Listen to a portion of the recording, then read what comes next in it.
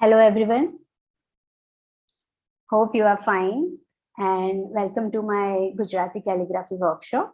I am Hiral Bhagat from India, Gujarat, Ahmedabad. So first of all, I want to tell you about my brief introduction. I have done applied art. We had this calligraphy subject, but it was very introductory kind of. And I had interest during college days, but I didn't get chance to explore this. And later in my career, after doing job in graphic designing for few years, again I recall my first love, which was calligraphy. And then I started with Roman, Devanagari, and now exploring in my own mother tongue, which is Gujarati. So first of all, I would like to give you now a brief introduction about Gujarati script, Gujarati language. So one small presentation I want to share with you.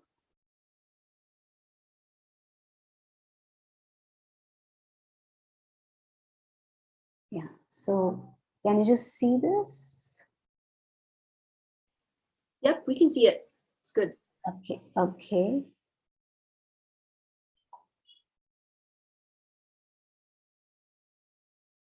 Okay. So Gujarati is official language of state Gujarat, which is located at the west side of India, and it is old language, more than 700 years old, and spoken by more than 55 million people worldwide, and it is the sixth most widely spoken language by number of native speakers. So if I want to talk about this Gujarati language and script, it is derived from Sanskrit, then Prakrit. Some roots you can find it in Brahmi and Jaina script, and in Devanagari also. So there are some similarities in Devanagari and Gujarati. In Devanagari, you will have this Shirorekha.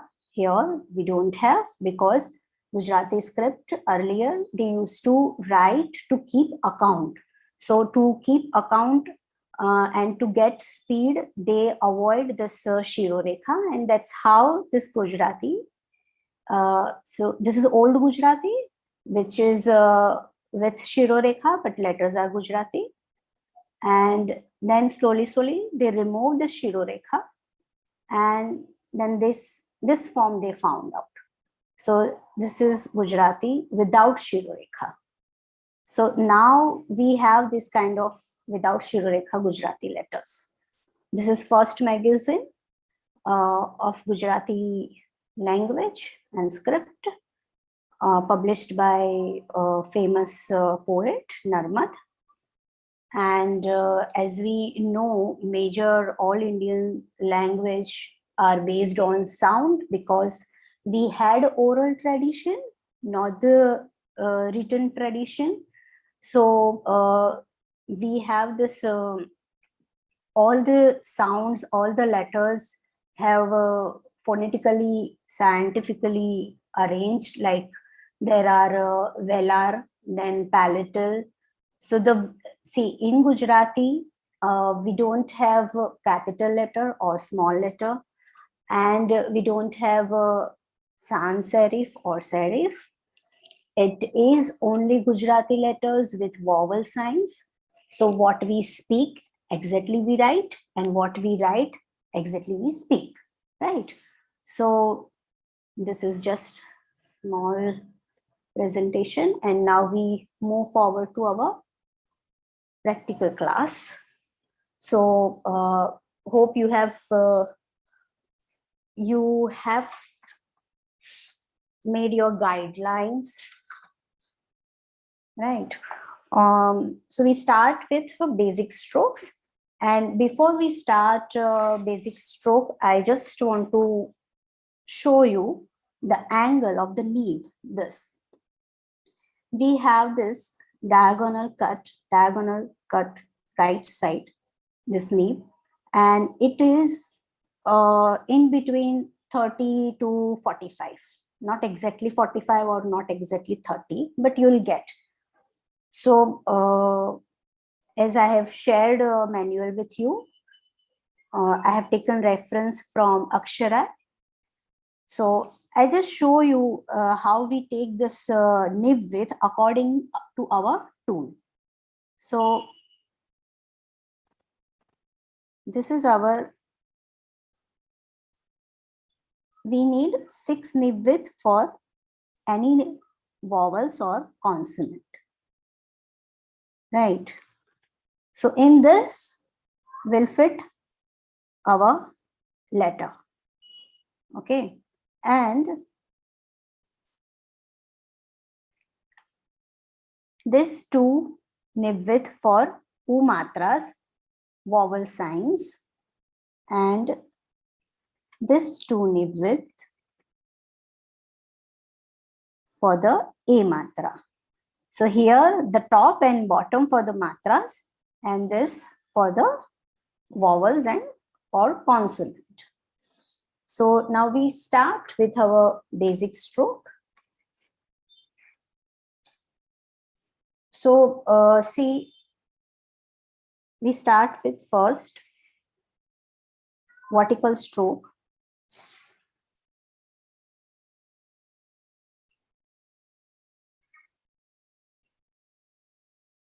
So when you do this stroke, how you will know that it is your perfect 45 or 30 degree angle?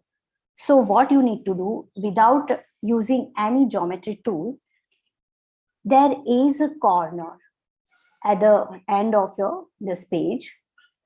This is very simple and basic trick. So in the beginning, if you are not sure that your angle is perfect or not, you just need to match your nib point here, and then you start your stroke. Okay, this is simple method to check that your angle is perfect or not. Now we move to our vertical stroke. Sorry, horizontal stroke. So this is your horizontal stroke. And see, when you do this stroke, that time also you keep this in your mind that this angle should go in parallel line. Now we have zigzag stroke.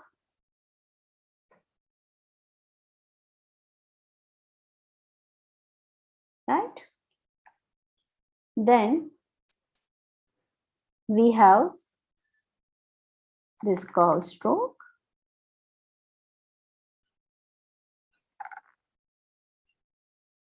If you have any questions, you can ask, or I can wait for you. Then there is, see, these are very basic stroke, which are essential. With this, you can create letters, right? If you have any doubts, you can ask.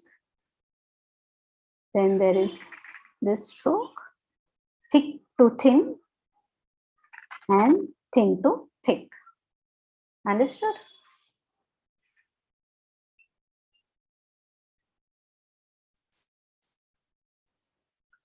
Then we have this stroke, sorry.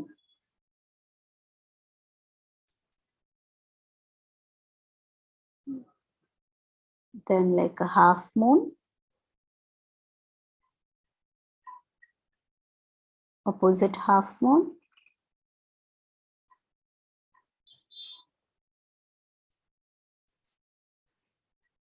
Then ellipse. So when you do this ellipse, this should be angle, this should be match, okay? Then this bigger one.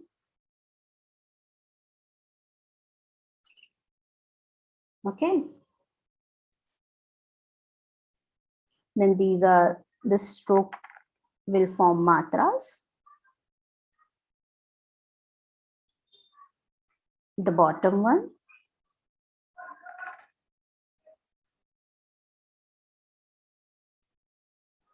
Then there is a wave stroke. And this is full stop, which is diamond. So anyone has any question, or should I wait, or should we move to our letters? Okay, we can move to letters. So we start with simple vertical stroke, which will be easy for you in the beginning. So we start with P.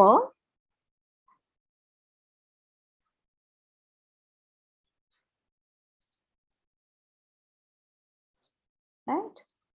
So we have negative space in P.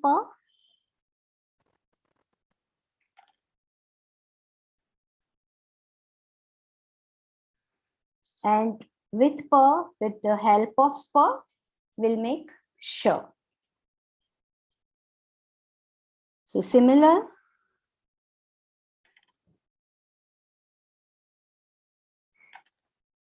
And then diagonal line. It will be thin. Then from P, Sh and K, now the next letter is K, and in between here there is a knot. So this is first group of our letter, which has similar stroke of vertical stroke. Now we move forward to combination of vertical and horizontal strokes, which are Ta, Na, Ma, Bha. We start with horizontal line, then end with sharp stroke, and then vertical stroke.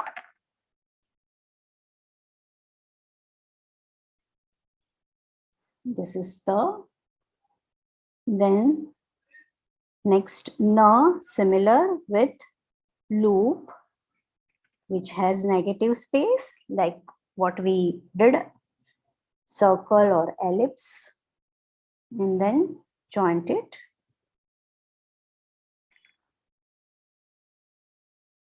With vertical stroke.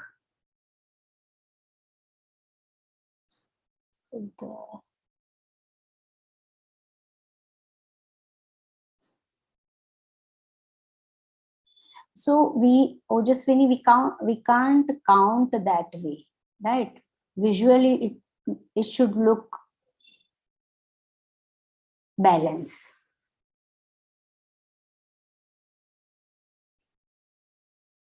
Then there is a Ma, which again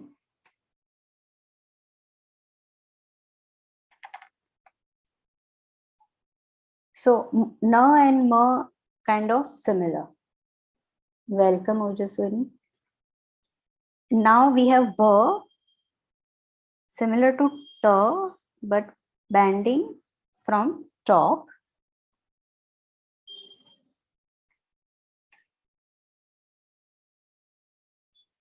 So this is our Ba.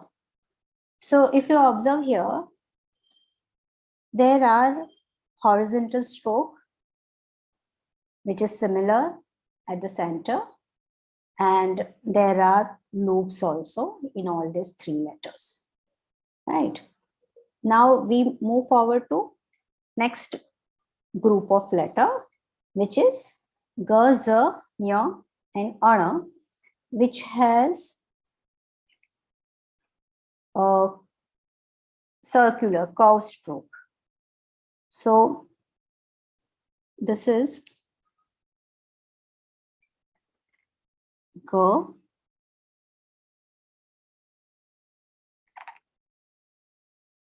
right? Or should I take new page for you?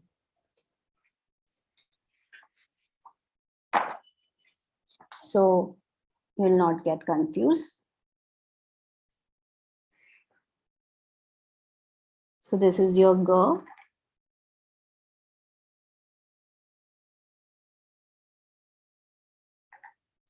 So when you do this, you need to constantly check your angle, and when you do your letter, then analyze your letter, that all the angle here, they should be in one direction, the same. See, are you getting this? So if you are making this girl like this, or then this like this, then this is totally wrong. Okay, because here there is a different angle, here there is different, here different, here this go this way, here this way, here this way. So this is totally wrong. So we need to focus on the angle constantly. When you start and till the end, same angle. Then there is a Z. Stretch this shape from top to bottom. And then again small, and this. This is your Z. This is Ya. Not much used in language nowadays, which is nasal sound, Ya. Then there is a Ana. This is completely new from the starting. Only similarity is this curve. This is Ana. So this is our third one.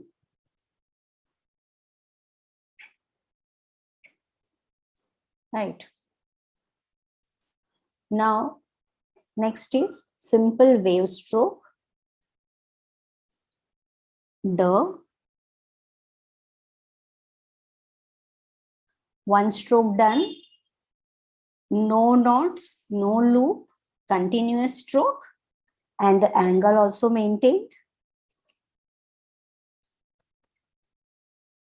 Then same stroke with loop at the bottom. This way. This is T. This is D. This is T. Next is H. Smaller one stroke, and then there is a curve. This is H. So if you observe, there are similarities in all the letters.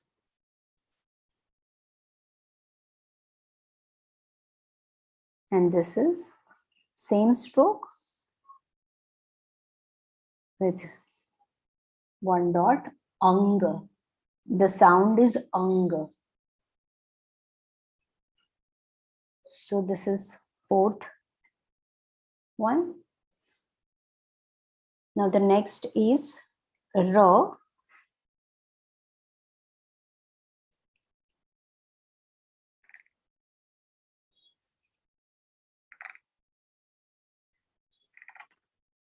Which has note. There is no negative space. So if you observe, Gujarati is a combination of, Gujarati letters are combination of loops and notes. Then there are curves, horizontal stroke, vertical stroke. But see, loops and notes are very essential, and that's why it is different from other script. After ra, then there is a sa with a joinery.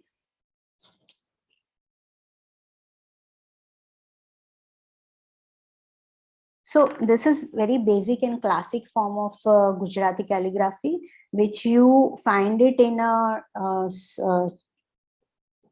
children's textbook and in newspaper. Nowadays, people experiment with letters and notes and loops. So you can write this kind of row also with negative space. So nothing wrong in it, because we evolve over the period of time as script also, style also, as long as you can relate to that letter form. So ra, sa, and then there is a cha. It is smaller version of ra and then connected with the vertical stroke, right? This is cha. Then there is a sha, which has loop also and knot also. This is sha.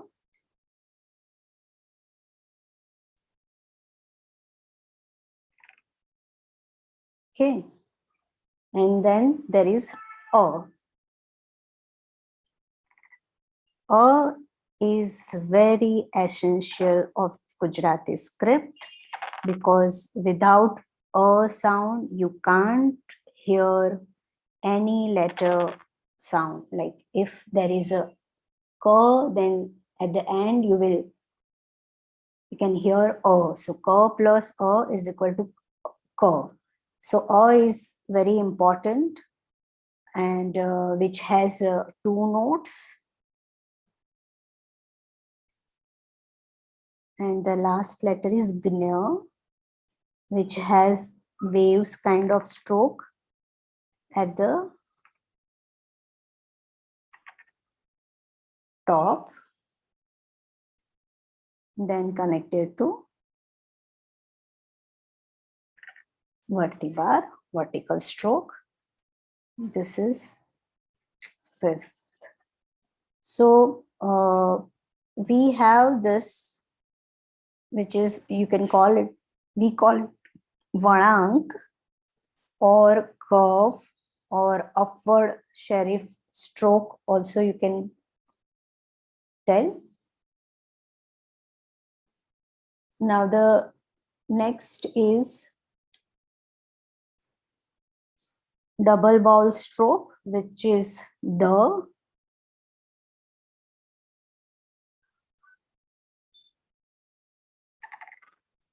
Right.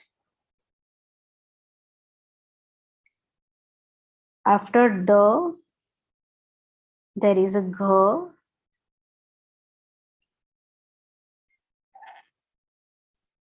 Similar but connected with the vertical stroke with upward serif stroke. After the and gha, there is the. So starts from outside.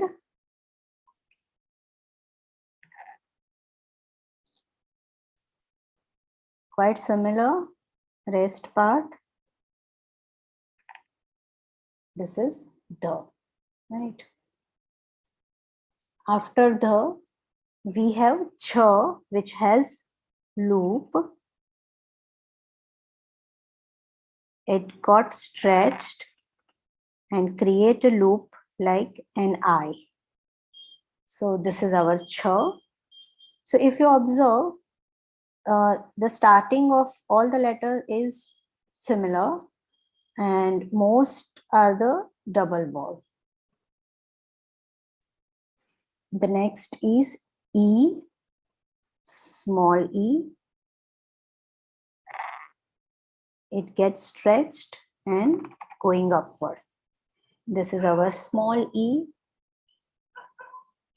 and this is our longer e, which ends with sharp stroke. I'm using this reed pen. Sometimes it gets like this impression. And the last letter is V, which has single vowel. Quite different, but it has vowel.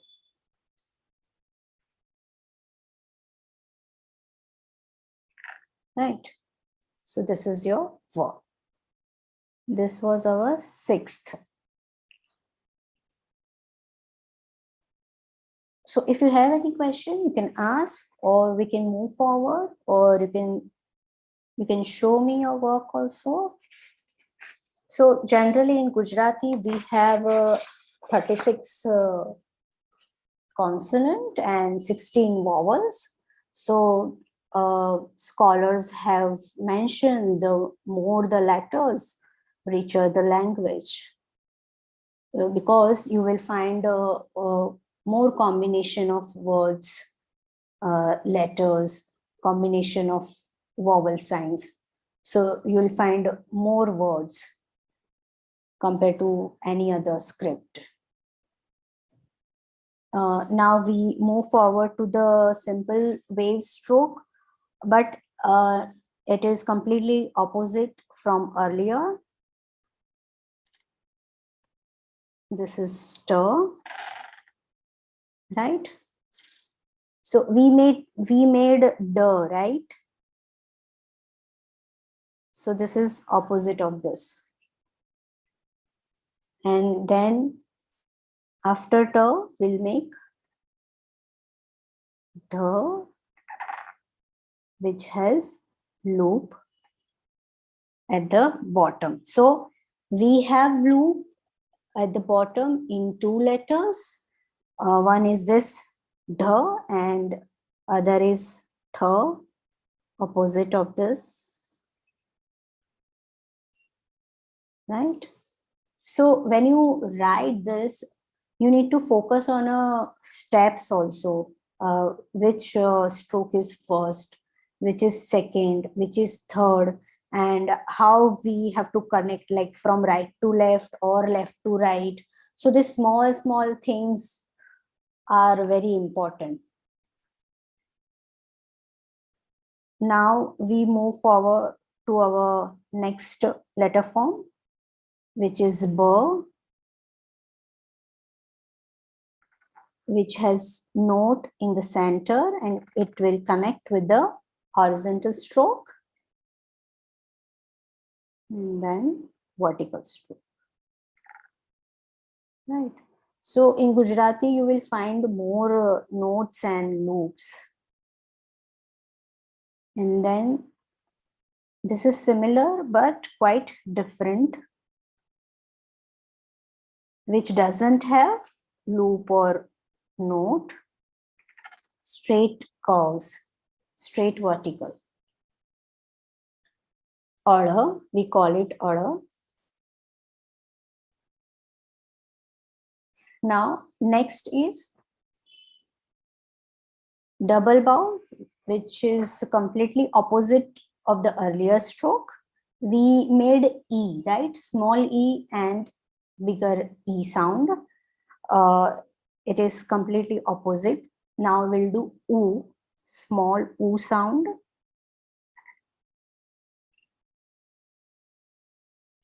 And it will stretch up this way. So this is our vowel.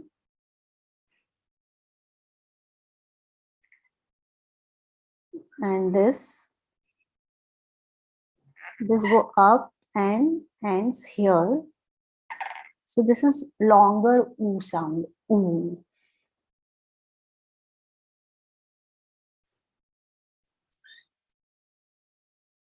Then we make, we have this ya and tha, which is quite similar. This is our ya, right? And tha is, it has loop, and remain part is similar to ya.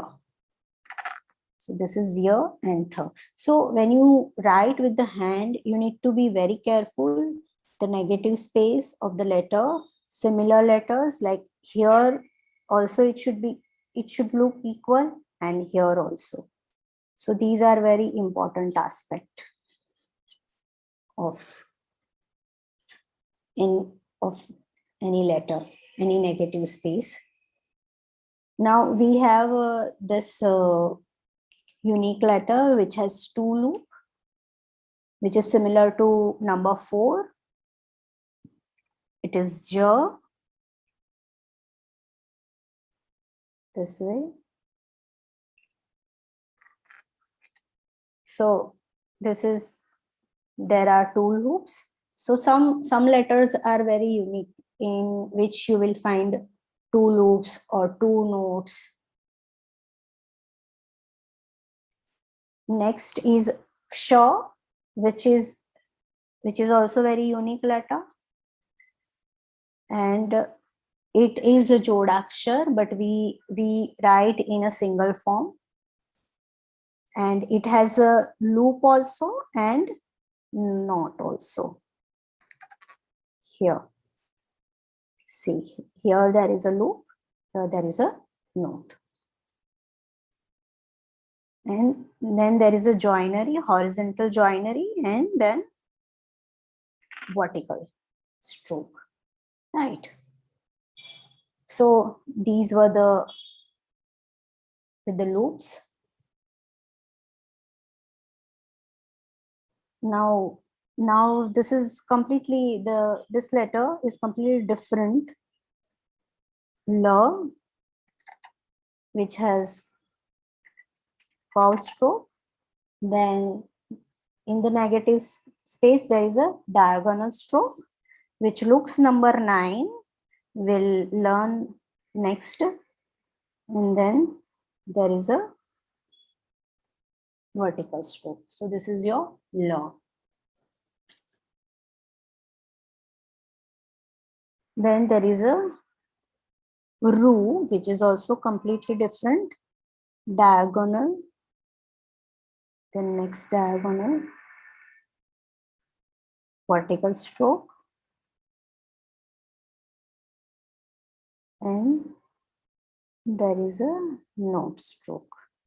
This is Ru, which is completely opposite, and from the center it is not balanced, like it's a asymmetrical division from both the side. So far we have made this consonant, 36 consonant. Now we move forward to our vowels. If you have any question, you can ask, you can share your work, you can switch on your video as you wish. If you show me, then I will be glad that you are doing with me. I just want to see how you are doing. So the vowels, we have 16 vowels. First is A, what that we did in the letter form, right? This is very essential of the script. I think any Indian script. After A,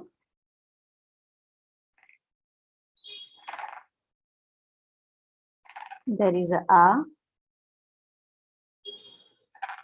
So how we call it A? We put one more vertical stroke, we call it dund. So we call it dund this, and when we put this again, we call it kana.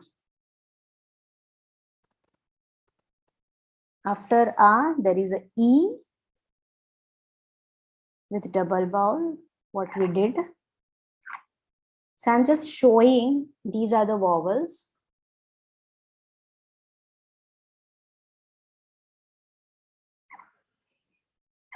Then this is our longer E.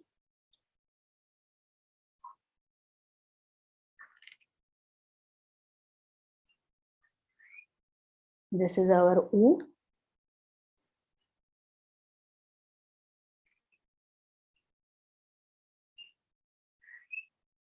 This is longer E.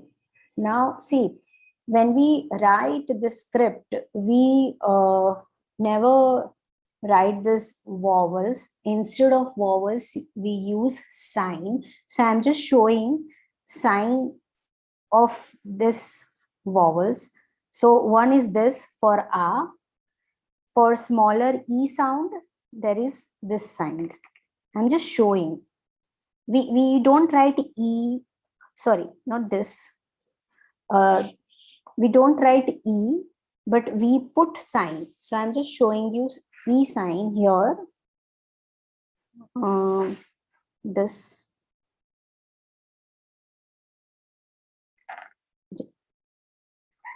This is E sign. So we don't write every time E, we put sign. And for the longer E, we make this way sign. And now for U, the small U, we have this sign. And longer U, we have this sign which is going out. So one is going this way, one is coming out. So these are the signs of vowel. Then there is A matra.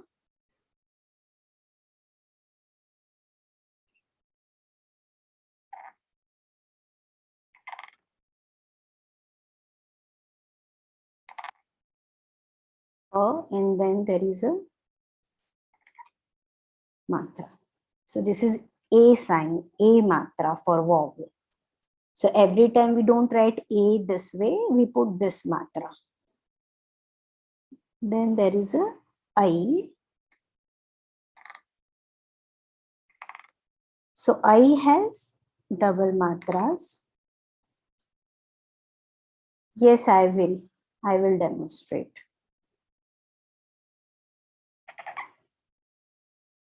This is double matra and it will connect here both together.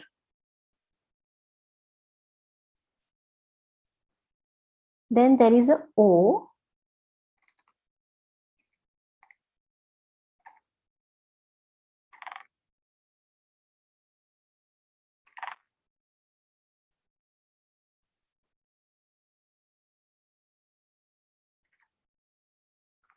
So in O, there are two signs, this kana and this A.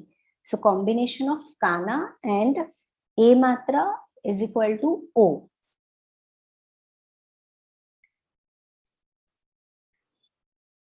Then there is a O.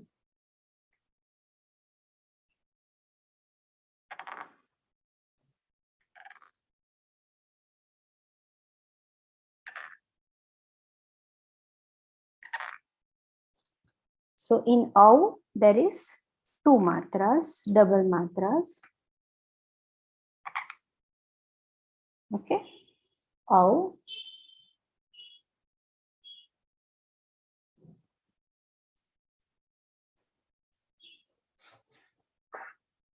Then there is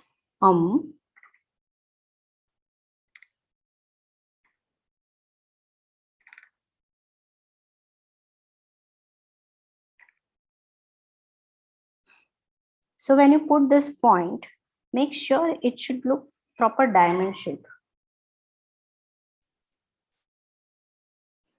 So it visually it looks balanced. And then there is aha.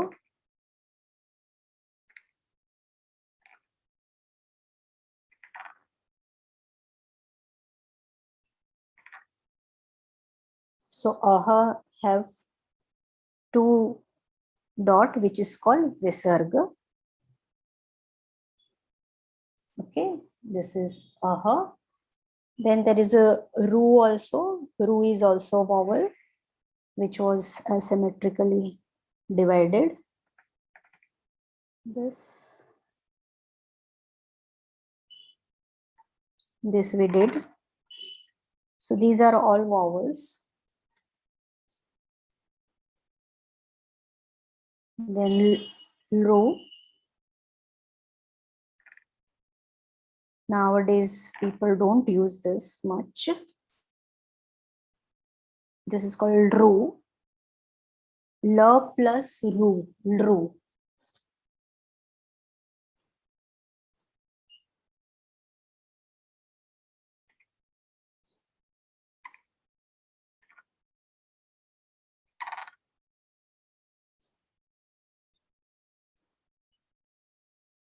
This is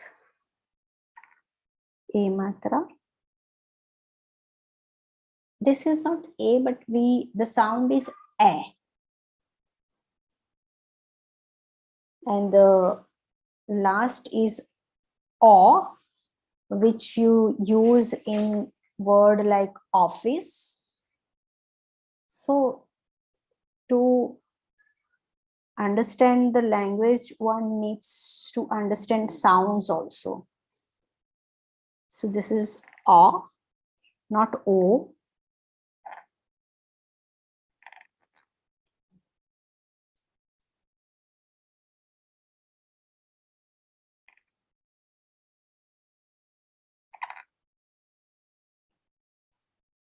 Okay.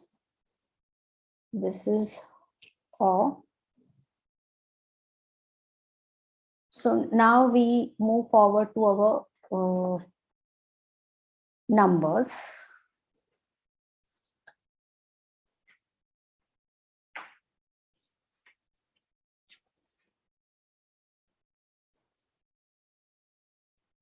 So the first is shunya, 0.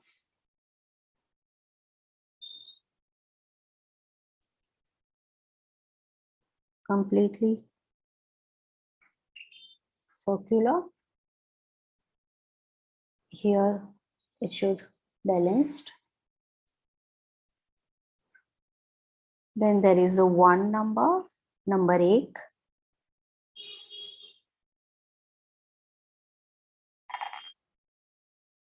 Okay, this is number 1, we call it ek. The next is number 2, we call it be, and it is exactly like letter R. No single difference. Now number 3,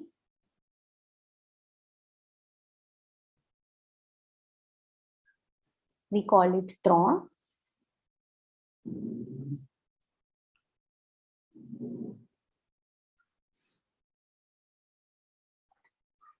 Number 4, we call it char. So see, if you observe our numbers, they are similar to letters. See, it is similar to letter J. Then this is similar to letter O. When you extend and stretch, then you will get letter O. So there are quite similarity in letters and number. Then this is number 5. We call it panch, and this is exactly same with letter P, right? Now number 6, we call it cho. When I do this number, I feel like this 6 number is always dancing.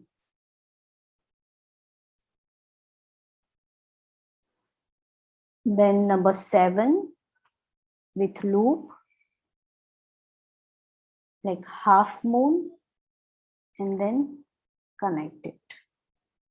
This is number 7.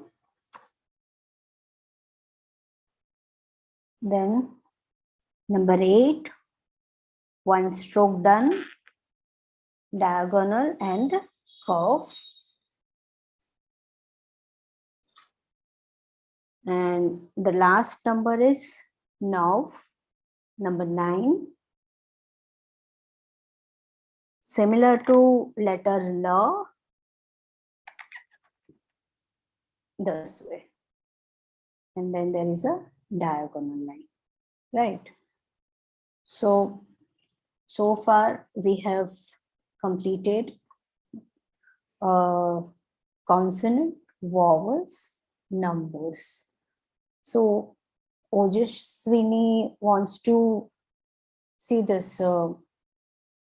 I just want to show you when you put your vowel signs with consonant and vowels, how it looks.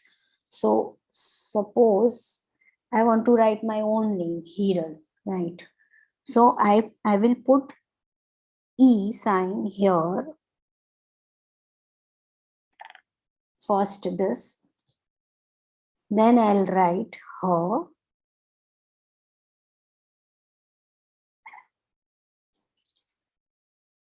Then I will join it with the letter. So it should be connected. All the vowel signs are connected to the letters.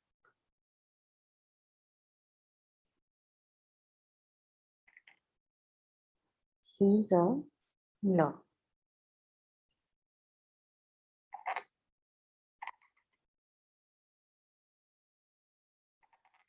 Right. If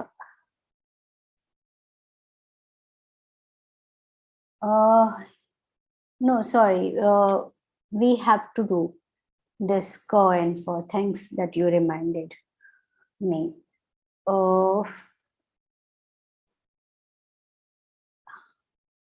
Actually, we have time limit now, so I am more focused to, like, I should show you everything in a quick manner.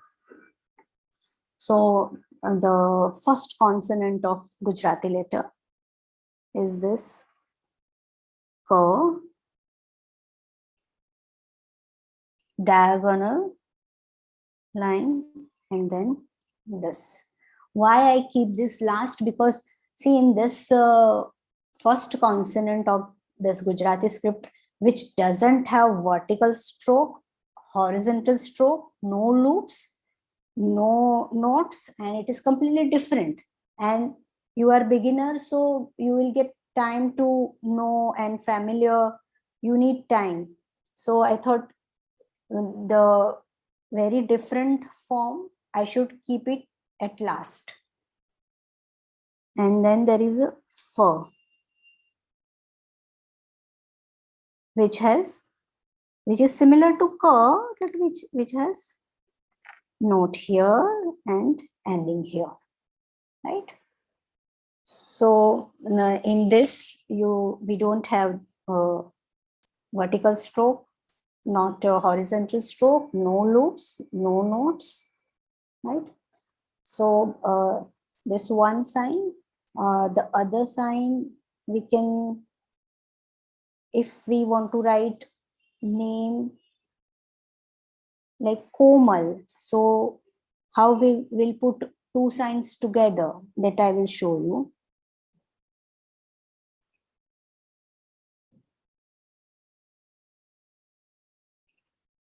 So only this kana, we never touch with any letter. It is mostly closer to any letter. So only this A sign, E sign, and U sign is connected with the letter. Koma lo. This is ma.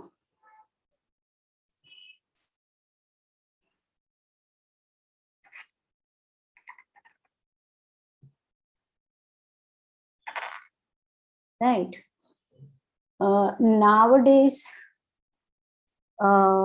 people don't write sometimes this, they and, or to make stylized like this. Also, they do this way like Devanagari. So it keeps changing as per their requirement, or if they want to do experimental or stylized work. Then we have this U sign with U, which name we can write.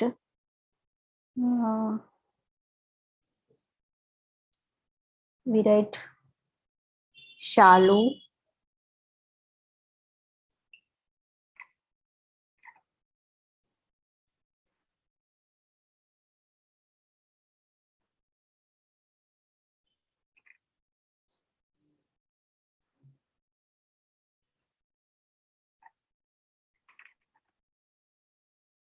So when you do this U sign, it is this way connected, right? So we don't take this upward serif. We just end it here and then connect this vowel sign. Same with this also. Bigger U sign, like if you want to write, I'm just writing one letter and just showing how it connects this way and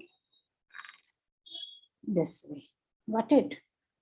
So you just need to keep these things in mind. Only kana, the a sound, a matra is not connected. Others vowel signs are connected with the letter. So far we have covered a lot of things. So if you have any queries, you can ask, or I'm really curious about how much you have done.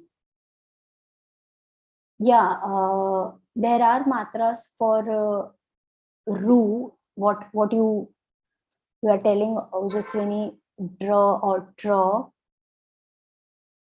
So ru is different, and draw and draw. If I want to write rashtra,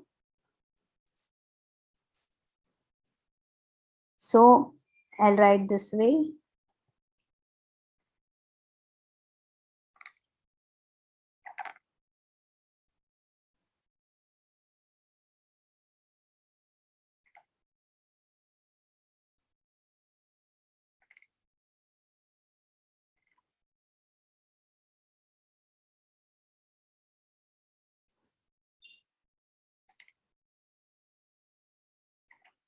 This is draw sign. Or if I want to write Krutika, then there is a ru sign here. This is kru, right?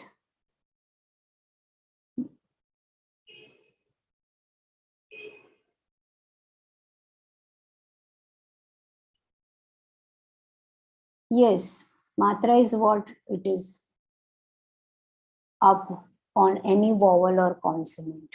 So should I show you separately all the vowel signs or not? So you'll get the idea.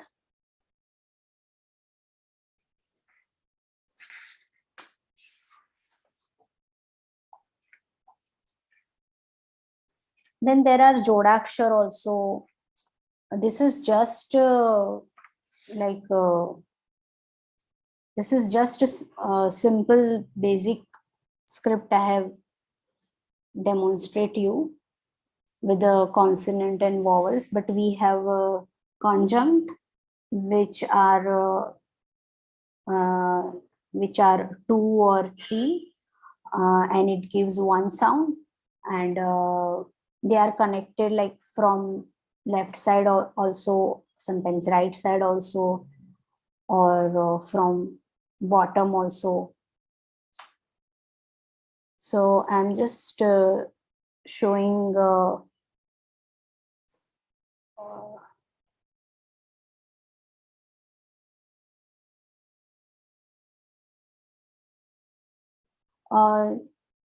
which one you were asking, Jayasri?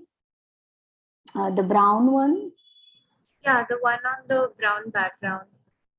Yeah, I have used this flat brush dry stroke with acrylic color. So so far I have covered all the important things. Are you interested to see my own work? Yes, please. That would be lovely. Yeah. So I'm just sharing, and in a few, I will not take much time.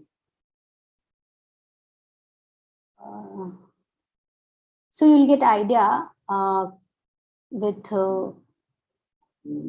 calligraphy what, other than type designing, what we can do.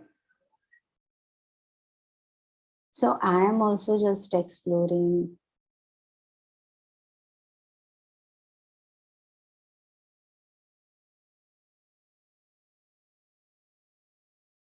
Okay.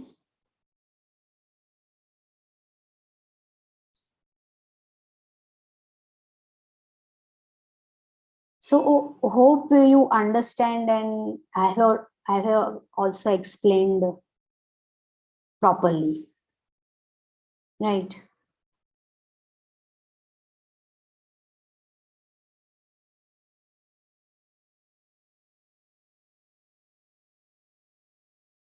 So now see, from 2017, I'm taking this Gujarati calligraphy seriously and exploring with Gujarati only.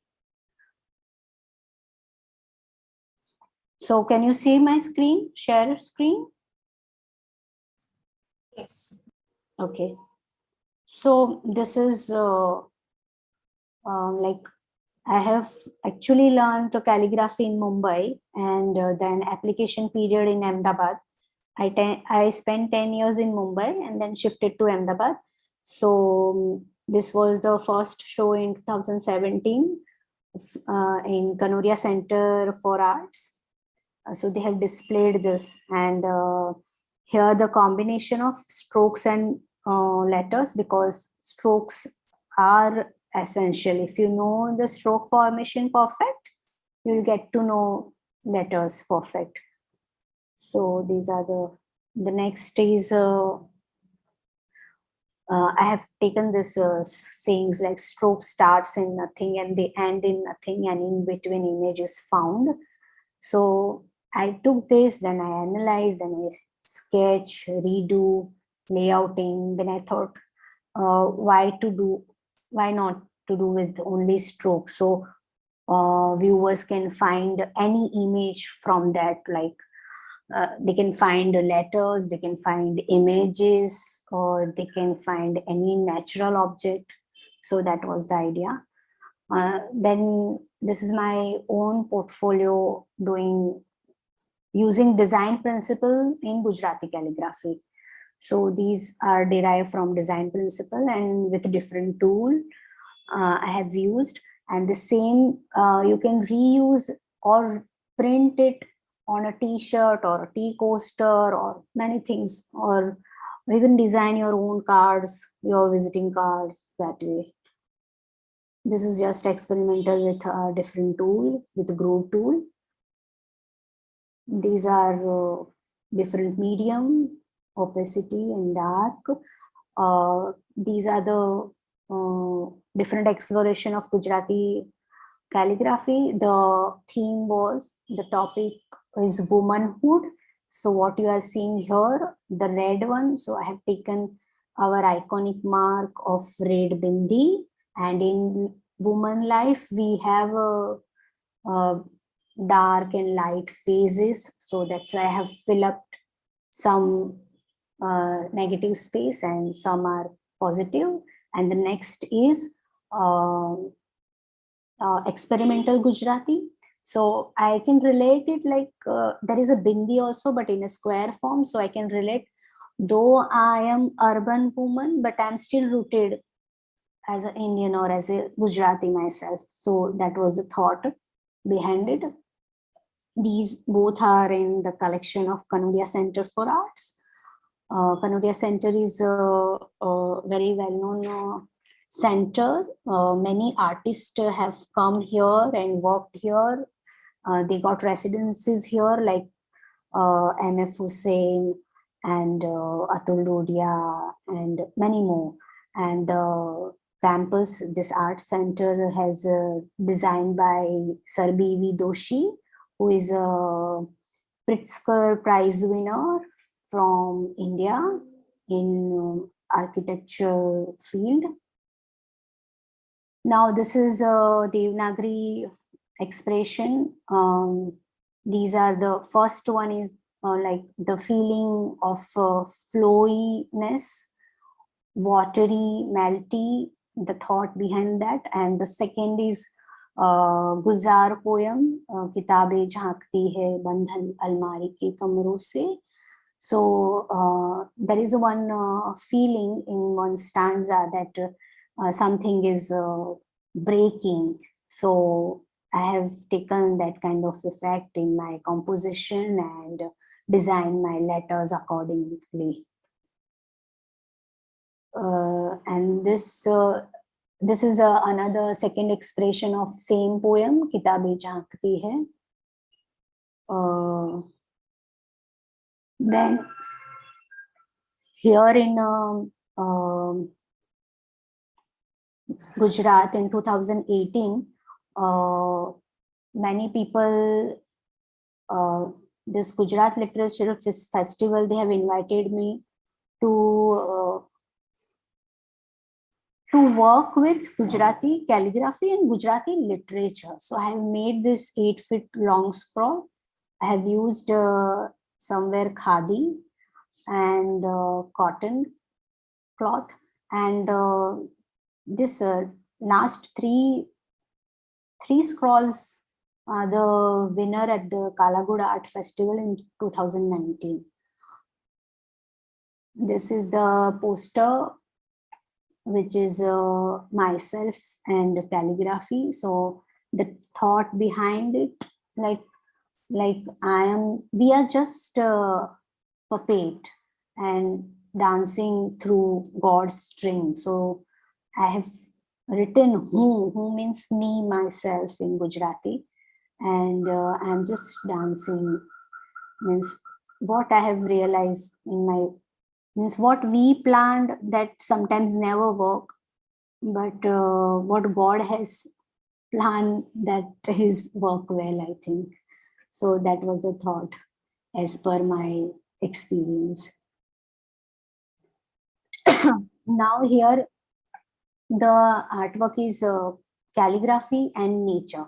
So as I mentioned here, this sound is very essential. Like without you cannot listen to any other sound of any letter. So with you can listen all the, then there is a development of all the language and letters. Similarly, if you see our Indian mythology, so after Matsya Avatar only there is a life begins. So the both key factor I have joined together. Here also the same poem, but the different expression, and this got selected in San Francisco, which is a multicultural calligraphy exhibition. Thank you. And this one, the black one, is experimental letter form. This also got selected in San Francisco. The brown one, which is which Jayasri was telling, I think, right, Jayasri? Yeah, this is the one. Yeah, so this got selected at Singapore National Library and displayed there also. These are the Jodakshar, what I was telling to you. These are the 8-foot long scroll, and it was Jodakshar, it is Jodakshar. That's why I've connected, I have joined small piece of cloth together to give that kind of feeling. So if you see, the Jodakshar is combination of 2 letters or 3 letters and joining from top or bottom or left or right. This is a accordion book, which is Gujarati haiku. These two are like the thought is global and local. So here, the first brown one is a bird feeder, which you find in local city in Ahmedabad. Ahmedabad is a World Heritage City, which is declared by UNESCO in 2017. So I live in Ahmedabad right now, which is Heritage City. So, in old Ahmedabad, which we call Pole, there you find this bird feeder. So now, so I have taken local idea. The bird feeder you don't find anywhere. This kind of the structure, and taken a global problem, because nowadays we don't see any birds more. Indigenous birds, like we have sparrow, we have crow, that like they are vanishing. So I have written their name in Gujarati. So thought was that, and second is Mahatma Gandhi's thoughts, which are like connecting globally everywhere. And the most spoken language is Chinese in the world. So I have taken this local idea of Gandhiji, who was from Gujarat and Gujarati, and represented this one stanza of Vaishnavajan in Chinese language. So that was the thought in this. Now here I was exploring our own Om sound, and then I found out that our Om is fitting in a golden section. So that was my exploration of this. Then in 2019, in 2019, I'm invited here in Abhivakti City Art Project, and there I have done this 12-foot long scroll. So the text is given by Ami Sethi, who is owner of Conflictorium Museum here in Old Ahmedabad, Heritage City. So this big size scroll I have completed in 3 days in a much pressure. So that time I realized when you have pressure, you perform well. So I've never thought of to make this kind of larger work, but I did that. And that time I realized I have that kind of strength to do. This is Gujarati haiku, and this displayed at Korea. So they like, we have this Gutenberg Bible, right? Same, we have this GKG. GKG, they call it, like we have this Rama and Mahabharata and this Bible. Same, they have this GKG. So it is older than Gutenberg, and UNESCO also have confirmed that GKG is older than Gutenberg Bible. So every year they do, they invite people, and they call people around the world, and to display their own calligraphy, own language calligraphy. And they actually courier this paper. The name of the paper is Hawasan, and it is very thin paper, like a rice paper, and it is very difficult to work. Means you need to waste 2-3 paper for the experiment, like which tool is working, which medium, which color, how it goes, and then you can finalize one artwork. So they send all the things, the paper and everything. Now this was my pitch project for Kalaguda Art Festival, but it didn't happen because this COVID corona lockdown happened. So this was just interactive installation, like people come in and come out that way, and I might write Gujarati literature stuff. So this was the idea. And then this was my demonstration. Here in Baroda also they have invited. So I'm just keep exploring myself. So thank you very much. So if you have any questions, you can ask me. Or any If possible, question. to do a dry brush demonstration also. 1 second. Thank you, everyone. Thank you very much. Thank you. Yes, who was asking? Someone was asking something. Can you please repeat it? Yeah, I'm Jayasri. I was asking Yes. if you could possibly give us a quick dry brush demonstration as well. Yeah, sure. But see, right now I don't have acrylic. But I'll try with the ink. That was with the acrylic. Just because see, when you use any medium, any tool, everything affects your surface, your the atmosphere, everything. If I have acrylic here, I don't know, I need to get up. And is it fine if I show you with the ink?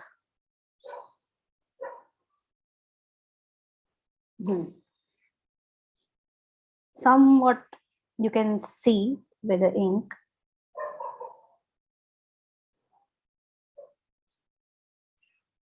Right.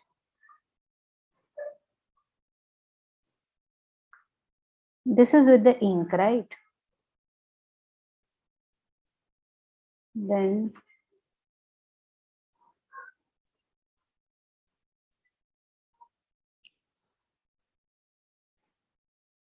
there is a, I think with the dry strokes, if we have movement in the letters,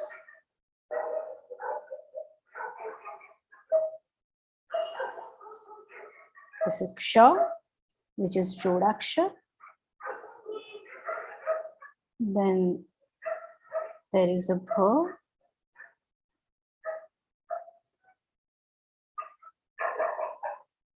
Then there is a Va. So anything else?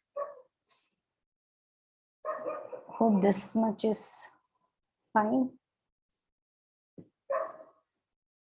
Thank you, Jayasri. Any question regarding calligraphy, if you want to ask anything? No questions? I'm very much curious about non-Indian participants, how they found this language. If you can just tell me your experience with Indian script. Loana, Lizette, Gretel. Hope I am pronouncing properly.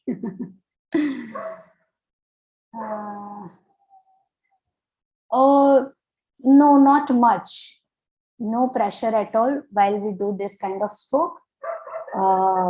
The main point is like your brush should be dry very well. Then there is no pressure. That is essential when you want to do this dry stroke. Gretel, Sophia, anyone's Ajay, our Indian also like Krutika, Dwani.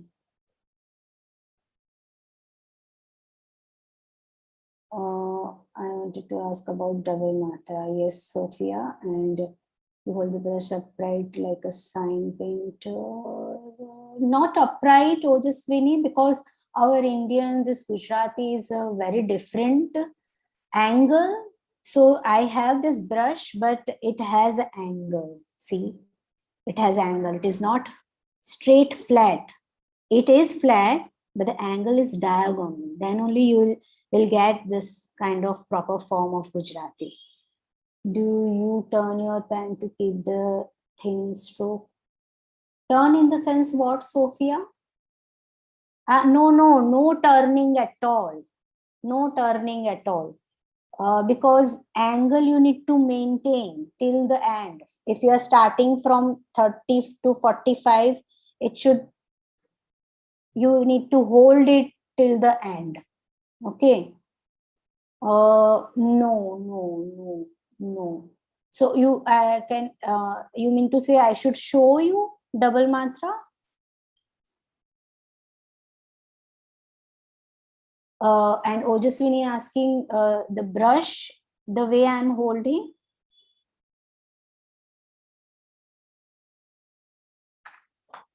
It is same. See the way we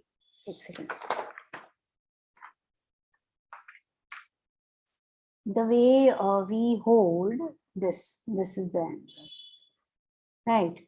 And then there is a curve. You can stylize your letter. This is your curve.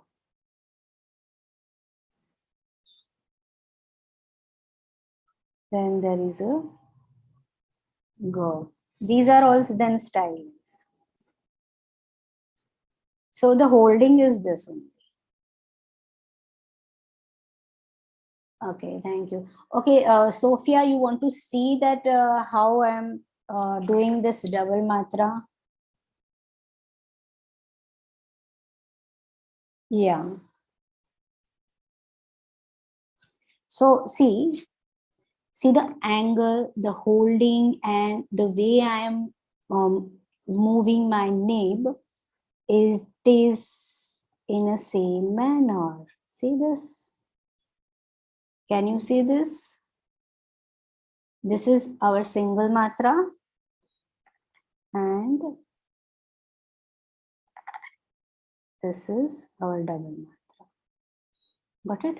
I want to see your work, everyone's work. If you want to show me, see here, nothing is good or bad. I just want to see, and then we can.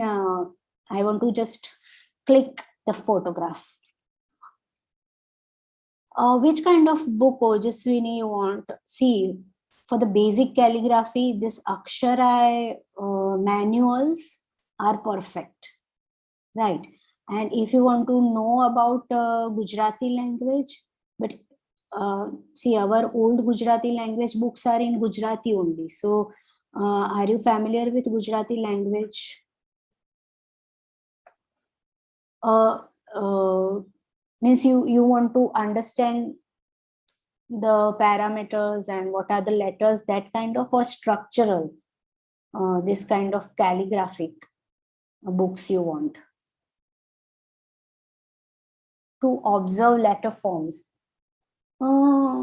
Actually, there are many nowadays though. The best way to see textbook of kids, those who are studying in first standard or primary, their Gujarat government textbook, in that you will find this kind of letter form. Yeah. So anyone wants to show me your work? And please show me your face. I want to click your photograph so I can put it in on my social media.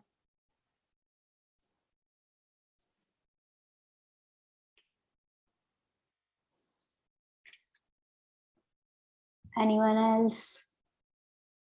Your work, Jayasri, your work, with your work. Oh.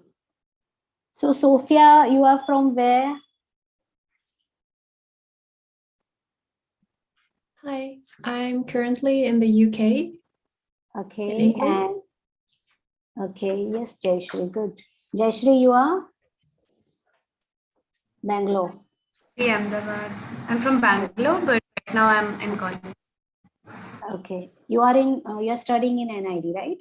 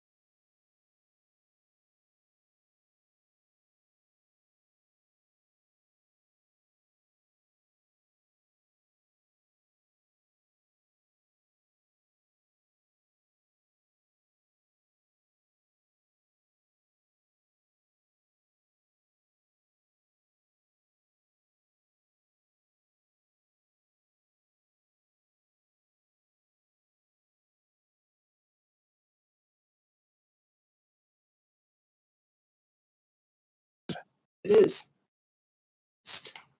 Ah! Okay. Until Daniel tells me that it's working, I will just put this on my screen. Oh, there we go. Can you hear us, Daniel? Yes, yes. Hi, everyone. Can you hear us? Blah, blah, blah. I'll just show this. Hopefully you can hear me, and if you can't, hopefully you can read. This is the giveaway that we're going to be doing. So for Font of the Month Club, which is DJR's amazing, wonderful company. Oh God, I can hear myself. The horrors. So thanks, Daniel. Okay, now we have audio. Hi, everybody. We wanted to talk about this giveaway that we're going to be doing as a part of our Instagram account. What we want people to do in order to win a subscription to Font of the Month Club, let's see. We want you to use this word gather, which is our theme for this year, for you to draw, illustrate, type, do whatever you'd like to do, calligraphy. Make that word, and then follow the TypeWknd and Font of the Month Club accounts on Instagram, and then upload that image and use the hashtag TypeWkndGather, and do that by Sunday to be a part of our contest. So you might be able to win a subscription to Font of the Month Club. So I'll have you say hello to DJR in just a second, but let me scroll through. We did a similar contest last year where we had people use a letter from their favorite writing system and draw that and send that to our Instagram. So we had lots of cool entries from last year. We'll do a drawing from everyone who submits, and then you might win a subscription generously donated by our lovely sponsor friend. So yeah, anyway, so check that out. The instructions are on the website for the Gather giveaway. And now let me move this. Ooh. Ah! Oh no. Okay. Now we have a chance for you guys to say hello and meet DJR, our sponsor. Hi. Hello. How's it going? So yeah, my name is David Ross. I do Font of the Month Club, and Font of the Month Club means that today is actually my release day because it's the first. So I'm a little bit stressed out, but it's okay. I'll figure it out. And yeah, no, I mean, I was really psyched to hear about this conference. So of course, it's my pleasure to be a sponsor, and I just appreciate, I mean, not only the emphasis on inclusivity, but also just that you're getting speakers who I've never seen their work before, and like I'm learning new things in a way that at other conferences it's like nice to see my old friends and stuff, but like I'm actually like I feel like this is really broadening my world, and so I'm really happy to be a part of it. And yeah, I'll be following and seeing what everyone submits because it's cool for me to see. I'm not judging it. That's my dog, and then where is my dog? Lil, come over here. You want to say hi? She's like going in all the wrong angles. Okay, Lil. Hi. Lily. Okay, here. I'll do this. How about this? Okay, come here. You want to spin? You want to spin? Excellent. Oh, she's rolling over. Anyway, that's my dog. Yeah, that's anything else I should say, Aaron? No, that's perfect. That's good. I just wanted everyone to meet our happy sponsor, and thank you very much for donating and being part of it. You're a wonderful member of the community. We're happy to have you. Thank you so much. How are you? Happy to have you. That's good. Okay, have fun. Keep working on those letters. And now I'll transition over and tell everybody else about a few more things going on. So that's the contest. Let me share my screen again and show you guys one more thing. I will relieve him of his duties. Let's see, we've got just a couple more minutes here. So other than this, we wanted to remind everyone that there's also Spline is one of our sponsors, and they are hosting next weekend a 2-day workshop about dimensional typography, 3D type. So you should check that out, sign up, and they're also giving away a MacBook Pro to someone who signs up for this. And the League of Movable Type, who do the recap videos every day, they're also going to be a part of this. So it's a really nice combination of people and an amazing program. I don't know if you've ever seen it, but you know, oops, I don't know if this is going to work, but yes. So if you're interested in 3D rendering, like this would be a really cool workshop to sign up for. So check out the link. It's going to be on in that email that we sent you yesterday. You can also find it on our Twitter accounts, and we'll try to get you guys set up with that. One last thing we wanted to say, we had an unexpected opening in the schedule. So on Sunday, we're going to be hosting an hour-long informal type crit. So if anyone wants to participate, bring a project that you have, a typeface design project, a lettering project that you would like. Just anybody who's part of this TypeWknd community, we can come together and kind of give advice, give opinions, and if anyone wants to ask for help. So check that out on our schedule. You'll be able to participate, give feedback. If you don't have anything, just come and we'll kind of make a little community here to give some feedback. And that's all from us. And yeah, I think that's all. So the next talk is about to start. So thanks, everybody. I think we're done.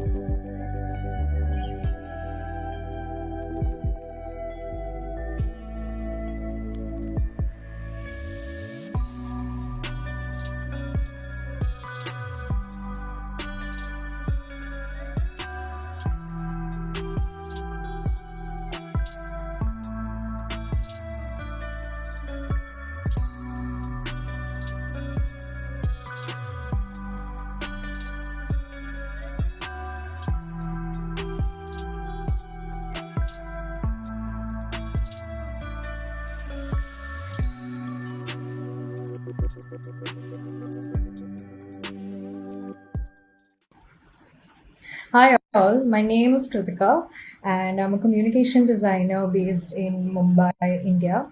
Currently, I am working as a UI UX designer, and in my free time, I love exploring type design, typography, and lettering. Thank you for joining in to listen to my talk about my first attempt at Gujarati type design. I hope you enjoy it. I would like to start off by telling you about why I wanted to do this project in the first place. So, I ethnically identify as a Gujarati, and growing up in a family with strong Gujarati roots and culture, there was a lot of emphasis to talk in Gujarati at home and to know how to read and write the script. I was surrounded by a lot of Gujarati literature at home in the form of newspapers, magazines, old recipe books, and novels. And hence, my culture and my mother tongue have had a big influence on my visual vocabulary. Now, the idea of doing a Gujarati typeface design project was born out of a strong wish to do something and create a piece of design that would combine my love for type design and my cultural identity.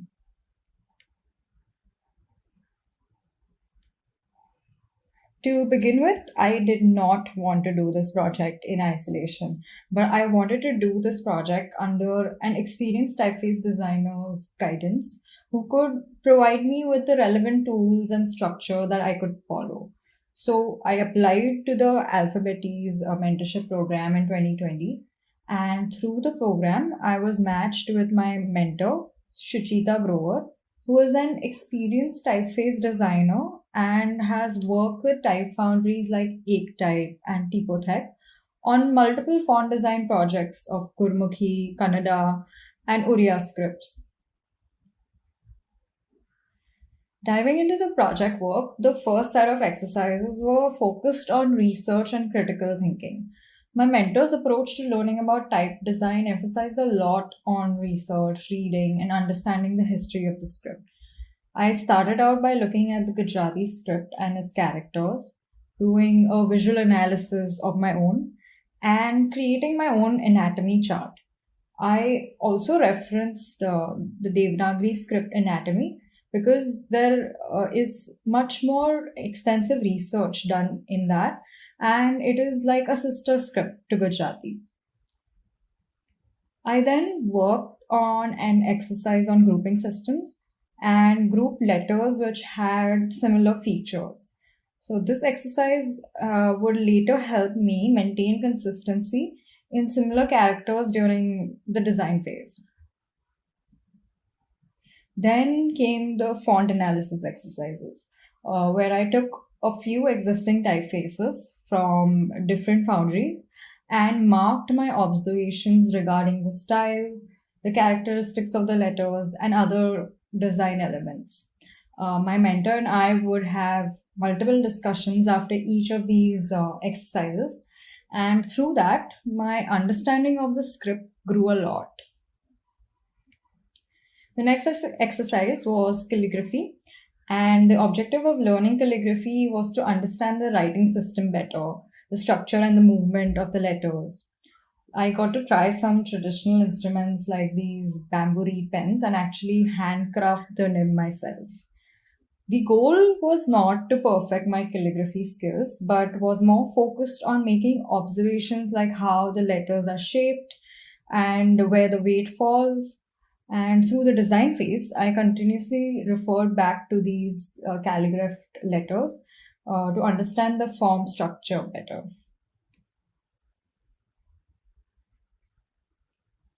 As we got to the design phase, the intent was to take an exploratory approach and build a design style for the typeface from scratch.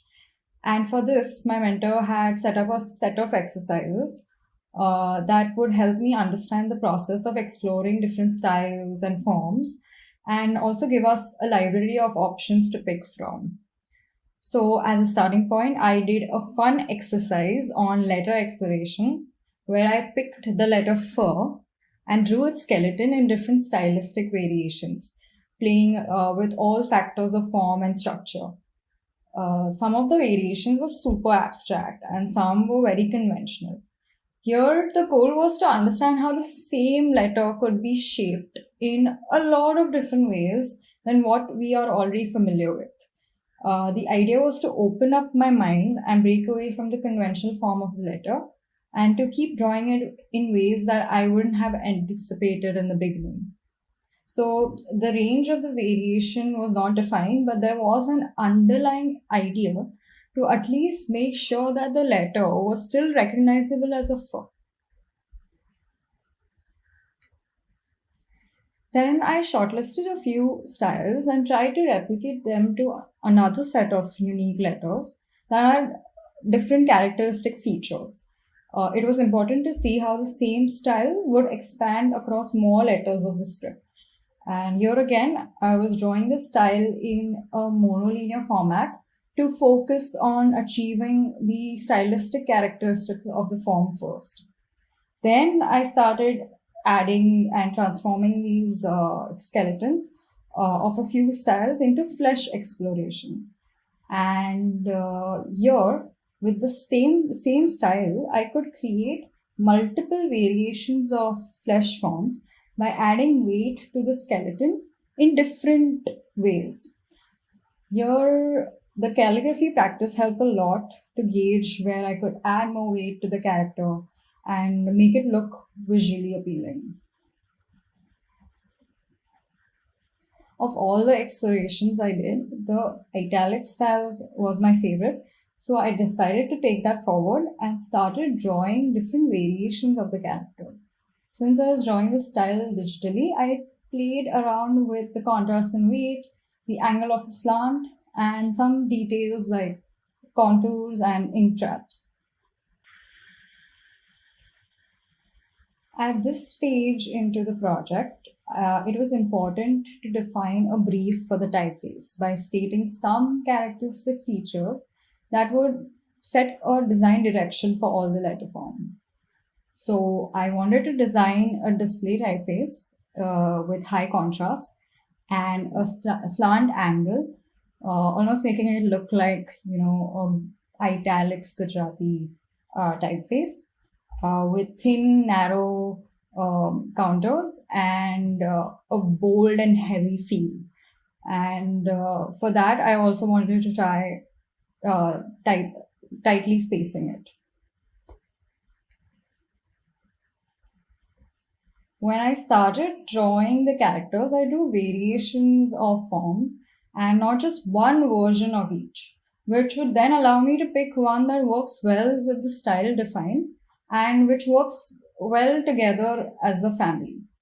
Here you can see all the variations of the letters J, K, and Th, and how each variation is significantly different from the other one. And that's another realization I've had, that more often than not, even the initial form that you start off with can change with time to suit the whole family. Here is a glimpse of all the base character glyphs along with their variations, and I would say that this set is still evolving with refinement.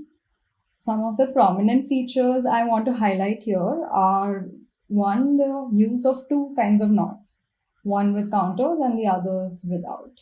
And the second, character width. Since the general character width of this style was turning out to be broad and wide, I had to make sure that all characters looked like they were following that same pattern of being wide enough, and that the width of each character was proportionately set in comparison to the others. Again, here the continuous focus of drawing all the characters was to make all of them visually look like they belong to the same stylistic family. Then I went on to doing the spacing, where I had started on with a loose spacing and then moved to create a version of the file with tight spacing. And since it's a display typeface, I could play with the extremity of tight spacing and see how close I wanted the letters to be.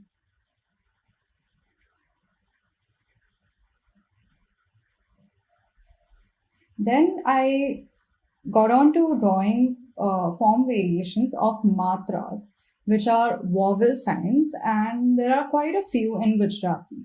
So I manually drew multiple forms of each matra on a transfer sheet of paper and then placed it on a single letter. The challenge here was to adhere to the slant style and fit the family, but also not compromise on the form of the matra. I then moved on to drawing them digitally and testing variations of each matra on different sets of letters. Here, apart from deciding on the form of the matra, I had to make a decision of whether the matras would connect to the letter form or not, because both ways are acceptable in Gujarati. Both have been explored in the past. When I started testing matras in words like this one here, Purushat, which uses two matras consequently, I realized that wider characters may need wider matras and narrow characters would need narrower matras. So I would have to draw 2 or more sets of variations of each matra. This is something I didn't anticipate at the beginning of the design phase, but it is interesting to see how such situations can also arise as the process evolves. While so far I was designing this typeface in isolation with my mentor, it was evidently important for me to start testing it with native readers for further refinements and design decisions. Getting some fresh set of eyes is a helpful practice because sometimes when designing in isolation, we tend to get saturated with the visual elements and ignore some things which might be very prominent to the native readers of the script. Another reason to do this exercise is to test factors like legibility and comfort of readability with different groups of native readers and to understand their preferences when it comes to seeing Gujarati set in a particular typeface. At the end of the day, my mentor was not a native reader of the script, so she could only provide me with design feedback and help me through the design process.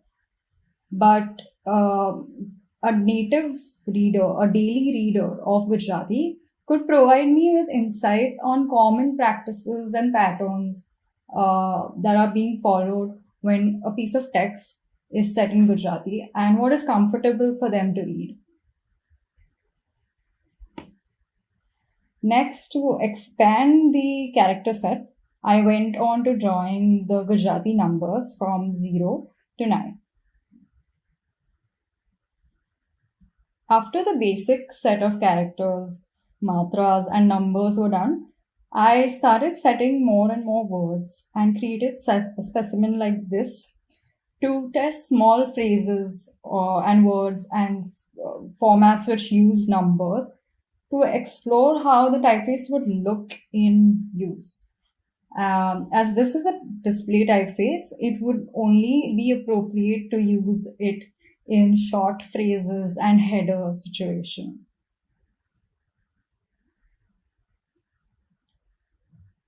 Digging into understanding how the typeface would look in use across different touch points, I started creating mock-ups of real-life application examples of the typeface. Like here, I've used the typeface to in a newspaper header of Divya Bhaskar. And here I've mocked it up in a packaging label for a honey brand. And since it's Navratri season soon, I thought of making an album art for Garba songs, which is a form of Gujarati dance that is performed during the festival. And also to add that, the typeface in general has an essence of movement in it because of its slant angle.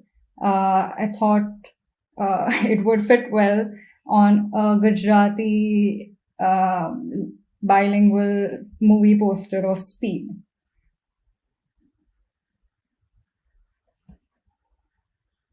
During the course of this project, and even today, I try to experiment and test the design with other technologies like 3D modeling and variable font technology. And this one here is an exercise I did on the character per and created a variable axis on the stem width.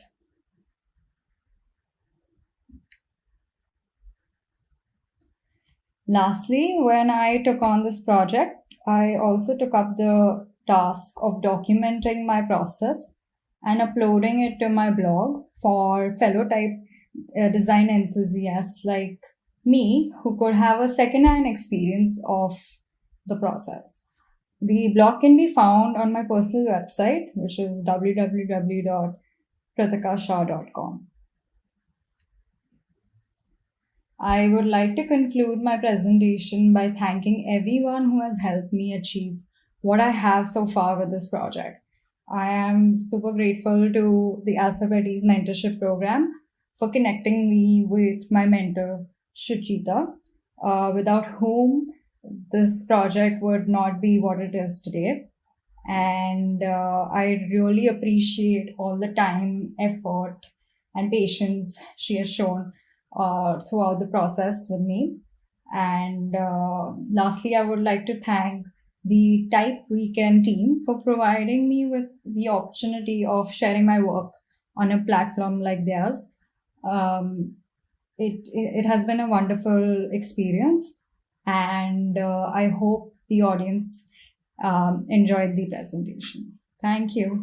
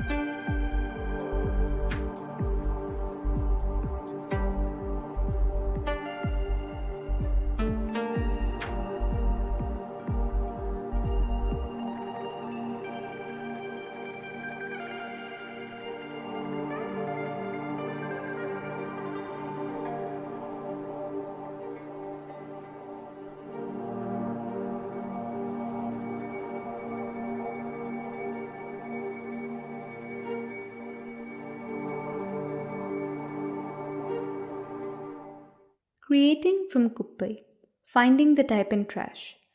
What happens when you sift through piles of old Kuppai, which is Tamil for trash, and find a treasure of handwritten, stamped, and printed type on papers of all colors and textures? Greetings from India. I'm Jayasri Sridhar, a student of NID Ahmedabad, and today I would like to share the story of how some scraps of rubbish and some serendipity came together to spark an exciting passion project. In some ways, the story begins here. The temple town of Tiruvannamalai is one of the most ancient heritage sites of India, home to the renowned Annamalayar temple, the Arunachala hill, the Ramanashramam, and the Kartikai Deepam festival, as well as my grandparents' house, Guru Kripa. Having lived in various cities around the country throughout my childhood, spending each summer vacation there with my cousin Srimati, who lived in Hyderabad, made this place come closest to the feeling of home. Tata and Paati, Grandpa and Grandma, now live with us in Bangalore, but Tiruvannamalai remains special. It was here that Tata had stored important documents amidst hordes of other stuff in his massive desk. Following an injury which brought him to our city to convalesce, Amma and Uncle brought home bags full of paper from their one-day trip to the ancestral home. And suddenly I found myself sitting with them on the floor, surrounded by huge piles of torn scraps. As they shredded everything they deemed unimportant, grumpily wondering why their presently bedridden father had stashed junk like grocery lists from 1973, train tickets, and wedding invitations, I began to amass a pile of my own. I salvaged what I could of the scraps, while sharp intermittent sounds of tearing and them trying to shoo me away filled the air. As I gathered everything that caught my eye, the potential for scrapbooking and telling stories through the material relics of a lifetime became apparent. There was something very endearing about the human touch carried by old scribbled recipes, home remedies, and postcards with turmeric-smeared corners. Besides being a former history, psychology, sociology, and fine art student, I was immediately swayed by the vivid colors, beautiful illustrations, and novel compositions I saw in them, thanks to my exposure to the design environment at college. Moreover, having tuned in to the TypeWknd 2020 talks by Todd Gillens, Chaiti Nath, Thomas Finney, Olivia Kane, and Umang Baheti, seeing an assorted pile of type-rich garbage thrilled me with the possibility of creating something new from the old, perhaps by connecting with others who would find value in this. Why were these deemed Kuppai in the first place? Important documents and papers, the meaningful things which Amma and Uncle were seeking, evidently rendered everything else meaningless. But someone's trash can be another's treasure, and beauty lies in the eye of the beholder. What does not contain inherent meaning can be made to mean something.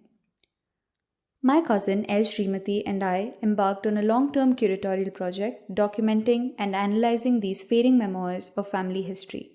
Their typographic research and age value prompted us to begin preserving them digitally through photographs, although their tactile feel, actual colors and textures are truly something, as any avid collector of, say, matchboxes or stamps would understand. We are inclined towards the research and storytelling value of found type and reconstructing narratives of our family's past through intuition and interpretation. Project Kuppai explores the emotional and discursive value of artifacts from the times that our grandparents accrued them in. Humans seek stories. We have an inherent need to hear them, find them, and tell them. Surrounded by countless pieces of paper with a stamp here, a handwritten note on acupuncture there, I cannot help but wonder at the wealth of experiences they recount. The footprints of my grandparents' lives, which I can ask them about, mining anecdotes they might have long forgotten about. Tata was born in 1940 and Paati in 1949. The scraps in our collection seem to be from between 1970 to 2020, though a majority are from the last 2 decades of the 20th century. These span the geography of cities in Tamil Nadu, besides tickets to other places in India, and some documents are even connected to the United States of America. Some of the themes and patterns that emerged as we sorted through Kuppai illustrated that there were many ways of curating the scraps, much like in philately, where the options are chronology, geography, themes, and so on. These are some groupings according to the visual content of the material. Here we see a handmade paper letter with a symmetrical motif of 2 women dancing. The plastic cover of a memo book with a Hero Majestic 50 motorcycle graphic 2 scraps with decorative border corners. Here, a book post envelope with a decorative border graphic with a stylized peacock and a gateway, an invitation envelope, a multi-story building complex with an entrance and the icons of buses beneath it, a brochure with graphics depicting an intricate sari, a flower basket, and a hand holding a bouquet. Each of these scraps exhibits enormous potential to be studied in detail. For instance, here are 2 wedding musicians who are playing the nadaswaram, which is a long-necked musical instrument, and the tabla, stick and drum percussion instrument. The interesting subtext is that this image of South Indian wedding instrumentalists shows them wearing turbans, an attire rarely seen in this part of the country as compared to North India. Was this an envelope from elsewhere? Does this indicate a percolation of a different visual culture, which then interestingly combines the motifs of the distinct nadaswaram and tabla with that of the pagadi? Look at this washing machine manual, probably from around the early 2000s. The instructions are accompanied by the cartoon of an anthropomorphic washing machine with gloved hands and facial expressions, illustrating rather adorably what the text dictates. This particular collage shows how Kuppai proves a great resource to study logos and their evolution. This is the old logo of India Post. This is an insurance company envelope with its logo. India Post's new logo, Apollo Pharmacy flyer, and this one is interesting. It's the commemorative postal envelope for the 50th anniversary of the Human Rights Declaration by the UN on 10th September 1948. The bills and business cards of various shops, retail stores, and enterprises often use the image of a Hindu deity or sacred symbols as shown here. Lord Ram, Lakshman, Sita, Lord Ganesha, Angalamman, a sage, and the Sangha Chakram Namam. A more niche line of inquiry could explore the imagery of Devis or goddesses, Ambika Pure Karpuram, a camphor packet with an image of Durga, a Griha Pravesham, housewarming invitation, the illustration of a trinity. This particular yellow scrap has the word Arul Tarum, translating to grace giving with an image of, I'm assuming, Ma Durga, and this pink scrap with the ambiguous image of a deity, possibly Lord Tirupati Balaji or his consort. I should note that no disrespect or irreverence was intended when these were shredded. This sort of imagery is all too ubiquitous to be able to save all the while. Finally, some lists. This yellow list includes Petrol, Apollo, Tata Sky Recharge. The bottom left one includes Indian sweets, Laddu, Mysore Pak, Padusha, Appam, Tiruttapal in Tamil. The adjacent one includes Idli, Mandara Ilai, Navadanyam. The elaborate middle one lists the various ingredients to be purchased for a wedding feast, and this last one, quite interestingly, lists the various states of the USA and their capitals in Tata scroll. Such compilations would help one trace chronologically the cultural patterns and curiosities of the past few decades, depending on one's interests. This is a handwritten cash bill for half a kilogram of butter, Vennai. When was the cost of butter 55 rupees? The bill has cash received with thanks, rubber stamped on it, a little too light. I try and match it to a font. The closest it comes to is Hobo Standard. When one is looking keenly, everything is a sign. This is a list in Tata's handwriting with EB, bank, medicines, Puma Stone in brackets, Dentra, which was probably a mouthwash brand, and someone called Dhamu. Now, unfold the paper this is written on. Min Variya Arivippu. A public notice from the electric board that the EB office address was about to change. Besides its elegant composition, what's interesting is the reddish stains around the middle. Our epiphany moment was when we surmised that it was probably stained by kungumam, a red powder made with turmeric and slaked lime, used in many rituals, also given out by priests in temples and applied by devotees on the forehead. It is also handed out in small paper pouches or collected and then taken home for the family in a folded piece of paper, like in this case. What I love about this story is that it shows how this scrap served 3 different purposes: notifying the public, carrying a sacred powder, and later becoming a canvas for a numbered to-do list. That's artist with frugality for you. This is a received postcard with a prospective groom's jadakam, a diagram denoting the relative position of planets at the specific time of one's birth, used by astrologers to foretell the matchmaking potential of two individuals. Notice the manjal or turmeric smeared corners and how it begins with Sri Rama Jayam in Tamil to enhance its auspiciousness and divinity quotient. The name and the address of the sender, the prospective groom's father, are proudly followed by the proclamation own house. The details follow: name, Gotram, which is lineage of one of the seven sages, star, sect, height, qualification, employed in an engineering company in Chennai with a salary of 5,000 rupees. This was obviously before the rupee symbol was designed, and the sum is a little comical these days. Amma and I also observe how the mother equals housewife and the sister equals married. They're equal to these circumstances, it seems to say. We turn it over to look at the ball pen diagram again. How much really is written in the planets, and how much do we write ourselves? Project Kuppai stories are finding a steadily growing and appreciative audience on the Instagram page we are curating in the hope of building a fruitful discourse. Any design process benefits from user testing and iterations. Our initial logo featured the Annamalai Hill, symbolizing our deep connection with our hometown, as well as the triangularity of how someone preserves, someone destroys, and someone salvages. However, once our page went public, we wondered whether the image might be taken out of context and hence seem disrespectful. We had appropriated the silhouette of our beloved and revered hill, a symbol of Lord Shiva, and plastered the word Kuppai on it. This taught us that even with our heart in the right place, we must keep all perspectives in mind, so as to avoid sending out unintended messages. Kuppai has found its way into my own typographic explorations and inspired my design practice. Although, might I add, I'm a student of the film and video department and not graphic design, elements, scribbles, and chunks of text from the scraps interact with patterns and colors in my experiments. A frequently used experimental technique, writes Peter Bilak, is to bring together various working methods which are recognized separately but rarely combined. For example, language is studied systematically by linguists who rarely venture into its visible representation. Typographers, on the other hand, are concerned with the appearance of type in print and have substantial knowledge of composition, color theories, and proportions, yet often lack knowledge of the language which they represent. I strive to combine these aspects and more in my ongoing work. This was one of the first, made by playing around with the handwritten E letter form from the word Iravu. This, a roadmap, a card. This was inspired by a torn scroll message in an unknown human's Tamil handwriting on an envelope with Sardar Vallabhai Patel stamps attached to it. And somehow, on a related or unrelated note, the longer I worked on it, the Tamil scroll appeared to read Muslim anguish in English to me, rather strange.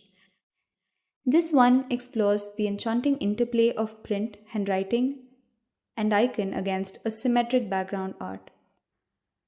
Here, the beautiful border graphics and display text prompted me to multiply and play with the form and colors. Through writing, something as fluid as speech becomes durable, sometimes for millennia, writes Todd Gillens. Like him, I too wish to be part of the art of writing and language, exploring ways to make and to place text so that new relationships emerge in the reading. In her TypeWknd 2020 talk, Olivia Kane addresses how, as type users and designers, we are responsible for how we use aesthetic motifs from the past and reshaping our design history education to include stories from a more global perspective and to stop discounting lesser known but equally important anecdotes. She shared her experience, hoping to spark curiosity in others and inspire them to consider how we pass on our knowledge to the next generation of creators. This balance of responsible and curious exploration is turning out to be an enjoyable process for me. Now for some fun stuff. Among the scraps lay an interesting brochure from a jewelry rental shop which we pieced together. The sheer abundance of fonts used in it would thrill any typography student or enthusiast. These images are colored in black and white collages of these different specimens. Here are 7 unique ones. Cue the oohs. In here are 15 more. Khosla Senaviratne's work in typographic analysis of the Sinhalese script gives us the conviction that Kuppai could be a wonderful resource for similar studies in Tamil. Further, Muthu Nedamaran's work related to creating typefaces through handwriting analysis and handwriting resembling typefaces could also inspire a new direction for the wealth of personalized scrawls amidst the Kuppai. Another fun exploration was compiling letter forms, both written and printed, found all across the hundreds of scraps I gathered. This is the Tamil A.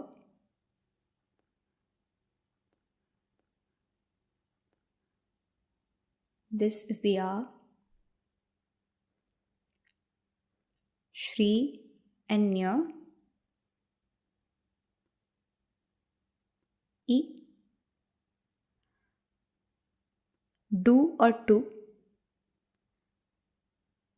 And ing. These collages are the product of an intensive but rewarding process which might be of great interest and value to a type-keen audience.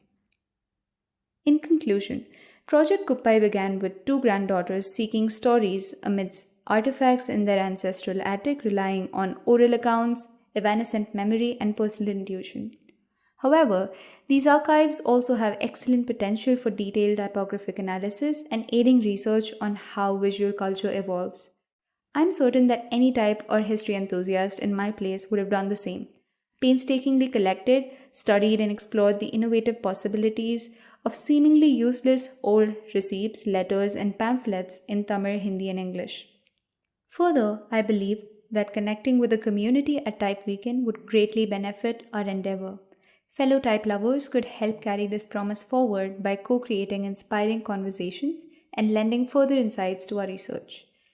What makes the Kuppai collection unique is the fact that it was already curated when I chanced upon it.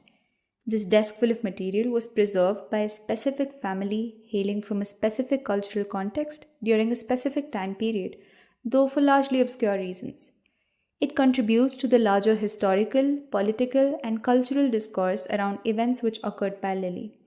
For instance, asking Tata why he had saved an oven milk packet sparked a dining table conversation with the whole family on the evolution of the system of milk distribution in Tamil Nadu, spanning glass bottles to daily booths where one could fill milk, each time getting a hole punched through a monthly paper ticket as a tally. While this furthered our understanding of times that were, yet others might be intrigued by the packaging, the logo, and the graphic of the cow and calf on the packet. Thus, these scraps are imbued with fascinating context as well as content. As curators, we would love for type designers and educators to study this collection and perhaps discover something our eyes wouldn't know to look for. We hope to connect and collaborate with people who would appreciate the significance of this resource, glean new knowledge from it, and draw inspiration for their own experiments and projects. Salvaged scraps are like a time capsule. They tell us about ourselves as we have been. The tornness of the scraps is particularly poignant, a paean to how fragmented our knowledge of the past will remain, gleaning from what little we have. However, reassuring us that there is beauty in incompletenesses. We retrieved so many torn addresses of homes once lived in, handwritten reminders that we will cease to occupy the spaces we do now, that we always have. And yet, the human tendency to collect and to preserve, combined with the need to retrieve and reconstruct, lends us immortality, whether through a scribbled handwritten note or the scratched out items on a grocery list. At a time when everything feels ephemeral and precarious, the prospect of reviving and rediscovering human stories gives us hope. We live on in ways we have not imagined possible. Do join us as we continue creating from Kuppai and finding the type and trash. Thank you for listening. Shukriya, Nandri.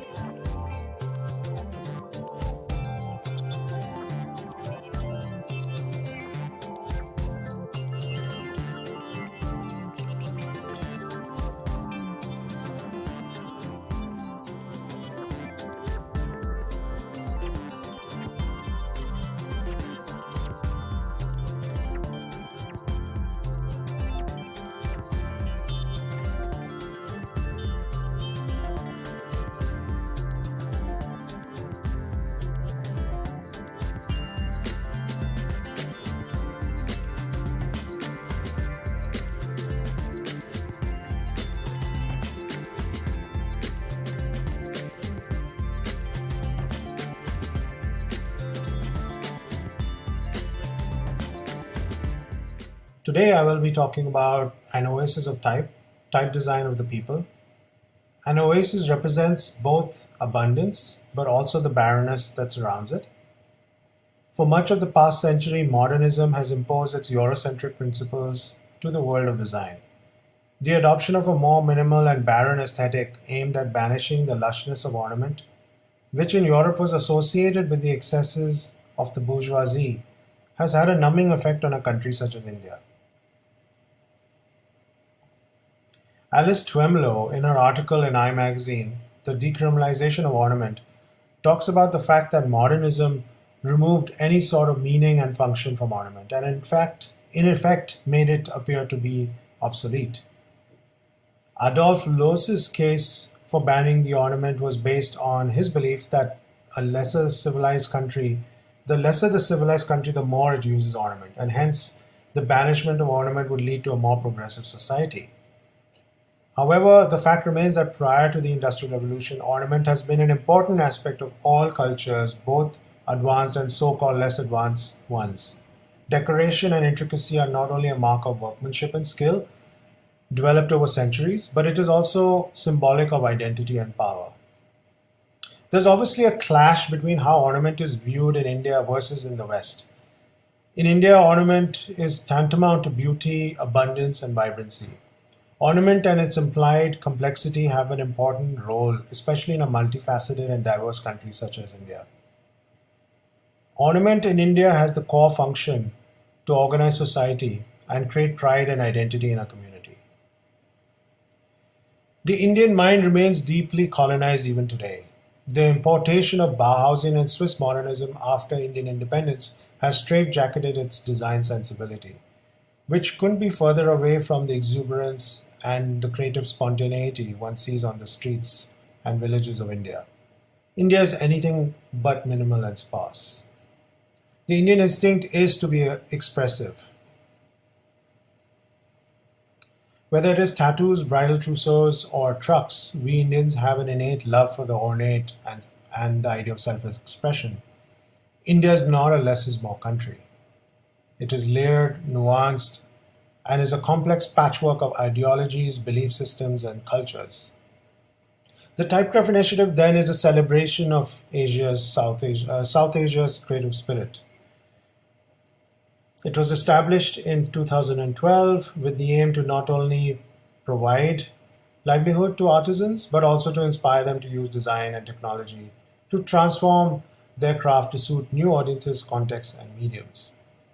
Simply put, Typecraft is about making typefaces from Indian crafts that are handmade by folk and tribal communities.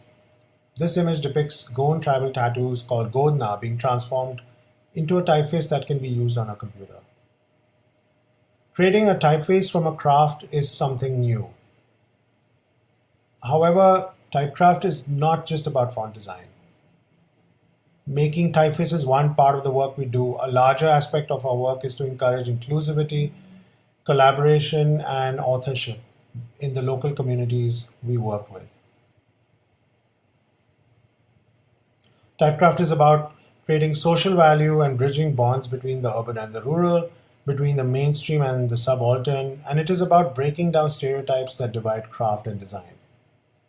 We start every project by asking craftsmen to take letter forms and to make letter forms by themselves based on their own crafts without giving them any constraints. This gives them a chance to express themselves and have ownership of the project. Here we see an initial set of letters drawn by the tribal tattoo artists. While they are raw and unusable in their current form as a typeface, they provide a valuable insight into what sorts of elements could be included in the final typeface. However, craftswomen who work with materials such as textiles oftentimes struggle with drawing. For this reason, we conduct design methodology workshops to introduce craftswomen to design thinking techniques and give them the freedom to fail and learn about their own craft through the making of letters. The workshop is tailor-made for each craft based on its materiality and process. We use cheap and easy to manipulate materials such as paper and scissors. The process can be challenging, and initially the craftswomen could only make very simple geometrical shapes, as you can see in this image. These women have never used a pen or a scissor, but over the course of the next few days, as you can see in the following slides, they managed to make interesting letter forms with paper and scissor. In fact, Nirmala, one of the more skilled craftswomen, even started designing the letter B by using a combination of paper cuts and drawing. Letters and type are important from several perspectives. Firstly, since letters are decontextualized from the motifs and patterns the craftswomen are used to working with, it challenges them in new ways. Secondly, most craftswomen are still illiterate in India, and the use and emphasis of the alphabet gets them interested in learning how to read and write.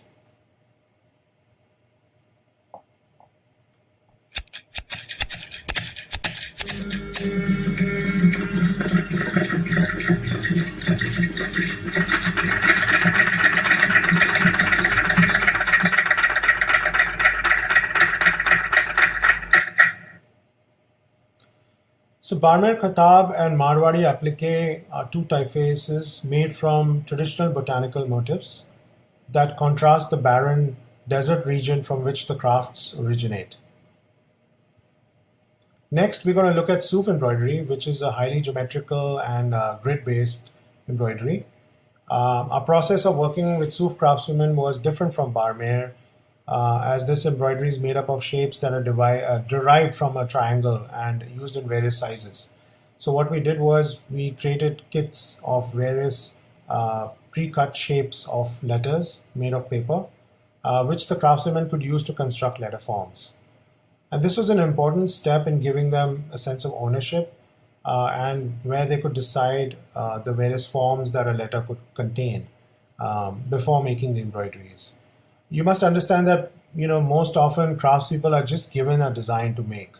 It insults their creativity and intelligence, and we wanted to give them a chance to come up with their own designs and ideas, which also provides a fresh insight into the project. Of course, oftentimes what happens is that designers do have to come in and balance the original ideas that the craftswomen would have with certain constraints that we face in font development, but also in terms of aesthetical aspects where we may come up with different designs based on their designs. So this is a balancing act that we have to do sometimes, and that's challenging. It's one of the challenging aspects of typecraft. Here we see some of the final embroideries done by the craftswomen. The idea of community is at the heart of typecraft. This is not only from the perspective of collaboration and mutual respect, but also how society in many parts of India is still organized in terms of caste and community. By embedding motifs, patterns, and meaning that is relevant to each community, the typefaces represent a long lineage, a living tradition, and an identity that has developed over centuries. Women are the gatekeepers of the home and the community in villages and small towns across India. Their empowerment also ensures benefit to their children, the family, and the community. We're going to briefly look at some of the other typefaces we've worked on. Each typeface is made from a craft or a tribal art which belongs to a specific region, material, process, and context. Here's Chitara, which is a floor and wall art applied outside the home as a sign of auspiciousness to welcome the gods. Chitara art is highly intricate, geometric, and abstract. We worked with Radha Sulur of the Devaru community in Karnataka, South India. Traditionally, this art was made with rice flour paste and clay paste. As you can see, Radha is applying outside her home. But like today, many crafts have become commercial and are sold as artworks. So this is a depiction of Lord Shiva on a chariot. And then we've kind of overlaid it with typography just to see how letter forms could come up from these forms. Next, I'm going to talk about Godna, or tribal tattoo art made into a Latin script typeface. This is done in collaboration with the Goan tribe of Chhattisgarh in central India. So tribals or Adivasi are the original people of India, mainly living in the forested and mountainous regions of the country. They use tattoos extensively on their bodies, and these tattoos have various functions that go beyond decoration. They're not only markers of identities and rites of passage, but also are used to heal diseases and ailments. Living in a tropical forest with many types of diseases, these tattoos were believed to have antibiotic qualities. We worked with Sunita, Ramkeli, and Sumitra from Chhattisgarh to create this typeface. Each tattoo, before we get into the actual type design process, we research the history, context, function, application, and the current scenario of the craft. So here we are looking at how the pigment is made, how the needles are clustered, how it is applied onto the skin, and then how is the skin finally treated with turmeric paste, what is the meaning of that, and what is the function of that. And each tattoo is codified in terms of design, placement, and when it is to be applied, as we've shown in this chart. The next stage is to actually work with the crafts people without any constraints. As we discussed earlier, we initially asked them to make the letter forms themselves based on their own craft. Here we see the tattoo art becoming into a alphabet for the first time, done by the craftswomen. However, of course, this cannot be used as a font because of various reasons. The cap heights are variable, so you would have issues technically in making it work as a font. So what we do is we then give them a set of constraints in terms of cap heights, but also overall proportions and thicknesses of the letters. At this stage, we have a good sense of what are the sizes the women work at, what is the scale, because each craft has its own scale that they work at. And that's something that is important to understand before proceeding. And then after this, they start making all the various letter forms. Since there were 3 women, we decided to work with 3 different styles. And here you can see the 3 different styles done by the 3 different women. After this comes the stage of digitization, where we scan the artwork and we then trace them and vectorize it. We fix any inconsistencies or any irregularities, or if you think the proportions are off in some places. And then finally, we get into font development. And as you can see, so this is done in Glyphs app. And as you can see that this typeface has a large number of nodes reflecting the complexity of the tattoos themselves. And that posed quite a lot of problems to us, but we managed to work around by disabling subroutines in the Glyph app. And that enabled us to come up with a large typeset, font set, as you can see here, with an extended character set as well. Dhebria Rabadi embroidery is the next craft I'm going to talk about, in collaboration with Bali Ben, Jenny Ben, Seju Ben, Parma Ben, and Dawal Ben. So the Rabadi community are desert-based nomadic and semi-nomadic cattle herders. And there are many subgroups, so we work with the Dhebria Rabadi group. Their embroideries are used for clothing, especially for women, but also for animals such as camel, coverings, etc. They migrated to Kutch in western India from the Thar desert of Rajasthan. If you look at the embroidery, it is highly dense and almost looks like applique because it's so dense. And there's a limited color palette. There are certain characteristics called dant. They're like teeth, like these teeth that stick out on the edges. And that makes it highly, mesmerizing, I would say, in a sense. And these embroideries are used at the entrances of homes because the entrance of a home in India is considered extremely important. It's the place where you welcome a guest or a god into your house. And so this elaborate decoration is part of this ritual of welcoming someone into your home for the first time. Because the women had a difficulty in drawing the letters in this case, and at this stage we had not worked out our design methodology workshop, what we did was instead we started looking at motifs and designs in their environment, in their village, such as this W. It looks like a W on a mud hut in a Rabadi village. This is from a textile, in fact. So it's not really a W, it's a motif that they use, but because it resembles like one, we decided to use it as part of the alphabet. We also needed to strike a balance between the imperfection of the hand and the precision of the computer, as you can see in these slides.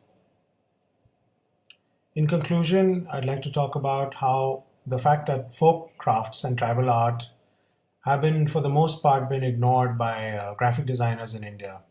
By engaging with them through Typecraft, we are creating a much needed discourse on what constitutes Indian design. Importantly, this is an opportunity for design to make a real difference to craft communities and to itself by being enriched by the work of these communities before they merge into the mainstream. While crafts that we work with might have a long lineage and also evoke a sense of nostalgia, typecraft is very much rooted in the present. Typecraft can make more of an impact as a tool for literacy and education by bringing local context and meaning. We endeavor a world where the children of the craftswomen can become literate from the very letters their mothers are making. One idea is to make a learning app that addresses rural communities in their own language, employing local crafts that emphasize folklore and mythology of the area as part of the education. The idea is to bring ownership of the digital content back to the village community. Alphabet quilts can also be used not only to teach children the alphabet, but also to sensitize them to the tactile world of craft. These quilts would also lead to livelihood for the craftswomen and can help create value for local crafts across the country. On behalf of Andrea Balius and Sol Matas, the other partners of the Typecraft initiative, I would like to thank the craftswomen from across the country who worked on the Typecraft initiative till date. Our partner organizations without whom we wouldn't have been able to do the work we love to do.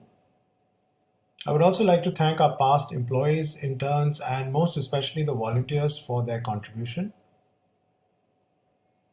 Gracias, shukriya, thank you very much for listening. I look forward to your questions.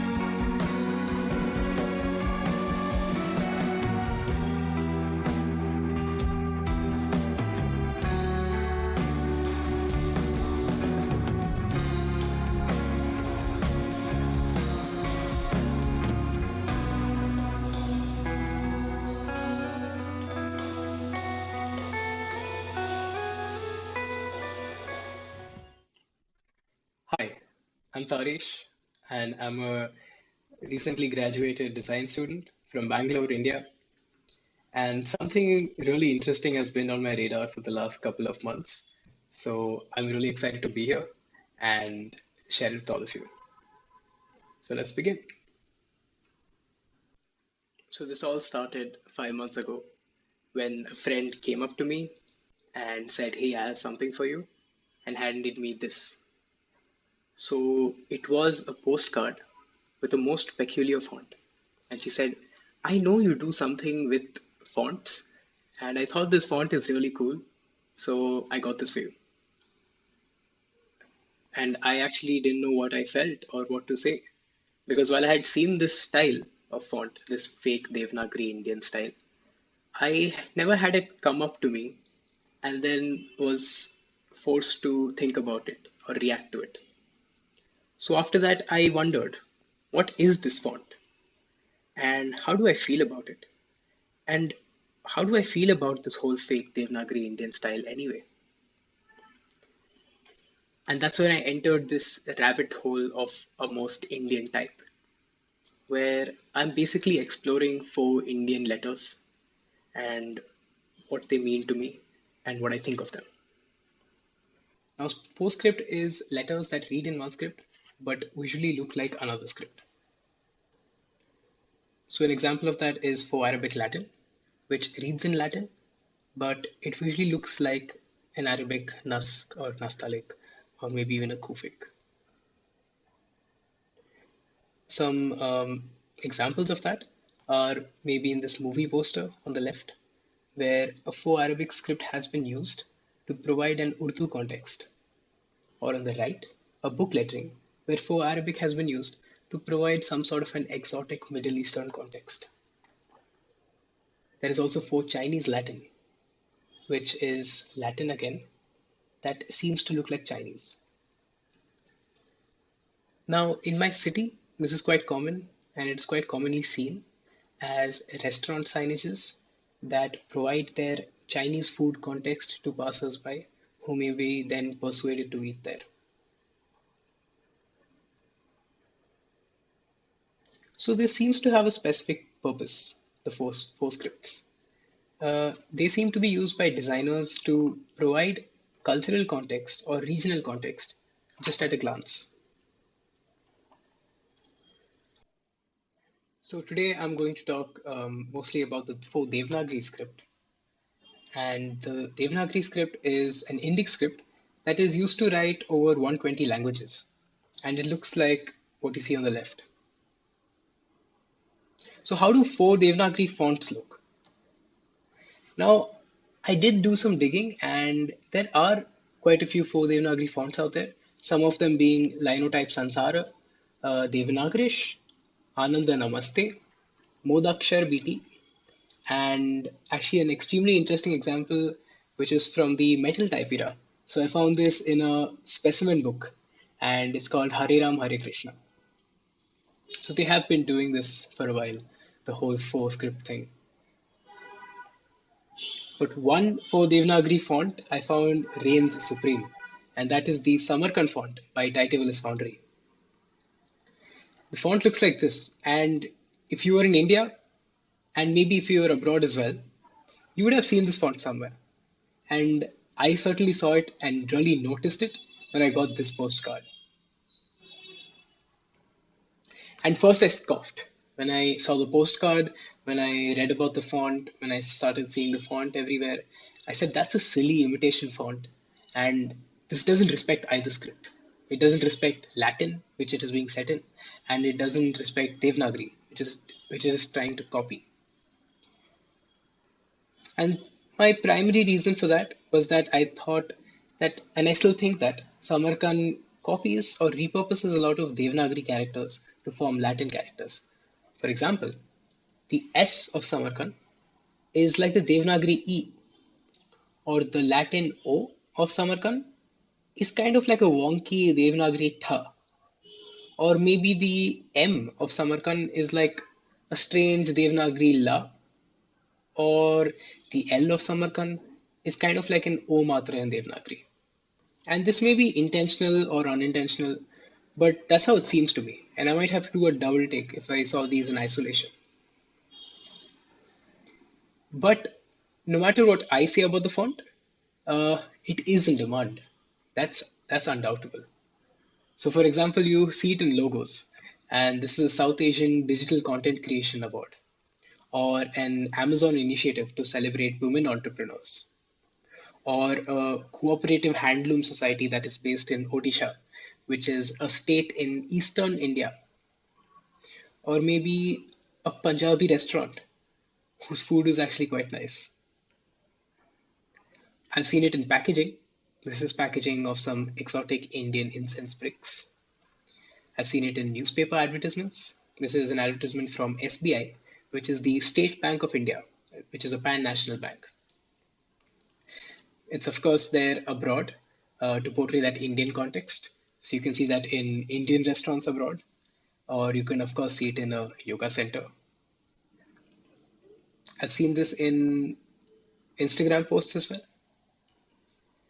I've also seen it in most recently the Japan Olympics, as shown on the right, and this was there in the hockey team jerseys for the men and the women, and also historically in the Commonwealth Games on the left.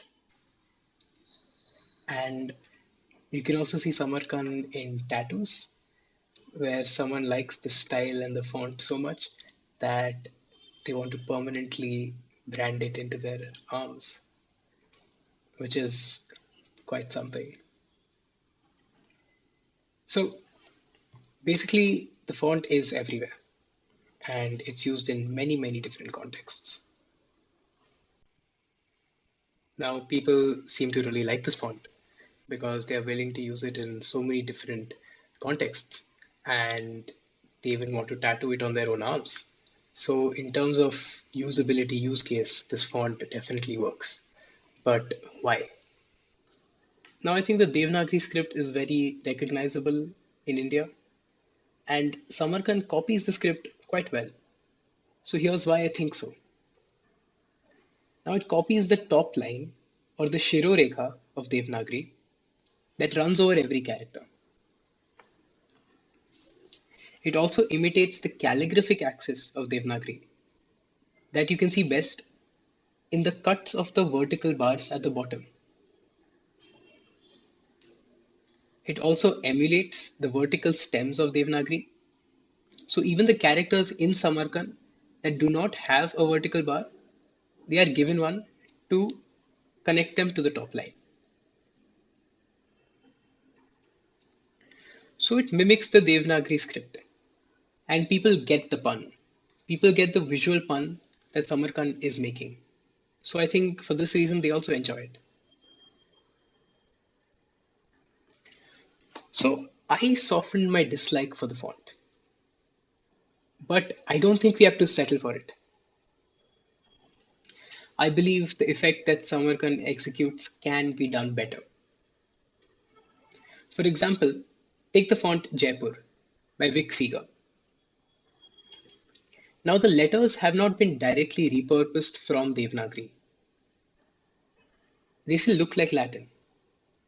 And it is also different from other four Devanagari fonts. In fact, I also spoke with Vic on email, and he told me that he wanted to make something different from other four Devanagari fonts. Or take this another exquisite lettering sample where there are some highly legible Latin letters, but they have the Devanagari calligraphy cut at the bottom. And the top line merges so well with the natural forms of most of the letters. And it only exists forcefully in maybe the B and the H. And the designer has also incorporated diacritics into the entire lettering. Or take this example, where I think the word mark formed at the end has been really strong because of that top line, also imparting that Devanagari feel to it. And this book really stands out on a bookshelf. Or take this font, where it has the Devanagari calligraphic axis and the cut, and it has such a subtle top line, which also doubles as a sort of Latin serif. So it doesn't look odd in any manner, and the entire effect has been executed very tastefully. Or similarly for this, where there is a lot of subtlety in the letters themselves, and it does not harshly show the effect of the top line, and thus the effect of the Devanagari. So people like the faux style, and it can be done tastefully. So why dismiss it? But what I really think is problematic, or what really irritates me, is faux Devanagari used where the context is not appropriate. Now, I don't even need to say that India is diverse. That's kind of an axiom. But India is not just Devanagari. Now, we have roughly 200 languages, of which 22 are official, and around 25 scripts, of which 14 are major, according to a government estimate. And here's how some of our major scripts look. And you can see they all look so different from each other. And you have Devanagari in the midst of them all, also looking very different from the rest. So they share very, very few similarities.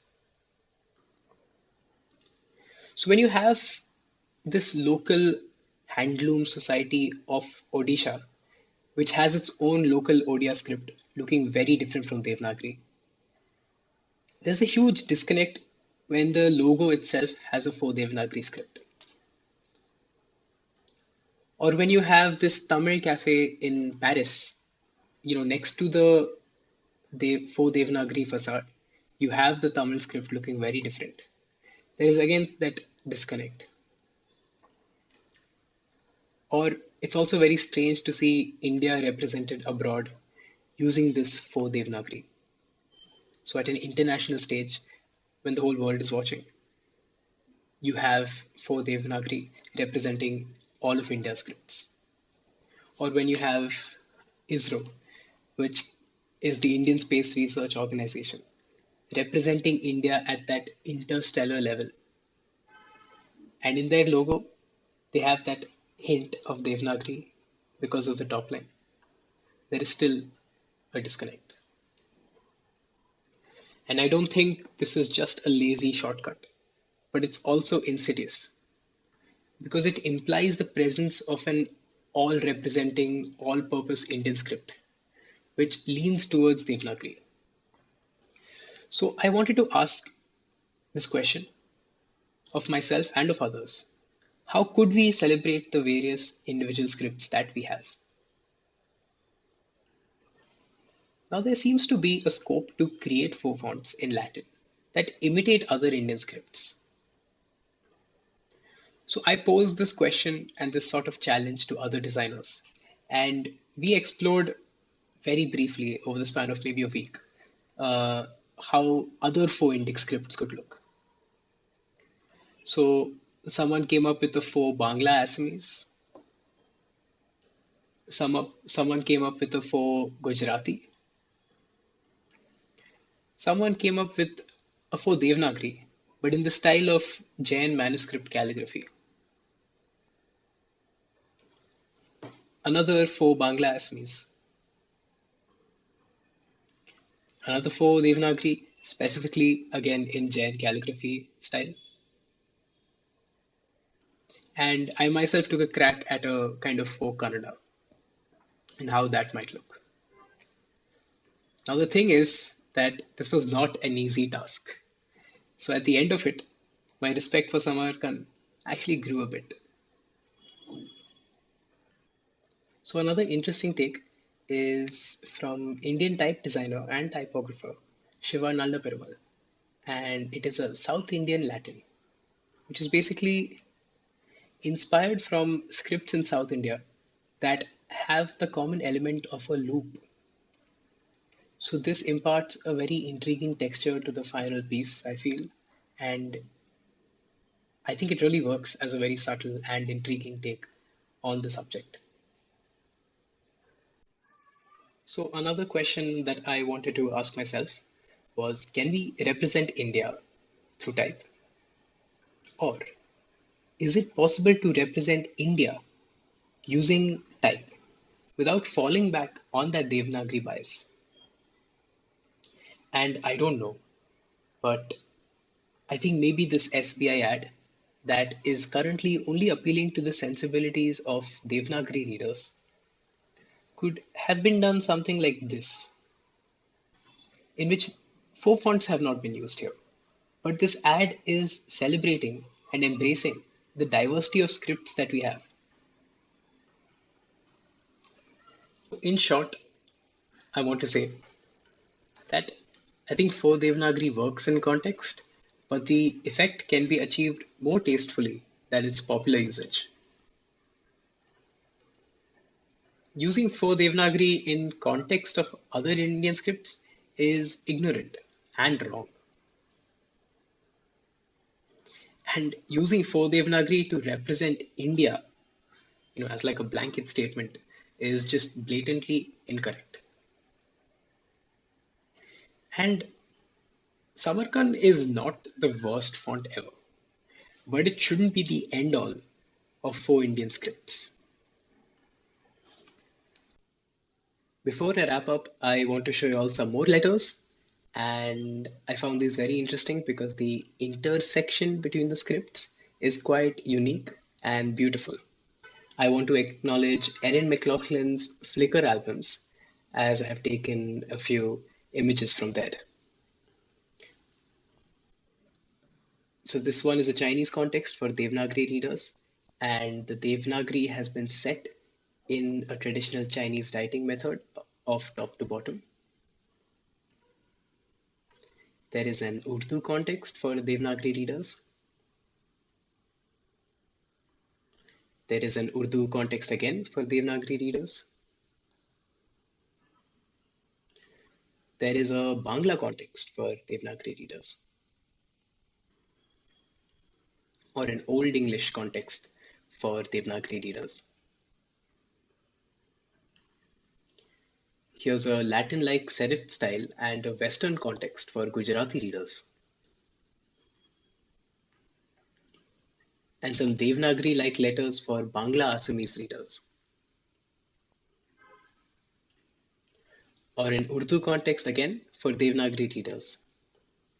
And the lettering being set to the right almost gives it that effect of Urdu being written from right to left as well. A black letter-like style for Devanagari readers, and this is quite a famous logo in India. The same logo, a black letter-like style for Gujarati readers, and a Latin-like serif style for Kannada readers. So that's it, and here are some links that I read and reread while reading up on this and forming my perspective. And these are my views so far in the last 3 months. So I would love to know what yours are. Have you thought about this? Do you have a different opinion?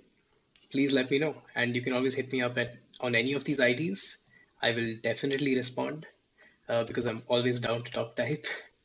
And I would like to extend a huge thank you to my friends, families, colleagues for their conversation, their resources, their feedback, support, everything. And TypeWknd for letting this talk happen. And that one postcard for actually making this talk happen. So yeah, thank you.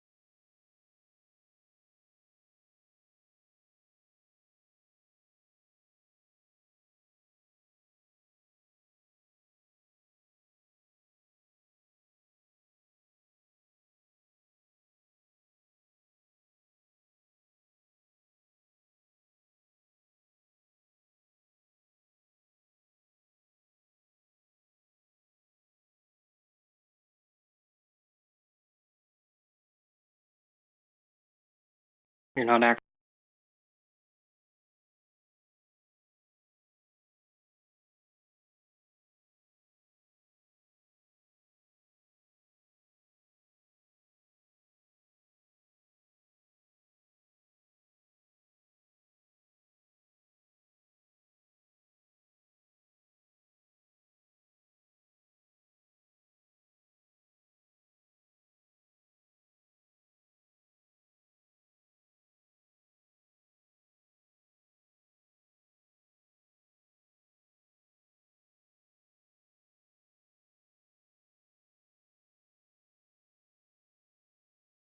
Hi there. Welcome, everyone. We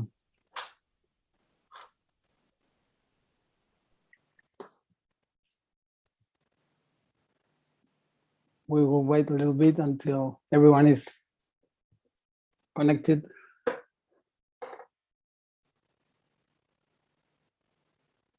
Yeah.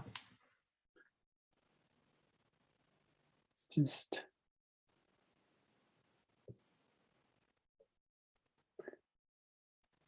Okay, yes, maybe we are ready to start because the time is running and it will go very quickly. We were speaking to Daniel some moments ago. He told us that we can remain more time in this call. Regardless, it will be live streamed during 1 hour, but after that moment, we can still be half an hour extra for questions and extra support.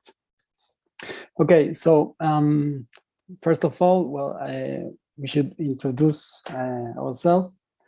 My name is Juan Pablo de Peral. I'm a type designer from Argentina. Currently I am living in The Hague, in the Netherlands. I am finishing the expert type class from the Plantain Museum. And yes, I'm working and living here in The Hague. Caro, would you like to say something? Hello, I am Carolina Giovagnoli. I am not here.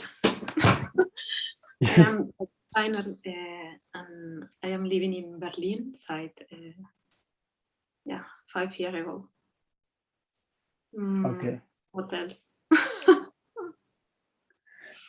Okay, great. And we will focus the LetterSpacer is a script was made by Andres Torresi, which is a colleague of us that also worked with us in the Huerta Tipográfica Foundry some years ago. Now he's working in another foundry. So we will start right away with the presentation. So we can go through this as fast as we can. Okay, so this is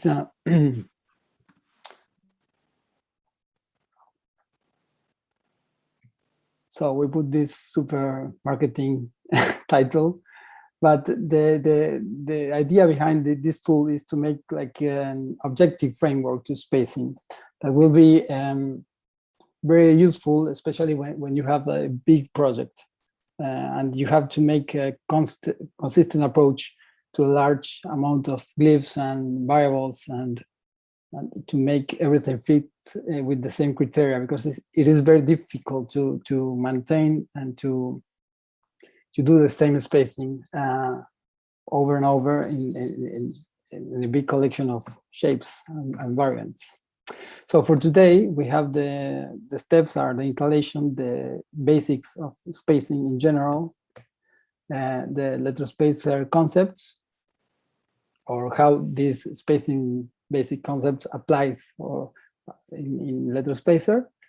We also have the time for practicing and applying those concepts on the fonts we provide or your fonts.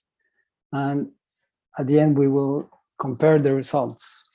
The idea of this is that make like a blind test. So you can see, for example, the original font and the font respaced by you during this workshop, and we will vote and compare to see which result is best and why. So I hope we can make this fit as much as possible in 1 hour. We already know that the installation have been made by you. If any one of you didn't manage to install the script, I will ask you to go again with the documentation and see if you can install it. Okay, we don't have time to make support or give support regarding this, but I hope you can do it. So the link for that is the link we sent through the email, this one, and we will start with the basics. So the first thing is that when you use a tool like this that make some automatic decisions, you should focus on what are you trying to do with this automation. So for that the reason is that we thought maybe we can make some basic concepts or wrapping up very basic ideas, at least of how we understand some concepts. So, you know that this is a very important concept from Garrett Northside, which say that a letter is two shapes, one light and one dark. This applies to to everything in the foreground and the background, and the music is, for example, it's not possible without the silence and so on. It's like it is impossible to think in a letter without the counters and without the and normally we as designers tend to focus very much on the drawings and in the shapes and the contours and these kind of things, because that's what we do. I mean, normally as letters designers, we focus on polishing letters, but it is not very, I mean, normally we don't put the same amount of attention to the spacing. It is very important to focus on that. So as you know, I wrapped up this just for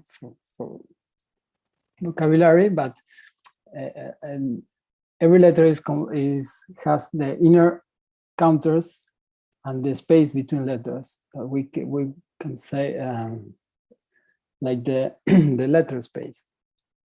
In that book, for the book called Inside Paragraphs, it is very well explained.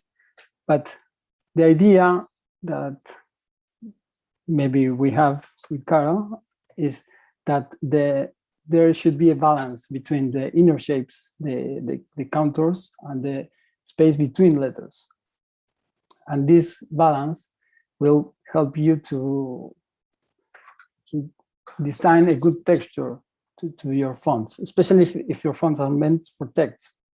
So this, as soon as you add more letters, you have more kinds of counters that should be more or less balanced, and also the counters should be always sharing same amount or a similar amount of space.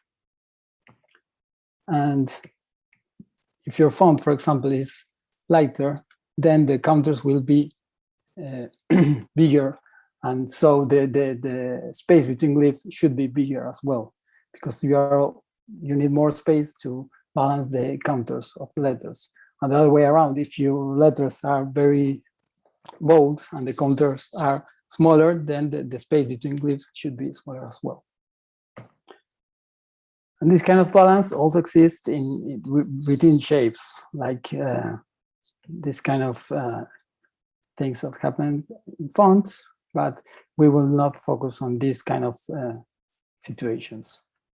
So maybe a concept that is behind the tool is that it should balance this imaginary line, for example, that the square letters have like NH in the top.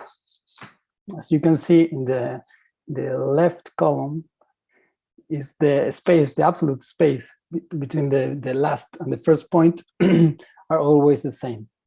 But for example, you can see that what happens in the fourth line in the VV is way bigger than the space between N and H, so on. So maybe an approach is that the same amount, the amount of space that it is entering, in a way, should be also, well, I think it is hard to me to explain that in English, even in Spanish, it's hard to me to explain, but in the concept, you can understand the concept maybe here. So this kind of, it is at least a geometrical way to put the same area between two letters. So for example, if you see this letter H and the space between the same letters, you may say, well, the space between letters is too tight compared to the size of the counters. Maybe this is too much. And maybe that would be something more or less balanced. It also depends on the taste and the decisions and the way or the application of your typography. I mean, the way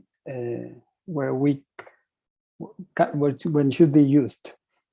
And you have in this book, maybe you heard about Letters of Credit. It's a very famous book by Walter Tracy, where he pointed out some method of like a consistent or like a cheat sheet or of how to space letters and to group similar situations. But I put some colors in order to see the groups more clearly. But yeah, at the end, when you're designing a font, the real font, you notice that the situations are not always the same. And there are, for example, this group is from for Gammon Italic, the one from Robert Slimbach. And Tracy would say, or at least the book would suggest that every letter should be spaced the same in the left side. But if you put one letter, the O, for example, below the other contours, you will see that the space is not the same. I mean, and that is normal, and that is maybe something that make the challenge a little bit bigger, but with LetterSpacer can help you to manage this kind of differences. For example, here the proportions of G are different from the O, and following Tracy's theory, you should apply the same. But if you see the contour of the O below the G, you would say, well, maybe this is a little bit better because you are compensating the spacing and the difference in the curves. So optically, this is better than this. Okay, so let me check the time. Yeah, we're okay. So what are the core concepts? So LetterSpacer, we point 4 things. So the first one is the area, the depth, the overshoot, and the factor.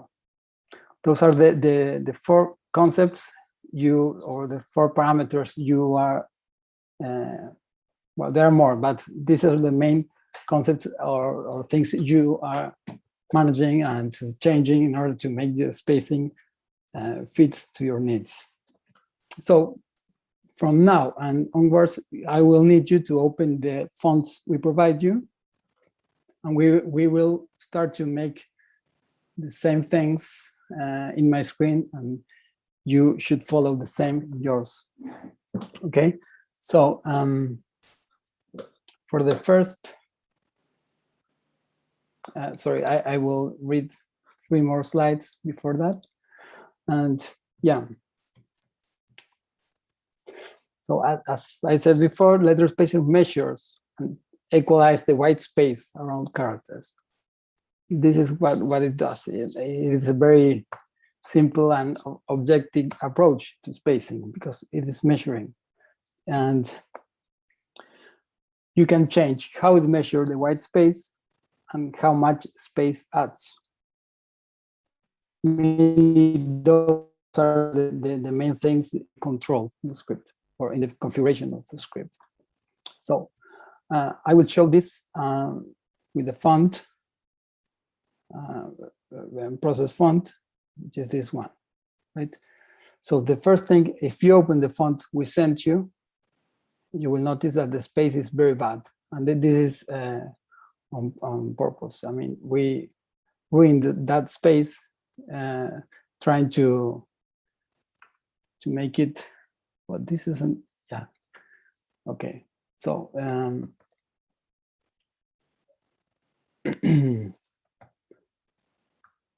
yeah, we made a script for that, for breaking the spacing in general. And as you can see, for example, there are random values applied to the script. So for example, everything is different here. I don't know if you can see the numbers here because they are very small. Oh, well, that's okay. So the first thing you should do is to open the script. I will paste right now a text in the Zoom chat so we can, I don't know. Yeah, maybe I am here. I don't know where are where is the chat here? Maybe you can, oh, here, sorry.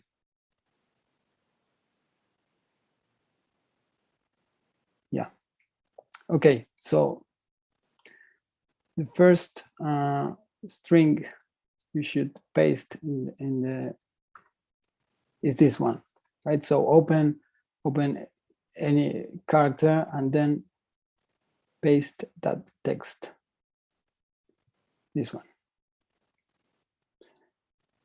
Hopefully you will see a very bad spaced paragraph as we are seeing now. So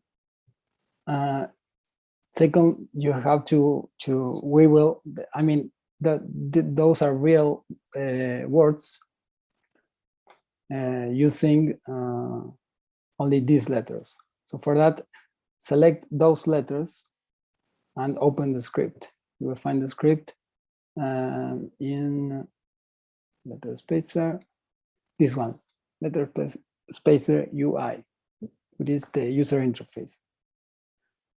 So, yeah. Maybe you can delete the space file, then you create a new one. Yes, this is what will happen now. Yeah. So I will do that because normally you don't have this file. We will cover that. So now, when I open the script again, I see this pop-up message. This is because LetterSpacer need a file with the preferences of the groups and the factors. We will see that later, but then you have to put yes, and a file will be added. This file, but for the moment we will cover that later. Yes. So so once you have this, you can try and make everything. We will put the default values here. Put apply. Let me see. Okay, yes, and there it happens.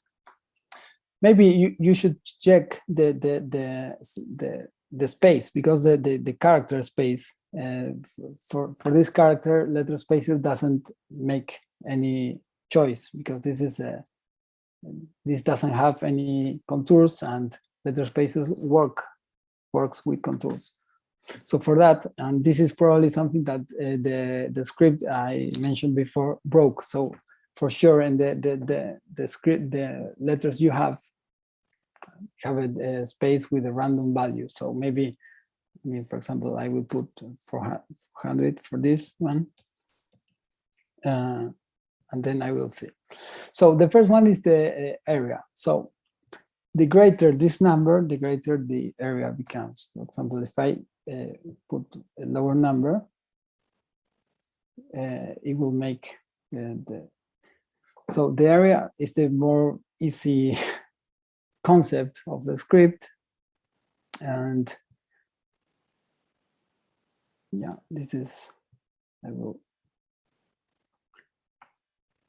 the lower number, less space, it's like that. So it's a more technical way of how it works, but normally LetterSpacer measure the space like this green shape here.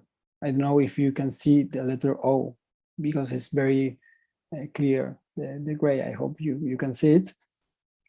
And the area is this light blue or cyan square. So it is more or less like a tracking parameter of a font. The second concept is depth. This is a little bit more difficult because it goes, or it depends of how it measures the space. Because if we consider that graphic comparing the how letter V, for example, was centered vertically and it keeps the same space in the right and in the left. But this is very tricky, for example, in letter L. If you use the letter L, it will become impossible to space because it is very large, the space that normally you have in this letter. For example, if I will add another screen, another tab just for showing the case. So if you have this, there's no way which you can compare the space of this because here is too much. So at the end, the script, what it does is like it has a limit, which use like the extreme point or the last point on which it measures the shape. So, for example, this is a depth. And this mostly affects concave shapes like V, O, R, L, the lowercase, uppercase L, for example, and so on. So if you, for example, see this word, which is a sans serif, the changing the depth on these letters doesn't make any difference in the I and the N, but if it makes difference in the rest of these letters, especially in V, for example. So this is a way in which you can control how tight or how loose is the spacing in concave shapes mainly. This is a font which has serifs, for example. So at the end, it will use the extreme points to measure. I mean, it will start to measure from here on. But in a sans serif font, it will make a totally different approach. So, for example, now we can go back to the letters and then try to see how it responds. So if I go back to the default values, I got this. But for example, in this case, I think that the space in V is very wide. So if I lower the space, but for example, something like this, I like, let's say I like to make this tight spacing for a display font, right? So I like the space in the end, but I don't like the space in the V. So maybe the way for tackling this is that you should add more depth here. So if instead of 15, I put 18, for example, I will get a different number here, but also here, because this case is not the case, it's not the same case as we saw in this example. We just put straight lines. Serif typeface has the depth will be affecting this side and this side as well. So maybe we can put more space, more depth here, and then I should add more here. something like that could be, or maybe more, for example. Then you see that this starts to touch. And this is very much like a matter of taste and the strategy you make for spacing. Because if you have a space like this, I mean, I prefer the glyphs to be touching themselves rather than making the spacing less fluent or less. I mean, at least for a text typeface, I prefer the fonts to be working good as a texture and not as shapes, as forms. But this is very much a problem of size, of texture, and so on. I don't know if this concept is clear. You can move things here and see what happens, but the idea would be that. So this value will make, while the value increases, the space of the concave shapes become less, and the other way around. So if I put 0 here, and I change this one again, you will see that this is very, I mean, this is a disaster. This doesn't work, at least for me, okay? Okay, and the last value here is the, we'll play again here. Is the overshoot. And overshoot just is another value that changed the way in which the script measured the space. But in this case, it changed the vertical range. So instead of being focusing on the, for example, in the case of lowercase letter, in the X height, you will be extending that vertical range to making it more wider in a way. So maybe this is, if this is, I mean, that example is good. If you put 0 in overshoot, the sans serif H will be the same as the end. But if you put a positive value here, the left side will be different. And it's because it will measure different things as it will extend the vertical range. So this is not how it works, but in order to explain the concept, it will be like if it's taking this in consideration or not. Okay, so let's get back to glyphs, and if I do this, I will apply the same.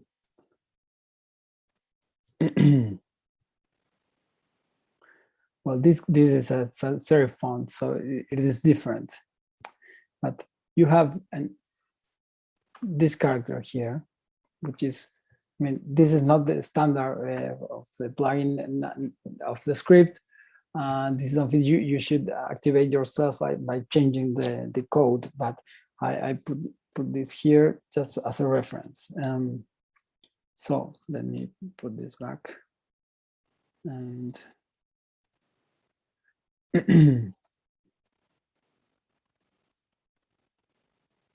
okay, so this is the way it measures now. I will try to make this in the background. Okay, so this is the area that the script is using for measure the font is this one, right? And if you change the overshoot to a positive value, let's say we'll use 10, it will do something different.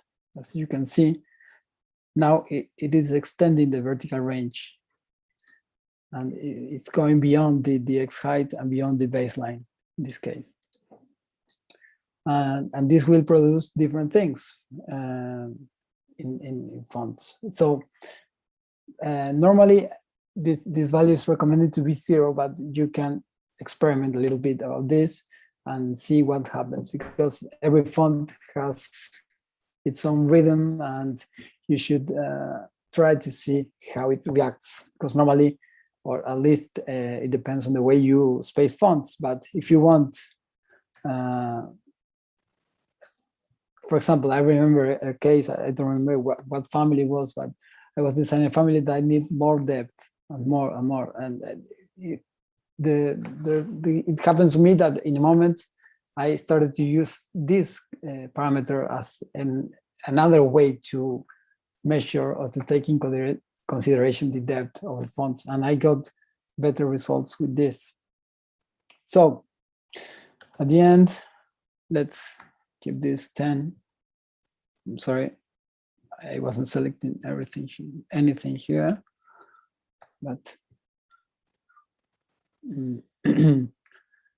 this is too tight for me.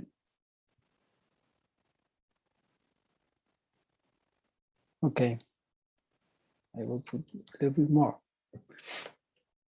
So I would like to know if you are succeeding with this, if you can do the things what I also do, things of if I am talking too fast, or if you're alive, basically. If you are in the chat, please tell me if you can doing this, if you are okay, because now that we have this word and this paragraph, okay, wonderful, great to know that.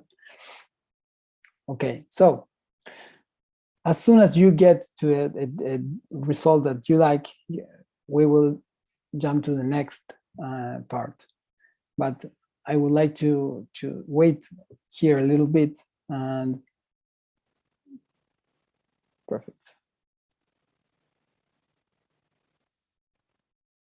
Okay. Maybe I will put something like this here. You will notice that as soon as you change these values, also the space needs to be different.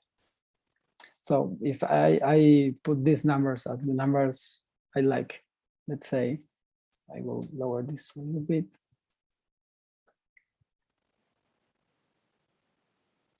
I think that maybe the next thing to do is to re-space the space character. So if this is the case, I will lower the space, the width of the space. So, okay, next step will be to copy these parameters. I mean, those parameters will be the parameters of this master, of this font master, and they are constant within the full character set. So you should copy this one and then paste that values in the font info, in the master. So for that, you should press this letter I button and go to the, here. So for example, you should go to masters, select the master that you were working on, and paste those values here. I will put something here, so you can see my shortcuts. Okay. So now you see that the same values we were moving and playing with are now here. And okay, so whenever you are now spacing things, you will be spacing with these characters. If you, instead of using the UI script, I mean this one, use this script will automatically use the values you put in the master. And if you don't have any value on the master, it will use the default values. But for example, as you can see, I added a shortcut here, Control A here because I'm using this script all the time. And it is very handy because whenever you change the glyph, I will make something very fast. But if I do something like this, I can respace with Control A, for example, right? And or the other way around. Right? This is a disaster, but yeah, I think you get the concept. So font info, yeah, font info, the master you were working on, and then paste here. In glyph 3 is more or less the same thing. I will open glyph 3.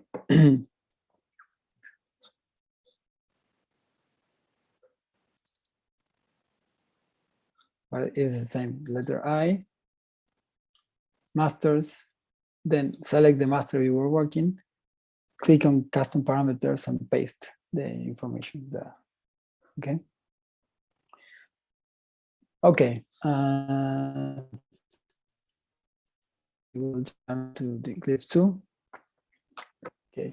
I'm still working on glyphs 2 because I still have some old projects going on, and I don't want to update the versions until I finish the the fonts I'm working on. So yeah. Okay, so the next part will be to add more characters for that. So for that matter, you will please copy and paste this one.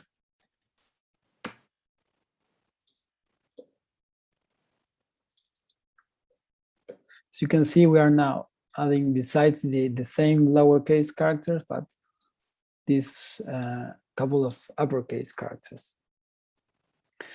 So you can see this is a mess, the spacing here. You can see room, and cry with me because it's a disaster, but this is something we will fix. So if I apply the same script here, we will try to stick to the same values you had before, right?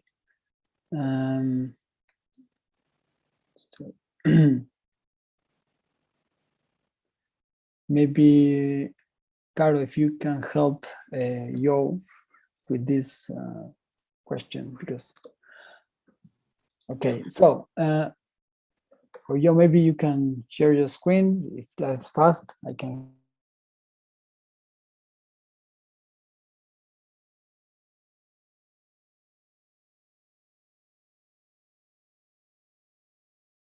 Help you.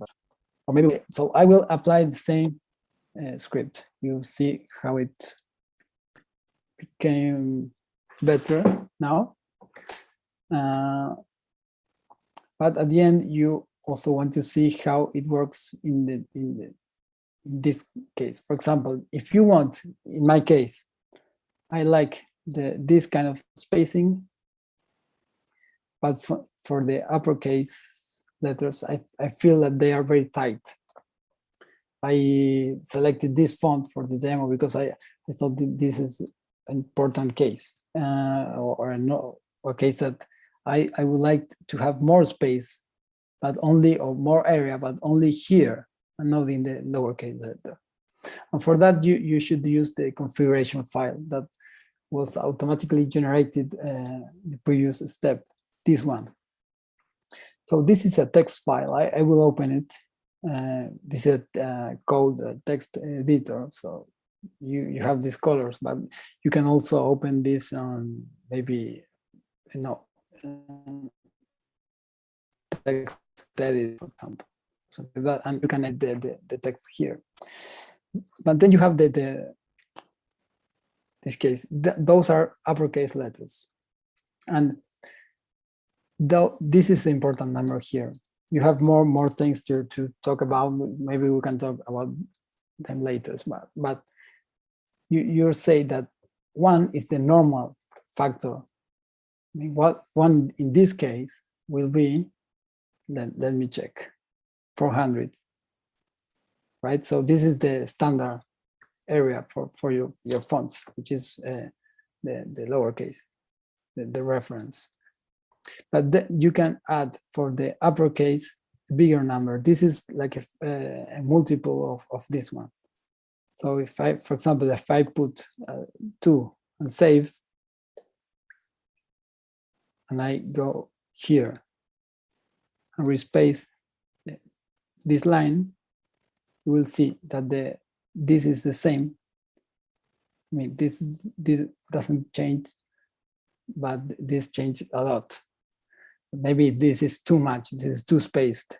Maybe you may find something in between. So at the end, what you are changing here is how the space is applied to different groups of letters, or for example, different scripts. This is very important because the scripts doesn't work all the same, and you need different setups for different scripts. So maybe 1.5 to make. I will leave 1.5 for the moment. This is still too much. 45. Well, let's get this as an example, right? So yeah, once you have this, and we are just running out of time, you already have your parameters set, and you have the opportunity to change some factors here to small groups. Then you are able to space the whole font. This is a demo font, which is not processed, but you can, for example, open all these characters and space everything, right? And then you have the complete font space. Sorry, I just pressed Control A, which is the shortcut I have for the script. But if you don't have that shortcut, you should go here and run the script. That's it.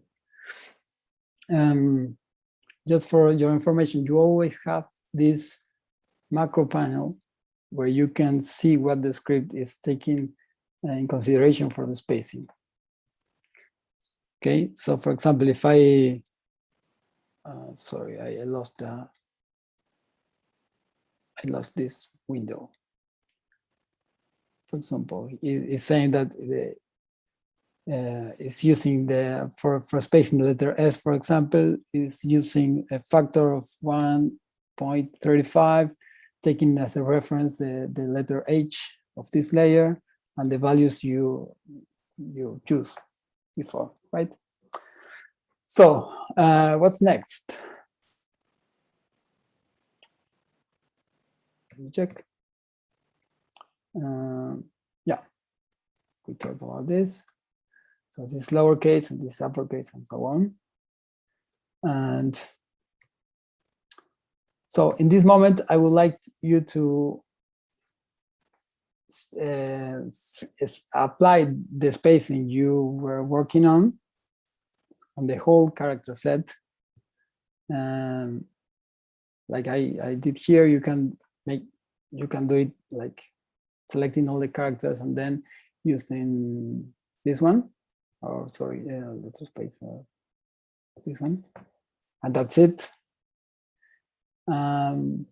See how it goes. You can run through the text, the basic test that the glyphs has, this one, and see if you like it or not. You can copy and paste text. The fonts we sent you doesn't have any kerning pairs, anything, so you can just focus on spacing and not focusing on the exceptions or the weird cases, right? As you can see here, this is a problem of kerning. And yeah, whenever you are happy with this, we will ask you to export the font again and send the font maybe in the chat of Zoom yeah, I think that this will be the easier way to get the fonts for us. Maybe an email if you prefer. So once you have the fonts, we can compare the results. We have only 15 minutes left.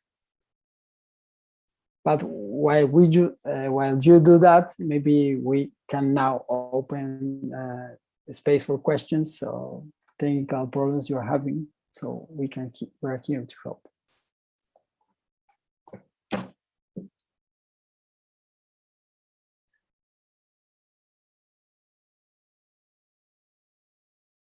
Okay.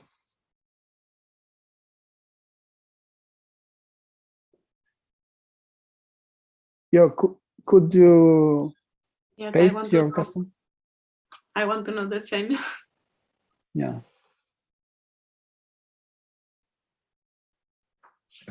I'm sorry, was that me? Yeah. Okay. Well, I still can't find the custom parameters text box for some reason, so I can't. Could you please share your screen so we can help you? All right, let me try and stop open sharing. it. Okay, yeah. Hold on.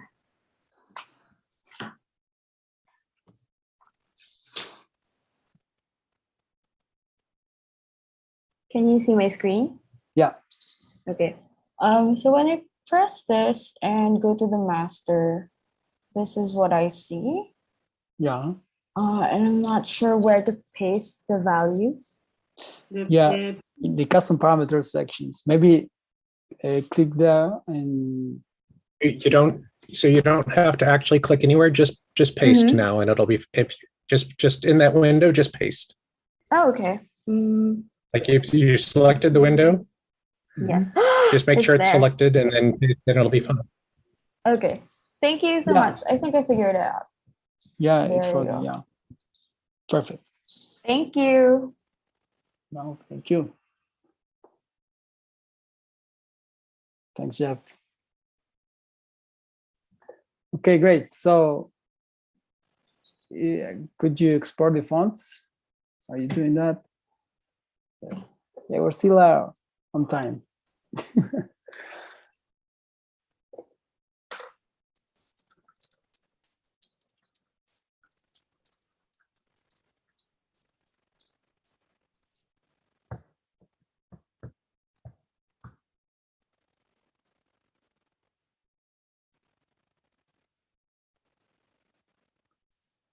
Yeah, for export is file export, and then leave OTF.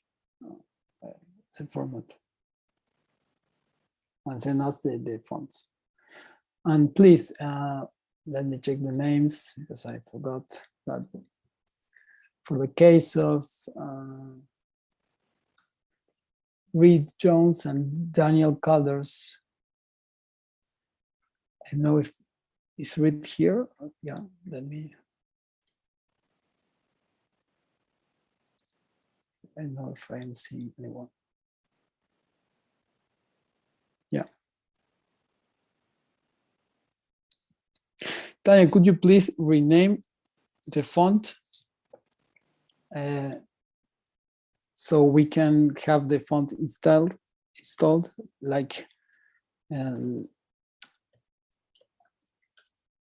sorry, let me spell this. The font family, change the font family to something like that. Yes, Reed, Daniel, and Joanna. They work with the fonts.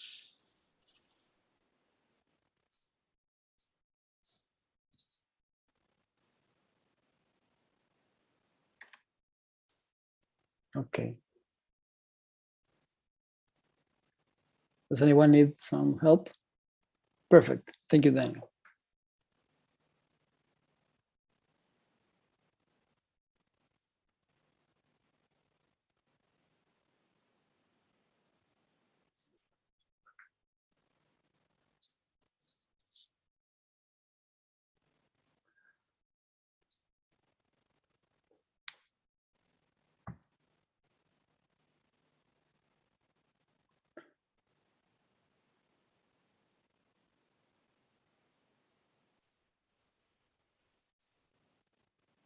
Okay. So for now we have just one font. We need more fonts, guys. Well, it doesn't matter if we don't make the time to export all the fonts. We can make that in the extra session, but it would be great if we can. What are the fonts? The new. Yeah, the new ones.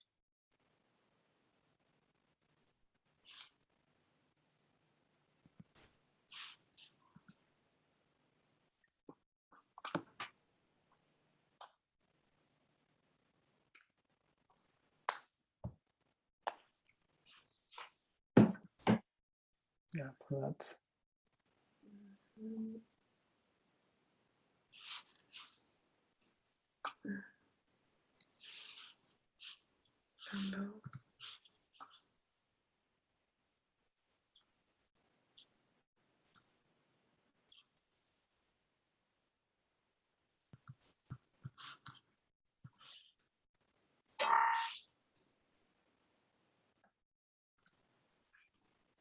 Oh, sorry, I was writing to Daniel instead of everyone.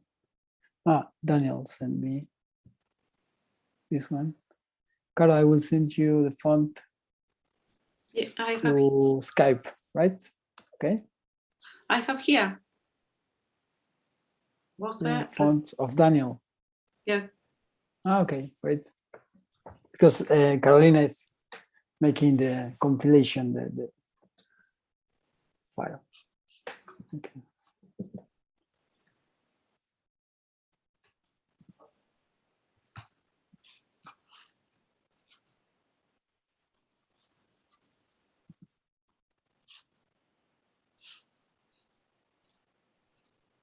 Yes.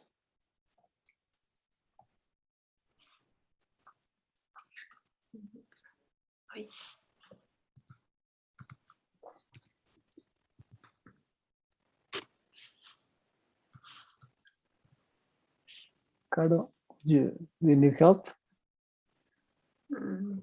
Yeah. Nine.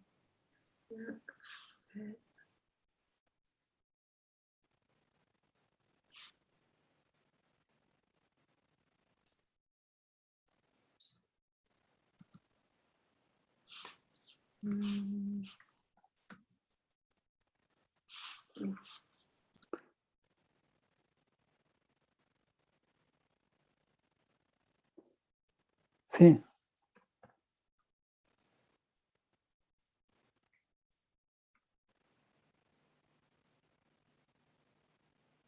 Okay.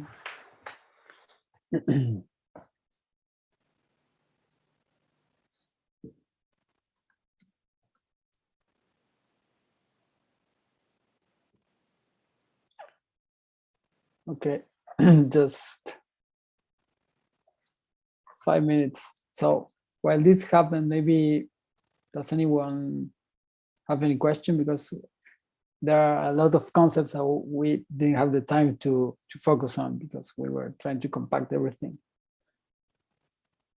But maybe I can talk about the one of the things that is very important is the reference layer, which is the something that you determine. I mean, you choose which character to take in consideration in terms of the height to use for measuring fonts, the characters. So for example, the standard one for lowercase is the H, and the standard one for the uppercase is the letter H, sorry, the uppercase, and X, the lowercase.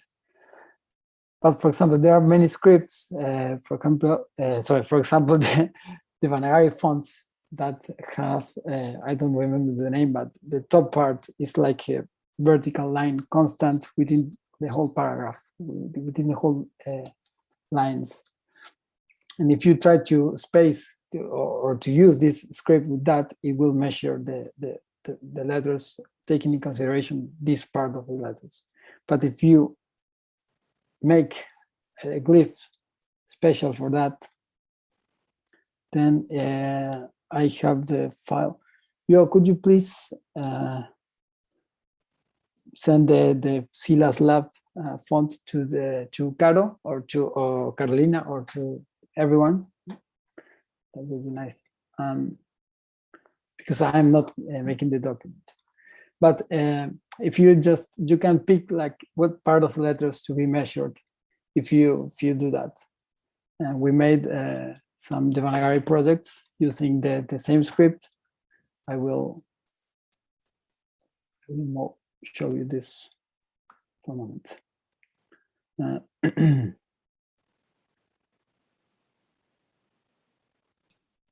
The production name was the same. Then I replaced the original with the new one.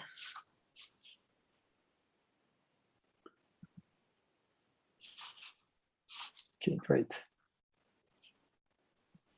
Hope you can see this now.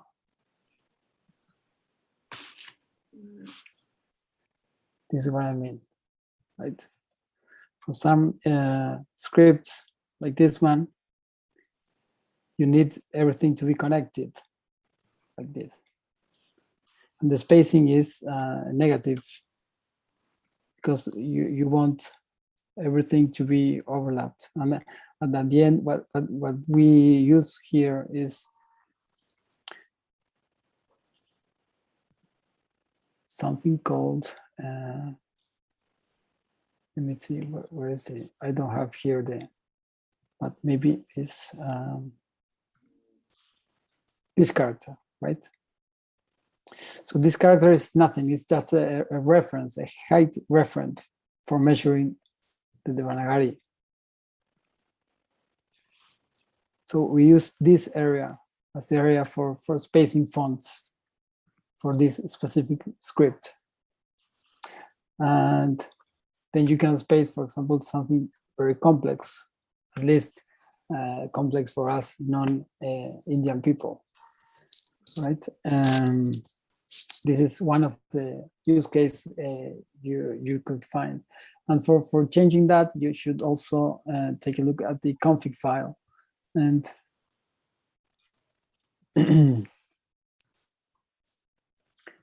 okay. You can say when you're ready. So, for example, for this case, this is the structure, right? The reference layer is the 1, 2, 3, 4, 5, fifth part. So, in this case, for the Devanagari script, all letters in the subcategory of other or ligatures have the same factor, the same value as one as the lowercase, but it take Deva height. That this is the glyph name. Deva height. This is the name of this glyph as the reference for measuring glyphs. Measuring. I don't know if is there any other question? We can go through that.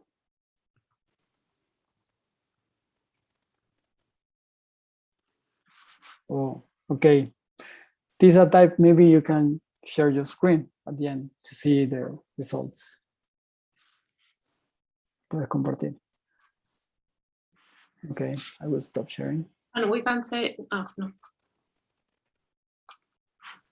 Who else needs some help with exporting the file? Maybe Tisa type. Sila. Yeah. If you want.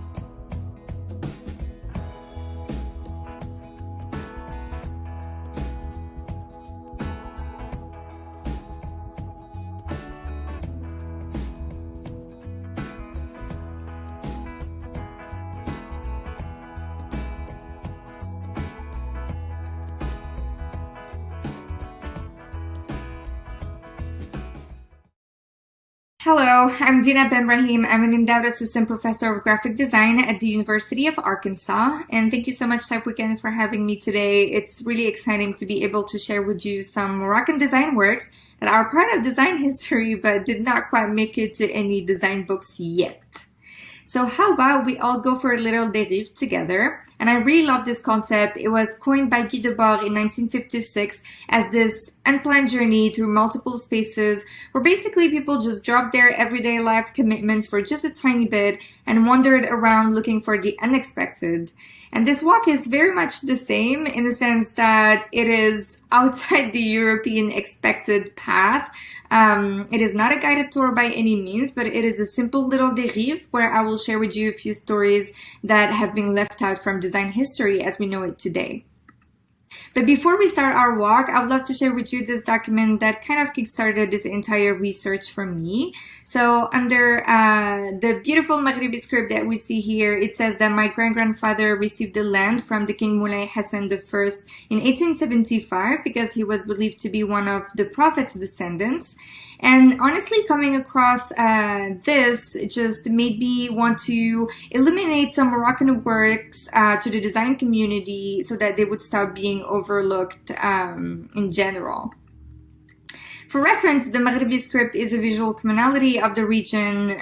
This script is actually a direct iteration of the Kufic that you can see in the first two rows here. It is written with a sharp and pointed pen so that it produces this line of even thickness and also angular and swirling characters. It originates from Qarawiyyin in Fez, which is this intellectual center in Morocco, and that happened around the 11th century, and it stayed pretty famous until the 18th century. So let's start our walk with Tangier, because from 1923 until 1956, it was legally designated as an international city. And to me, it really gives a foretaste on, having multiple cities and ethnicities, languages and cultures coexisting together. And then after we do this, we will travel to the entire kingdom before shifting and chatting about some sacred publications and finally ending on publications with new ideas. So here we are in front of Gran Teatro Cervantes that was built in 1913 by Esperanza Orellana, Manuel Peña, and Antonio Gallego.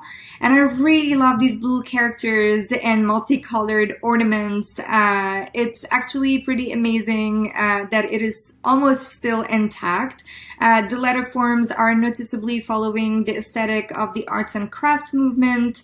This movement advocated, as you know, for a keen attention to detail and really refined hand craftsmanship in opposition to what was believed to be a dehumanizing industrialization. And I think that Cervantes' sign is a beautiful reflection of these values, which makes it pretty iconic. And then we are in front of Café Hafat that has overlooked the Strait of Gibraltar since 1921.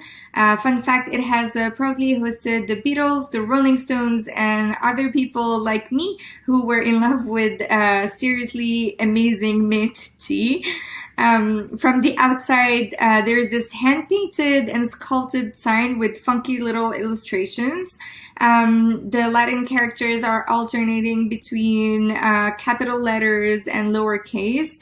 And then there is Arabic hand-painted using a goldish color. But what I really love is that as we can peek here from the inside, there's this analog typography in here that is constituted with stones set on the cement wall. And the stones have like different thicknesses and sizes, which make every single letter form here super unique. Obviously, from a design standpoint, there are many inconsistencies, but this rawness to me makes it super special. Next, we find ourselves in front of the Perdicaris Park, which is a forested park on the outskirts of Tangier. Léon Perdicaris was an expat who had resided in Tangier and built a couple of structures in the early 1900s. And then in 1930s, he actually abandoned his property. So in 1956, after the independence, this became a public park. The sign that you see above is what I remembered from my childhood, and what you see below is what you can see today, which, you know, is a little more inclusive because it's actually integrating Tifinagh, which is the alphabet of Amazigh languages that are indigenous to North Africa. Tifinagh can also be found in Mali and Niger, but its origin is believed to be in Libya and could be as old as 400 BC. Then there is another theory that in the Tuareg mythology, its creation is attributed to a hero of civilization named Aniburan or Amameyan. And in the 20th century, the script has been modified to take its current form, which is what you see in here, and it's called the Neo-Tifinagh. Now we are in front of the Cine Roxy. It's a very special place to me because I went to school a block from this theater.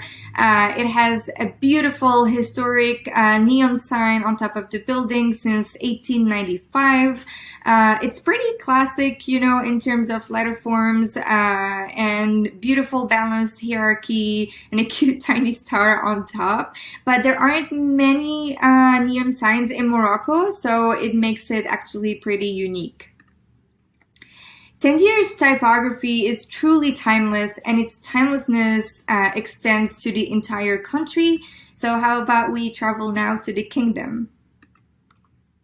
We are now in Agadir in Morocco, but as one drives in the country, the pillars Allah al-Watan al-Malik, God, the nation, and the king would appear in various landscapes. These words actually close the national anthem and aim to unify Moroccan citizens. And if anything, they really are engraved in our minds. And here we could say that the letter forms are following the Kufic script. Now we find ourselves at Al-Qarawiyyin in Fez. Remember, I mentioned this earlier. It is a huge intellectual center, actually in the Muslim world of that time. It is also one of the oldest universities in the world. It was founded as a mosque by Fatima al-Fihri in the year 859, which is insane to me that this solar clock could be as old as this, because it is just magnificent and also superbly preserved. It has sacred scriptures all around using the Toulouse script, and a little piece of metal conveys the time using the shadow made by the sun. Now, this is a 14th, 15th century epigraphic frieze that translates to what excellent companions are happiness and good fortune. It seems that the frieze is made of tile mosaic on an upper wall carved stucco. It is constituted of 4 panels coated in this black glaze, which was carved away to reveal the Toulouse calligraphy on a background of foliate scrolls. This is a really common process in Morocco, but it's also extremely time-consuming and hard, super meticulous, and so it makes this a real treasure, to be honest. Now we are in front of the main post office in downtown Casablanca. It was designed by Adrien Laforgue in the neo-Moresque architectural style, which is basically an exotic revival architectural style that were adopted by white architects who were obsessed and fascinated by a romantic version of anything Oriental. And so this post office was constructed from 1918 to 1920 when Morocco was under the Protectorate, which, by the way, lasted from 1912 until 1956. And these blue tiles, along with the ornate floral and geometric patterns, are pretty characteristic of Islamic architecture, which in here contrasts nicely with the yellow Art Deco letter forms spelling post. You know, from one city to another and one street to another, there are so many time periods, movements, and cultures that are coexisting at all times wherever you go.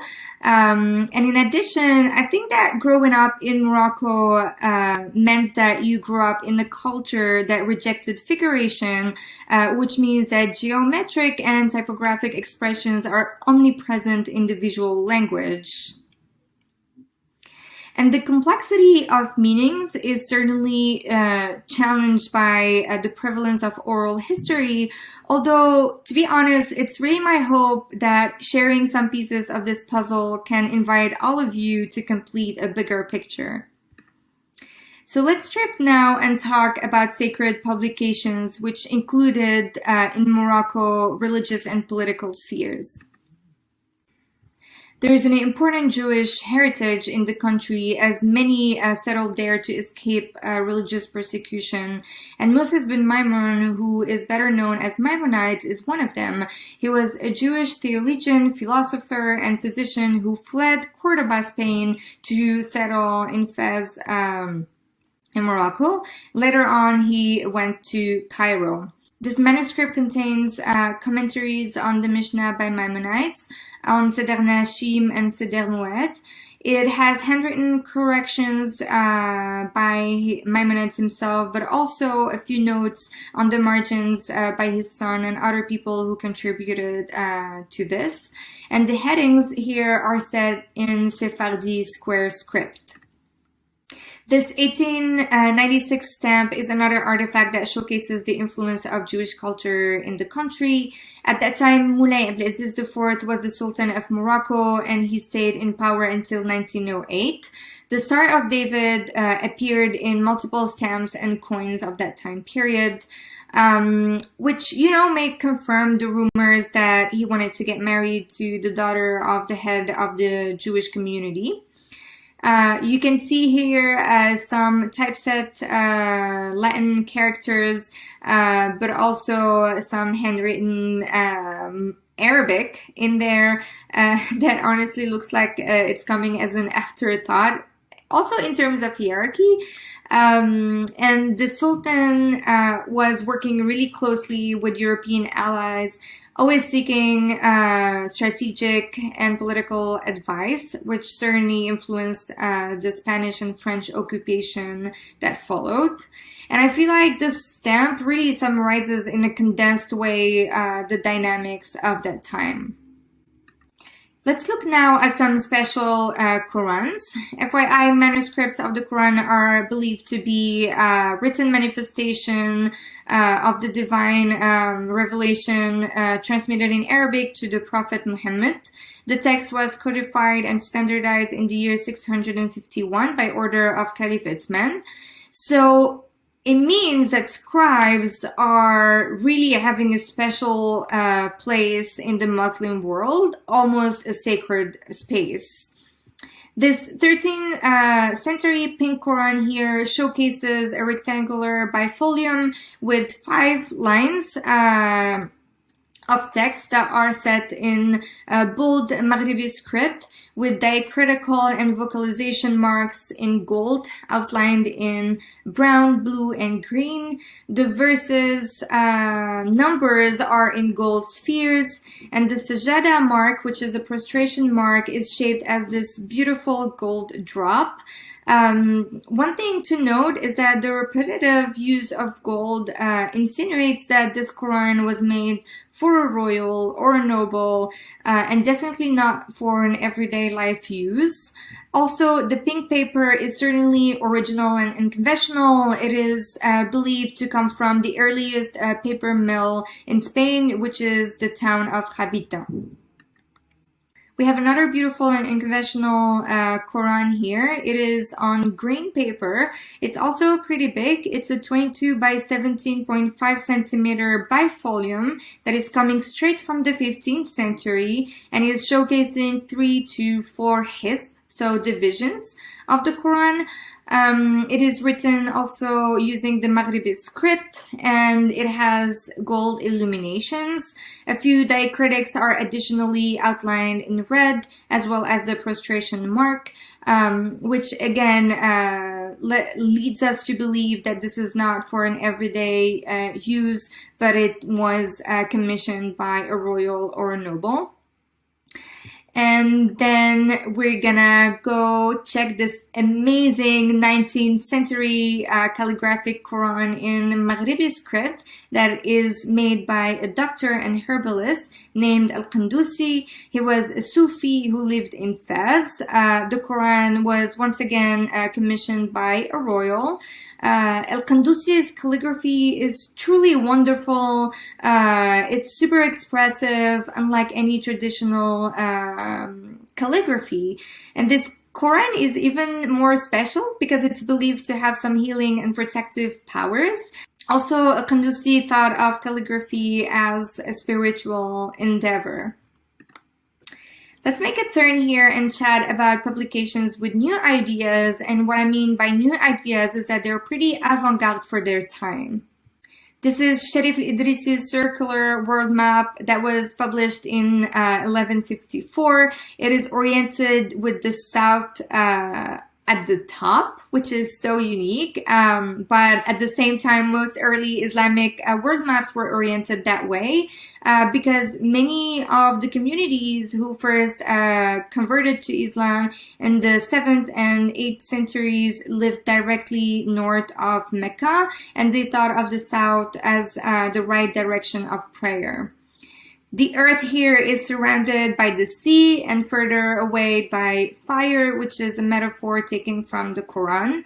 Another curious thing to me is that the African continent is dominating this map, which is unlike any map I've ever seen before.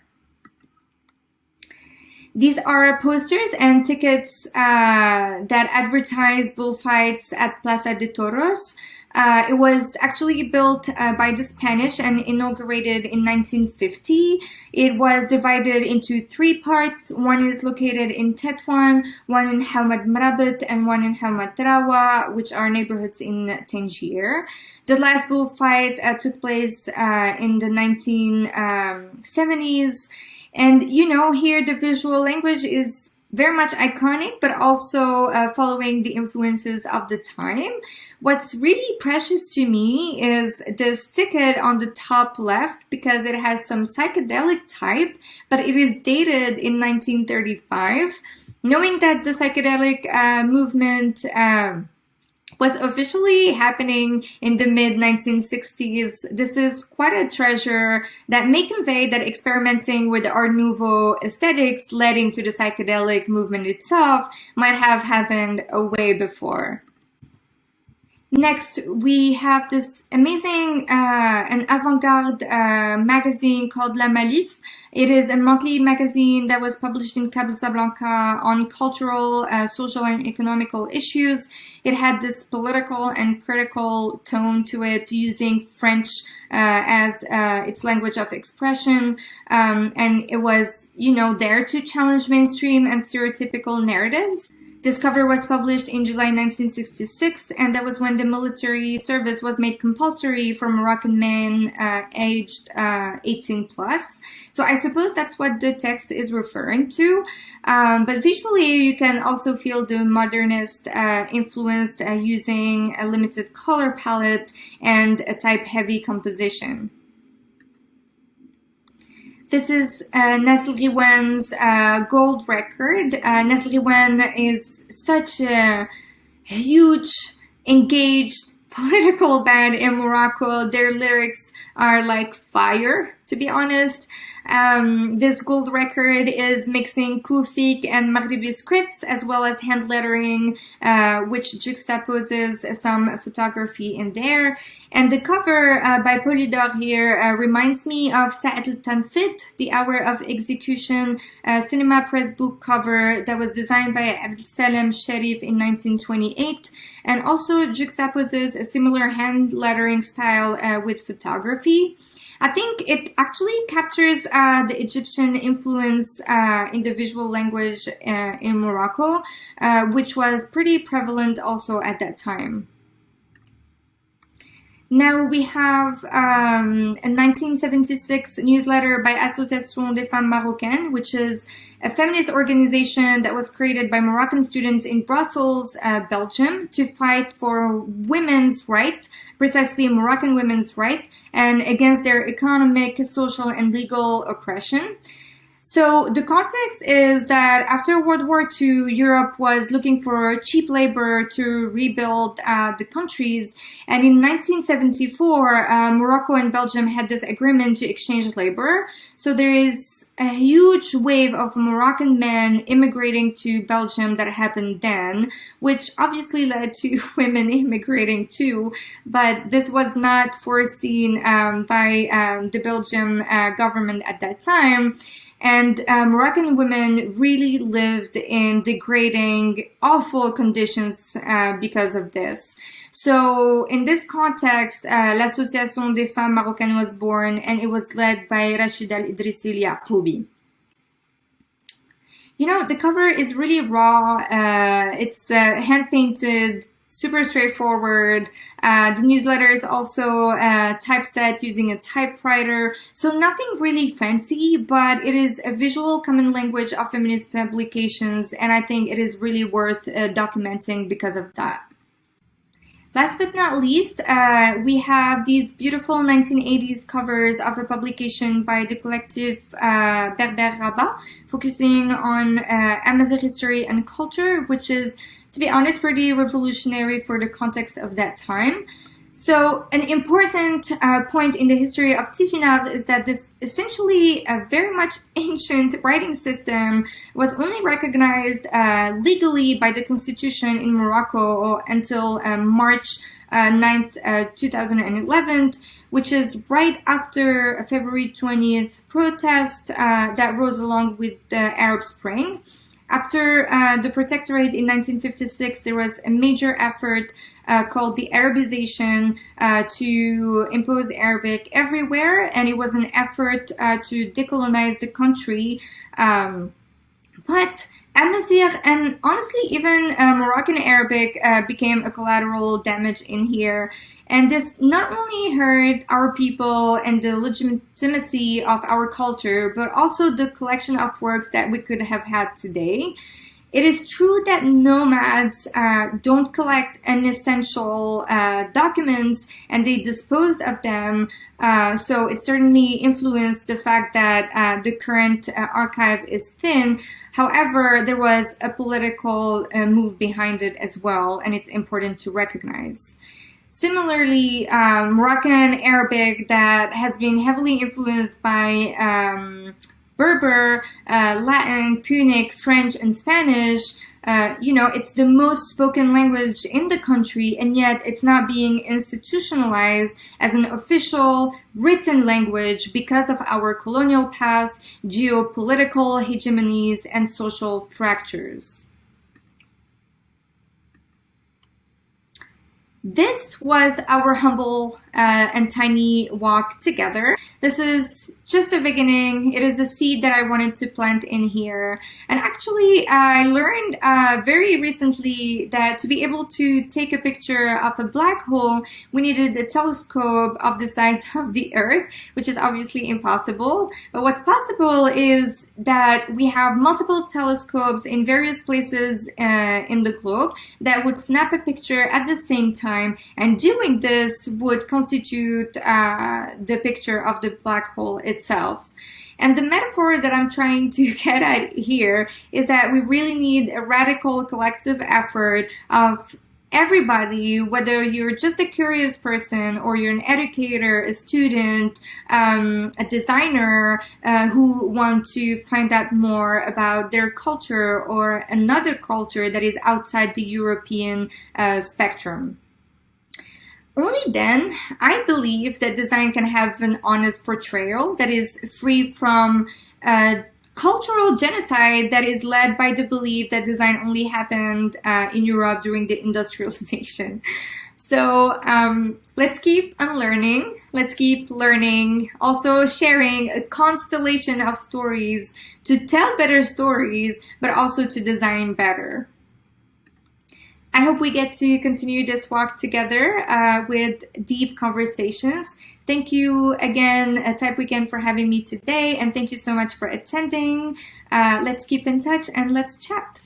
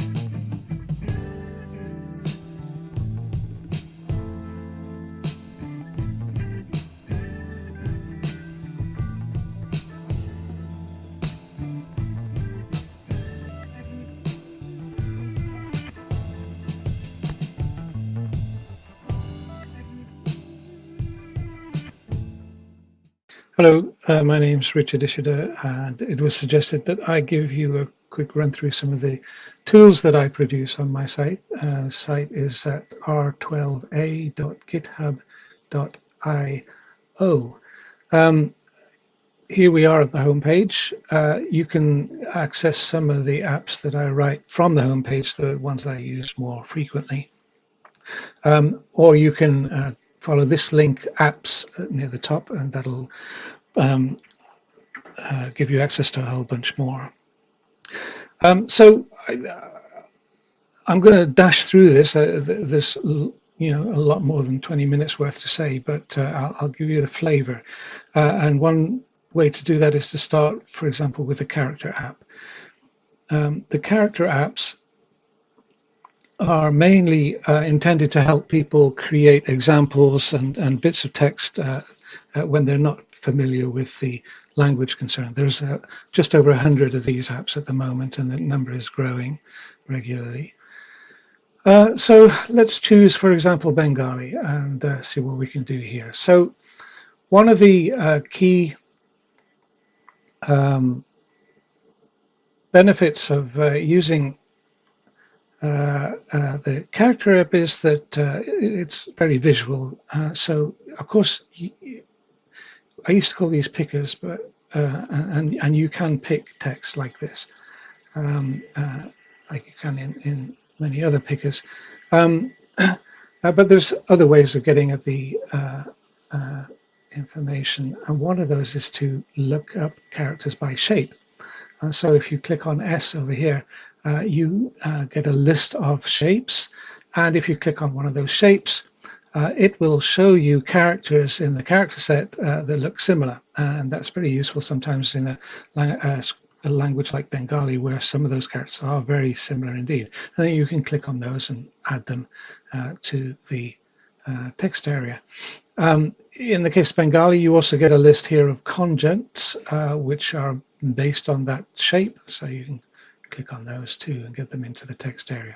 So being able to find things visually, even in Nastaliq text, is one of the things that I'm trying to add to most of these pickers.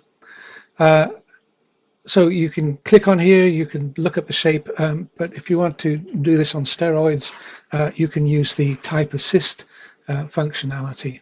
There's two main ways of doing that. By default, it's usually set up so that the characters in the character set are mapped to ASCII characters, which you can access from your keyboard. So if I type B-A-N-G-L-A, I get that. And if I type Bengali, which is a better example, I get this. And you'll see down here, just below the text box, you have alternatives popping up when there's more than one target mapped to a particular key. And you can click on these, or you can hit the number 2 on your keyboard to substitute one character for another as you go by.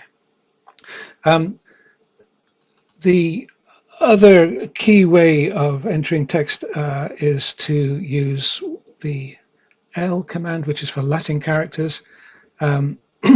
Let me show you the palette. By clicking on P, you can actually open up the palette that shows you the mappings from each ASCII character to the characters that you're going to have available as you type. So here I can type B-A, and then I can substitute that A with A, N-G-L-A, and I can substitute that A with a different A, and so on and so forth. You don't have to have that palette visible. You can turn it on and turn it off. And it exists for this T function as well. There's other ways of entering text. So you can use a mapping from IPA to the characters. You can use a mapping from the ISO transcription to the characters. There's another transcription method there. There's a keyboard, which is a regular Bengali keyboard. Let me take the panel away at this point, and you can just type in, what you're seeing here on the keyboard layout. So there's all ways of getting stuff into into the character app. You can enter stuff also by code point. So I could type 1, 2, 3, 4 and space 5, 6, 7, 8, for example. And those are Unicode code points. Let me get rid of the keyboard so you can see what I'm doing. And if you press return here, it'll actually insert those 2 code points into the text. Or not only insert, but you can overwrite the text by highlighting it first. Now, having got some text in there, in fact, let me just replace this with some sample text, which is available in all of the pickers. You can then, increase the font size. You can change the line height, and so on and so forth.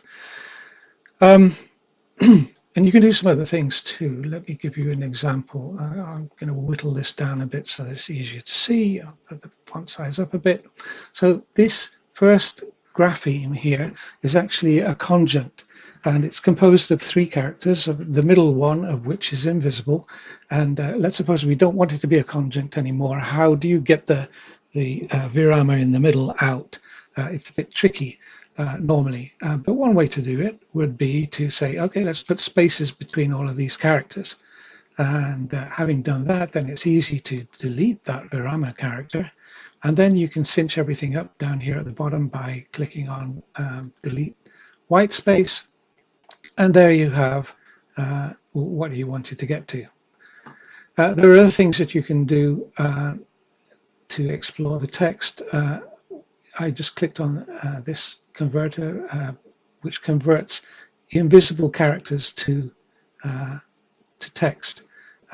So you can see that we've got a 0 with non-joiner in between those 2 characters, which wasn't obvious before.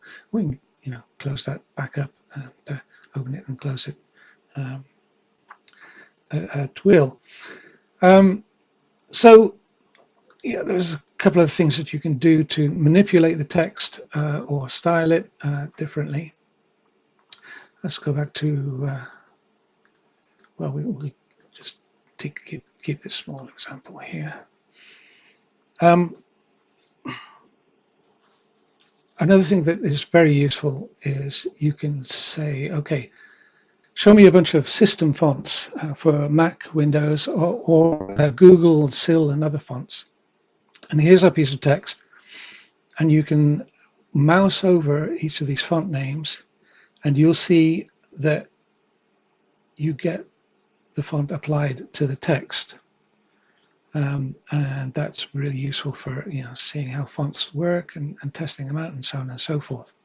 And you can add your own, so add more, and I'm going to put in my font, and if we say set, confirms that it's been set, and now you have that over here. Of course, when I mouse over that, I haven't got a font called my font, so it's actually going to put square boxes in to indicate that there's no glyph for that character in the font that I've selected. Oh, well, there's no font either. That's kind of useful. So let's set the font back to serif, Noto serif. What's next? So that's about input and about styling and manipulating the text a little bit.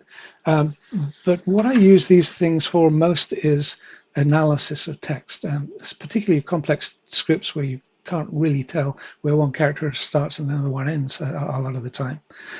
So for example, let's take this bit of this word here. And if we click on Analyze Text, we get a breakdown character by character. We get IPA information down here for the regular IPA mappings. You get description of what it is. You get the transcription, in this case an ISO transcription, and so on and so forth. And you get combinations of characters that produce different unitary text units are described as well. So that's an analyze text. Another thing you can do is show code points. So this is showing code points for the whole word here. We can do that for a selection as well. And if you click on that, it'll take you to more detailed information about the character that you were interested in. We'll see more of that later on. Analyze text shows code points. You can transliterate the information. Let's review the selection. Transliterate the information into a Latin form, and so on and so forth. Over here you have more functions. So one thing you can do is sort the characters. There you go. In fact, let me put the full example back in there, and we'll take the font down a bit so you can see a bit better. Okay, so sort characters. So that shows me all the characters that were in that sample sorted by Unicode order. Or you can say unique sort, which basically just takes one of each of those characters and puts them all in a Unicode order. And that's quite useful sometimes. And there's other conversions that you can do, such as converting to IPA. There we go. And here you can, if there's ambiguity, you can click on the thing that you want, and it'll automatically select that, and so on and so forth. And then you can put that stuff up into the text area, and so on and so forth. Let's get rid of those. What else have we got? Oh, one thing that may be useful for you that I should have shown you in terms of analyzing the text. If you have produced this list here, you can say list code points, and it'll produce a list of the code points names, and you can easily copy and paste that into whatever email you're writing or whatever. Okay, and there's more. There's lots more that you can do.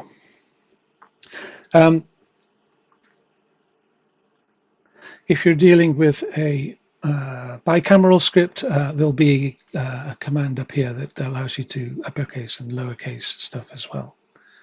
But let me move on to the next thing, which is that we can connect this text with other apps, and as I do this, I will introduce those other apps. So one thing that's really useful is this find examples. So let me choose a character such as, they're all sort of connected. Let's choose this one here. And if I hit find examples, it opens a new window, and it shows me a whole bunch of examples, usually with IPA transcriptions and meaning that contain that character. And it doesn't have to be one character. You can search, for example, on those 3 characters. I don't know. Yeah, there is just one thing. If you take off the last one, you get 2 alternatives and so on. So in this particular case, there's 844 terms that you can search on. And you can search using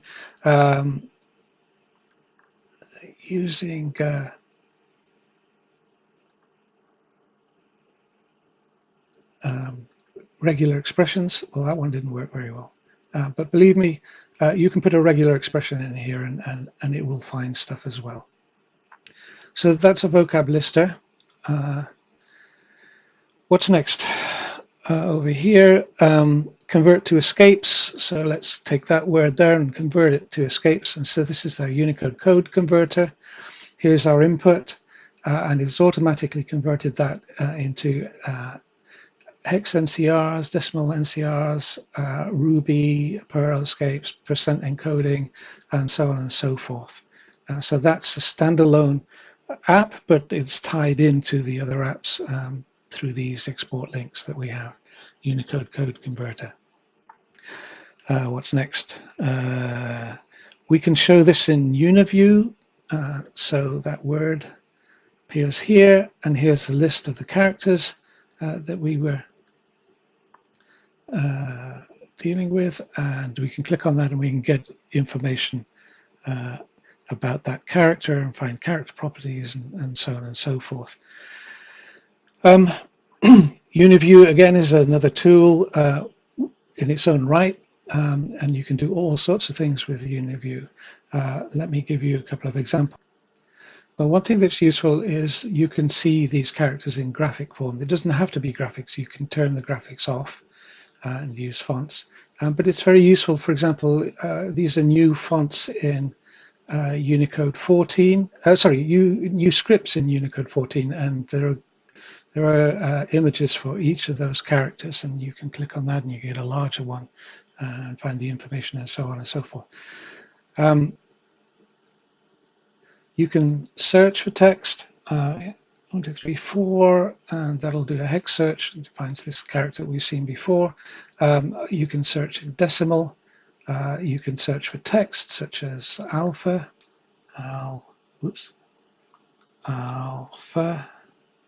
and gives you 93 characters that have that text in their name or in their notes. Let's look for Arabic. In fact, the easiest way to do this is to do this. This is the Arabic block. And in the Arabic block, we can filter stuff, show us just the letters, show us the combining marks, numbers, punctuation, and so on. And then we can say, okay, there's the punctuation. Let's get rid of this for a second. Put that up here. And there it is. And then you can get a list of just those things. Alternatively, we could take the stuff that is not a combining mark, and we could do things like this. There's combining marks there. Oh, sorry, I should have done punctuation, but let's go with combining marks, and you can say make a list from the non-highlighted items, and then you can put those up into the text box. Well, there's a lot more that you can do with UniView, but I have to press on. So let's go back here. What else can we do? Analyze string gives you a bit more information about each of the characters. You can type whatever you want in here. It's a standalone app. List characters. We select the whole thing. List characters. Here's the input, and it's sorted into blocks. Unicode blocks, and these are unique characters only. The 26 unique Bengali characters out of 72 in total.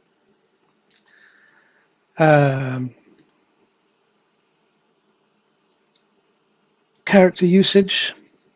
So here we've moved the unique set of characters from that input into this box here, and it tells us what languages those characters are used in. So here's the full stop, for example, is used in all of these languages.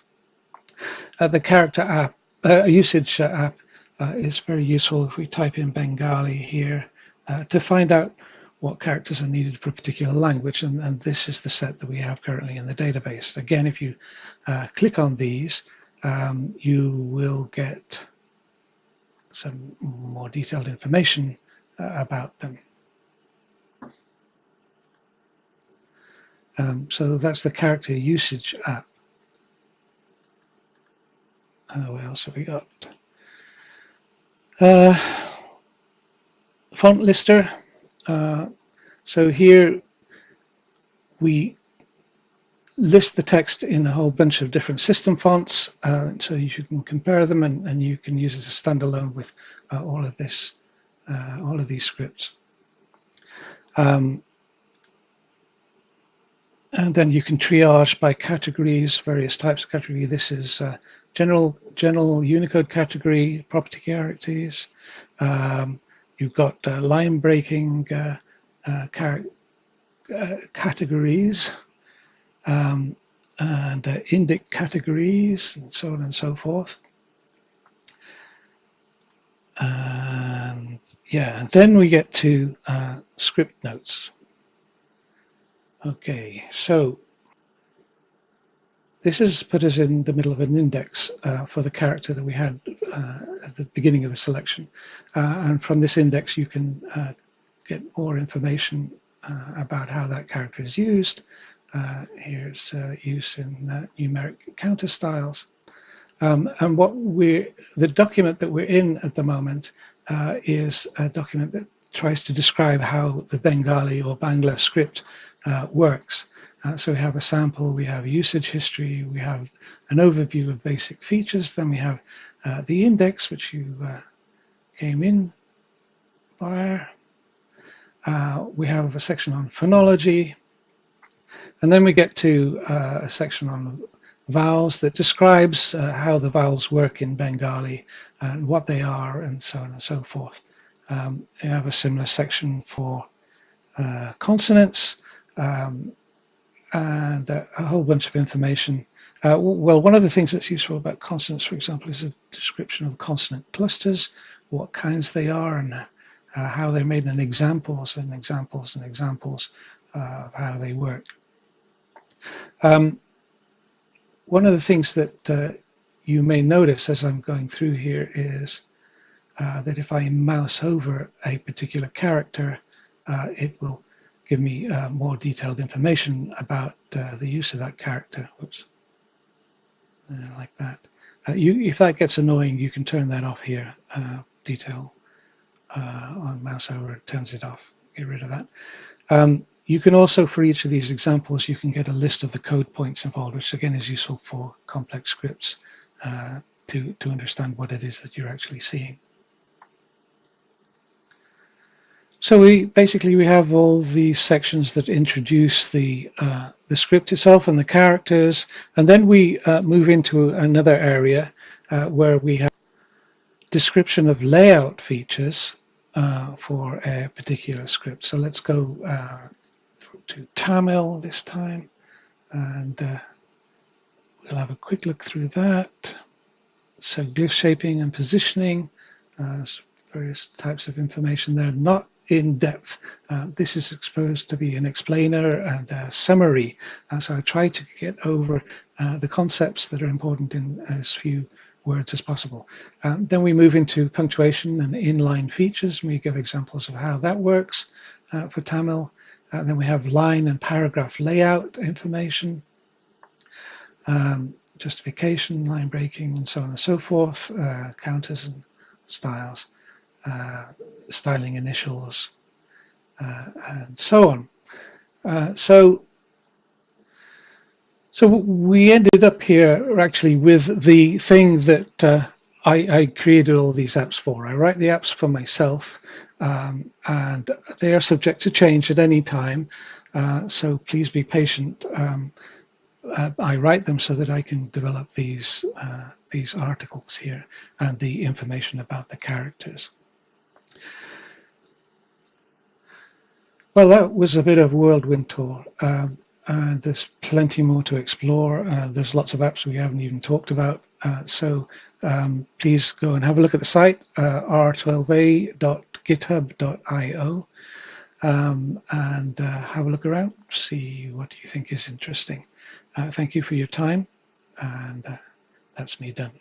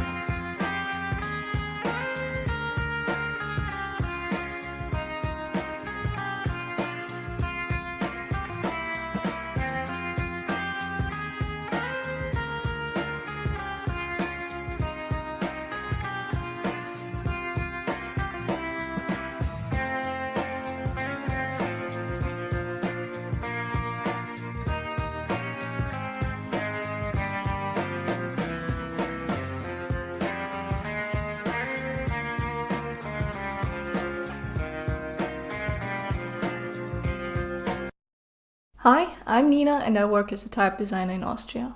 Today I will talk about glyph and character sets and will cover the why, what and how together with some examples from Foundries. Let's dive into it. All set about characters, glyphs and which set to include in your font.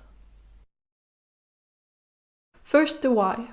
Why is it important to carefully plan your glyph set? There are many reasons for this, one of which is time is money.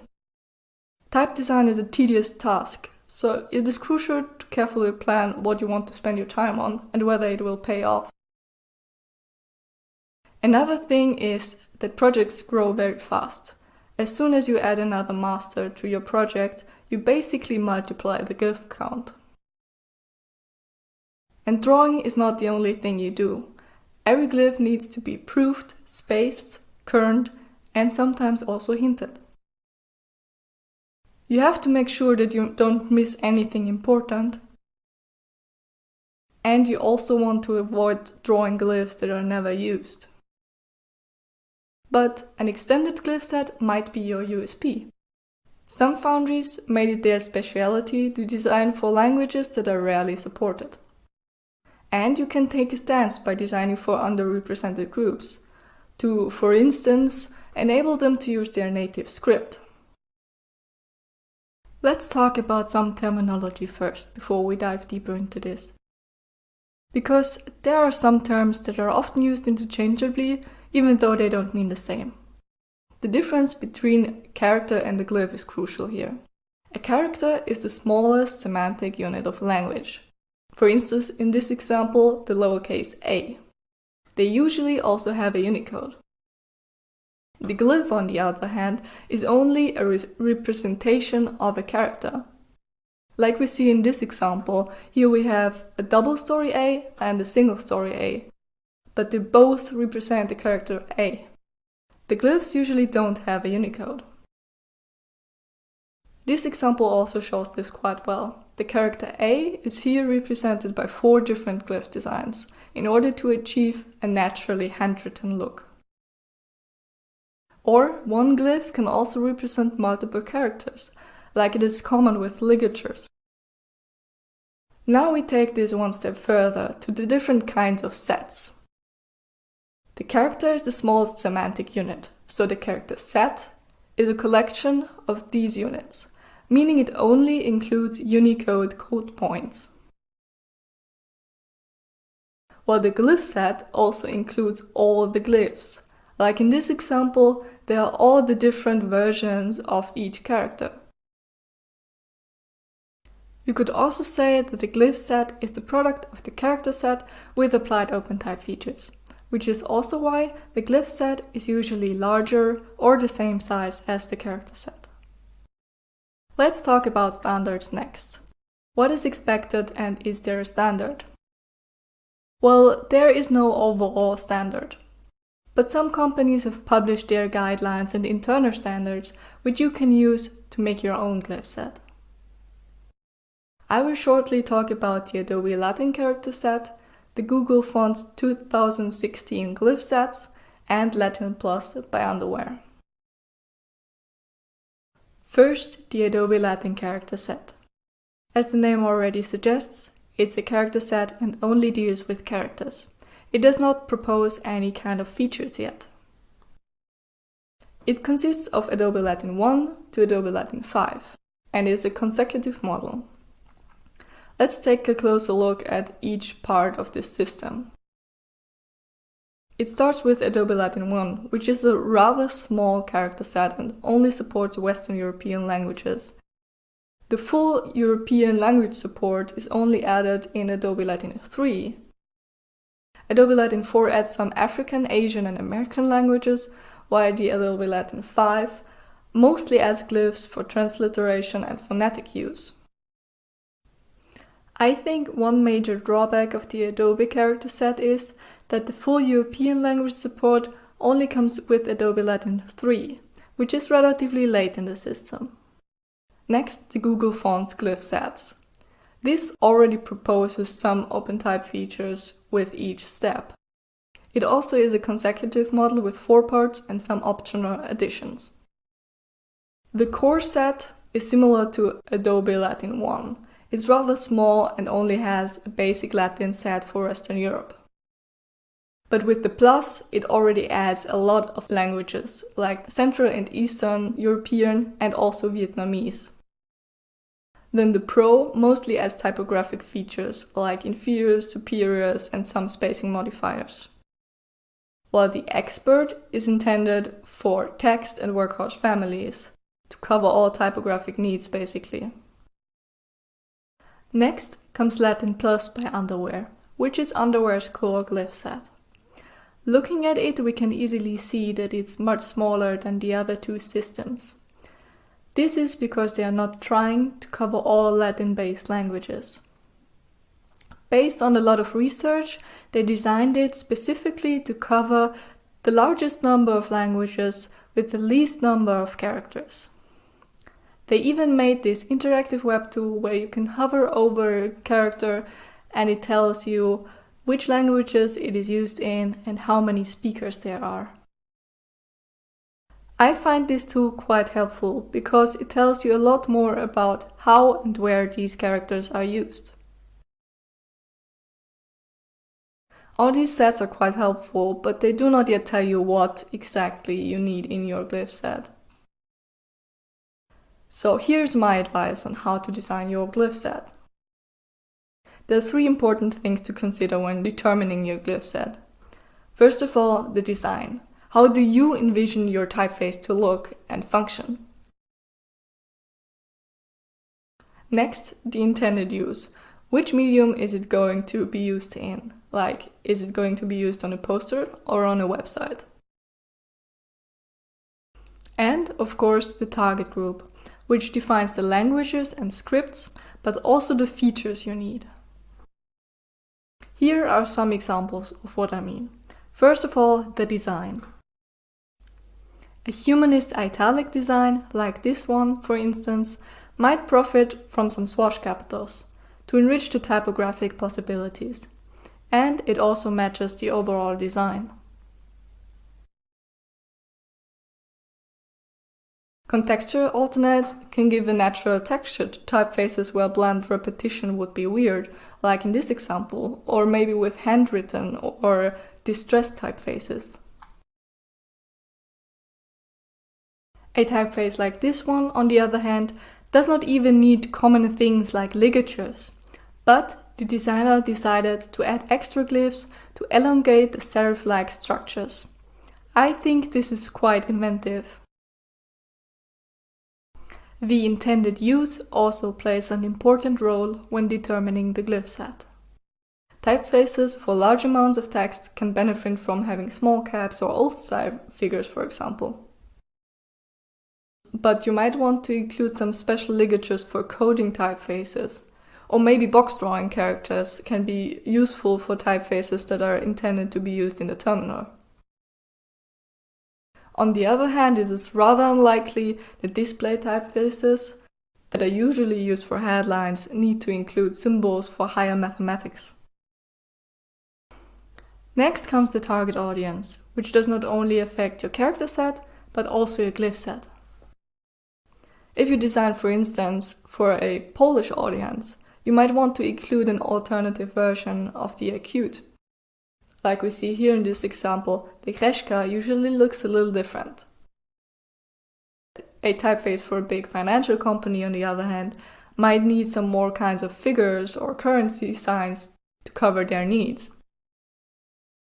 And if the typeface is intended to serve historians, it should maybe also include some characters that are usually not used anymore, like in this example, the long S. My personal approach is to first define the absolute minimum, meaning the characters you need regardless of the design or all the other parts. Then you take a look at the three factors we've just talked about: design, use, and target group. And then of course you try out and test your typeface. Is there anything missing, or is there something you never use in your examples? I have to add that these three parts do not necessarily have to come after each other, but testing and trying out your typefaces in some of your graphic design, for instance, should be part of the whole design process and do not necessarily come at the very end. I, for instance, am just stress testing some of my own typefaces in this presentation. It's also possible to make something like a rolling release of your typeface on future fonts or with TypeWorld. This way you can progressively extend the glyph set while already earning some money and learning from real in-use examples. I haven't done this myself yet, but I think it's a pretty good idea. Next, I also want to address some common mistakes, or at least I made them often, and maybe you want to avoid this.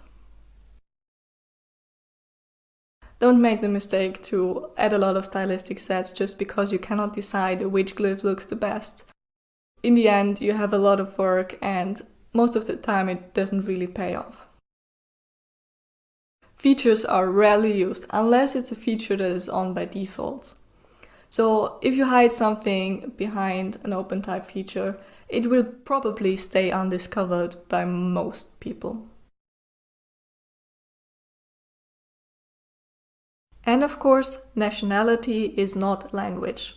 You notice that you have no customers from Germany or Austria. That does not mean that none of your customers will need German-specific characters like the S set. That also goes for other languages, of course. I looked a bit around and noticed that there are significant differences between the glyph sets that different foundries offer. Therefore, I asked them for their approaches. I have to add that this is no representative research or anything, but just a few people I asked because I noticed their glyph sets are different from most others. First, I want to talk about Fontwerk, which is a German type foundry. I noticed that their glyph sets are, in my opinion, exceptionally large. All their typefaces cover a wide variety of typographic features, including all kinds of figures, arrows, and currency signs. This is because their goal is to provide their customers with all typographic subtleties, which is why they pack their fonts with a lot of OpenType features. A lot of Fontwerk's customers also come from the business and corporate field, and in, for example, annual reports, they often need currency signs and tabular figures and the like. So it actually makes a lot of sense that Fontwerk's glyph sets are rather large. Onotype, an American type foundry run by James Edmondson, on the other hand, follows a completely different strategy. They have a rather small glyph set, which varies strongly between typefaces. James tries to provide all that is needed with the smallest possible glyph set. He adapts the glyph set very specifically to the typeface at hand. Compadre, for instance, does not even need a lowercase, because the concept is for it to work well in emblem-like environments. And it is also often paired with other typefaces. Most of the typefaces that Ono offers are display typefaces, and they, in most cases, don't need as many features, which is also why the glyph set is rather small. But he told me that he also likes to think about how he wants to advertise a specific typeface, which is why he also adds playful features, just because it's a lot of fun to him and he knows that this will stick out compared to other foundries. Liebefonts is a Berlin-based type foundry which is specialized in handwritten typefaces. Because of this focus on scripty and handmade-looking typefaces, Liebefonts also uses a very specialized glyph set. Ulrike told me that she also adopts the glyph set according to the design. The more decorative a design is, the fewer mathematical symbols are added, or the more handwritten it is, the more alternates are added. To achieve the natural texture of the script typeface, she usually adds about 3 to 5 different alternates per character. Vowels usually get more alternate glyphs because they occur more often. Their typefaces also often offer ligatures, which connect like in a natural handwriting, and offer some typographic specialities, like for instance, less curly uppercase letters so they can be set in all caps. Depending on the design, there are also often things like catchwords, ink blobs, or features for underlining and striking through to enable the user to create a more handmade design. I also asked all of these foundries whether they have ever received requests for additional characters or glyphs, and it turns out that none of them did. But sometimes people ask for alternative designs for specific characters. Now to summarize all this. Type design is tedious, and while most of us love drawing letters, it is also good to think about what you want to spend your time with and what really pays off, especially if you want to make a living with it. Also, there is no one solution, it always depends. You can either go with the smallest possible glyph set, or you can feel free to add options if you think it enriches your design. I want to thank all the people who were so kind to patiently answer all my questions. Ivo Gabrowicz of Fontwerk, James Edmondson of Oh No Type, and Ulrike Rausch of Liebefonts. A big thank you also goes to my generous colleagues for letting me use their typefaces as examples. And of course, thank you to all the gorgeous people of TypeWknd for making all this possible. The slides of this presentation and all resources are also available for download on my website at nina-b.at/orset. I hope this presentation was somewhat useful or interesting for you. There are some aspects that I couldn't cover properly, like for instance how to balance production time and language coverage, and what to prioritize here. I'd be happy to discuss things like this openly with all of you in the Q&A session. Thank you for your attention and see you there.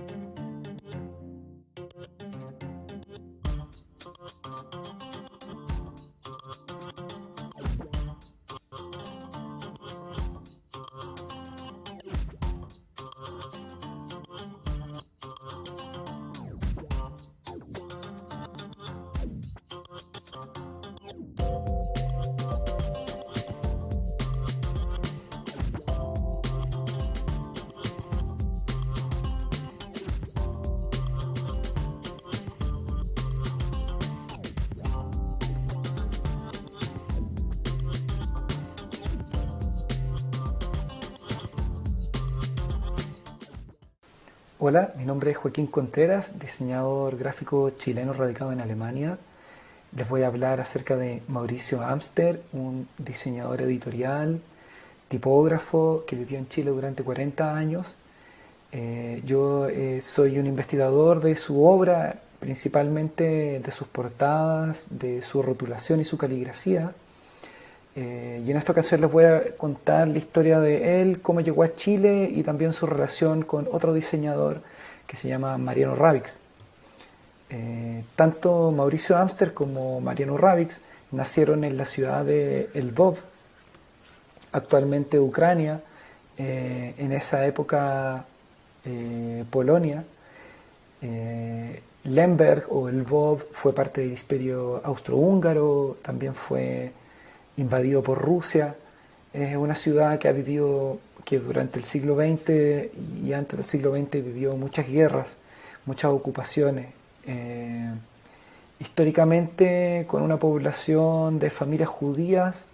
Dentro de ese contexto y dentro de ese entorno cultural nacieron tanto Mauricio como Mariano, ambos de familias judías adineradas, ambos con intereses en literatura, en arte y en política. Se fueron a los 18 años a Viena a estudiar arte, pero luego cambiaron de opinión, se separaron. Mauricio Asmter se fue a Berlín a estudiar arte gráfica y tipografía, Mariano Ravix se fue a Leipzig. Y luego de sus estudios se reencontrarían en España. A la derecha podemos ver el detalle de una portada de un libro que es firmada tanto por Asmter como por Ravix. Mariano Ravix, invitado por un compañero de estudios, se fue primero a Valencia. Resultaba que este compañero era parte de la familia Fauré, que eran dueños de Gráficas Fauré, donde se producían revistas, como es el caso de Viviendas, que fue diseñada en su totalidad por Mariano Ravix, fue uno de sus primeros trabajos. Un trabajo emblemático de Mariano Ravix también es el afiche del nitrato de Chile, un abono que curiosamente se importaba desde Chile para abonar los campos de trigo principalmente. Y a la izquierda podemos ver un afiche político ya en el contexto de la guerra civil, donde podemos ver un trabajo de fotomontaje, de rotulación y de composición en color realizado por Mariano Ravix, evidentemente influenciado por el constructivismo ruso. Mariano llama a Mauricio Asmter, le comenta cuáles son las posibilidades laborales que hay en Valencia. Comienzan a trabajar juntos en diseño editorial, como vemos en el caso de Ediciones Hoy. Varias de las portadas de esa editorial fueron realizadas a cuatro manos, algunas por Mauricio, algunas por Mariano, algunas las hacían entre los dos. Algo que destacaba de estos diseñadores era su capacidad técnica, su conocimiento acerca de las máquinas de impresión, acerca de las tintas, acerca de las tramas para el fotomontaje.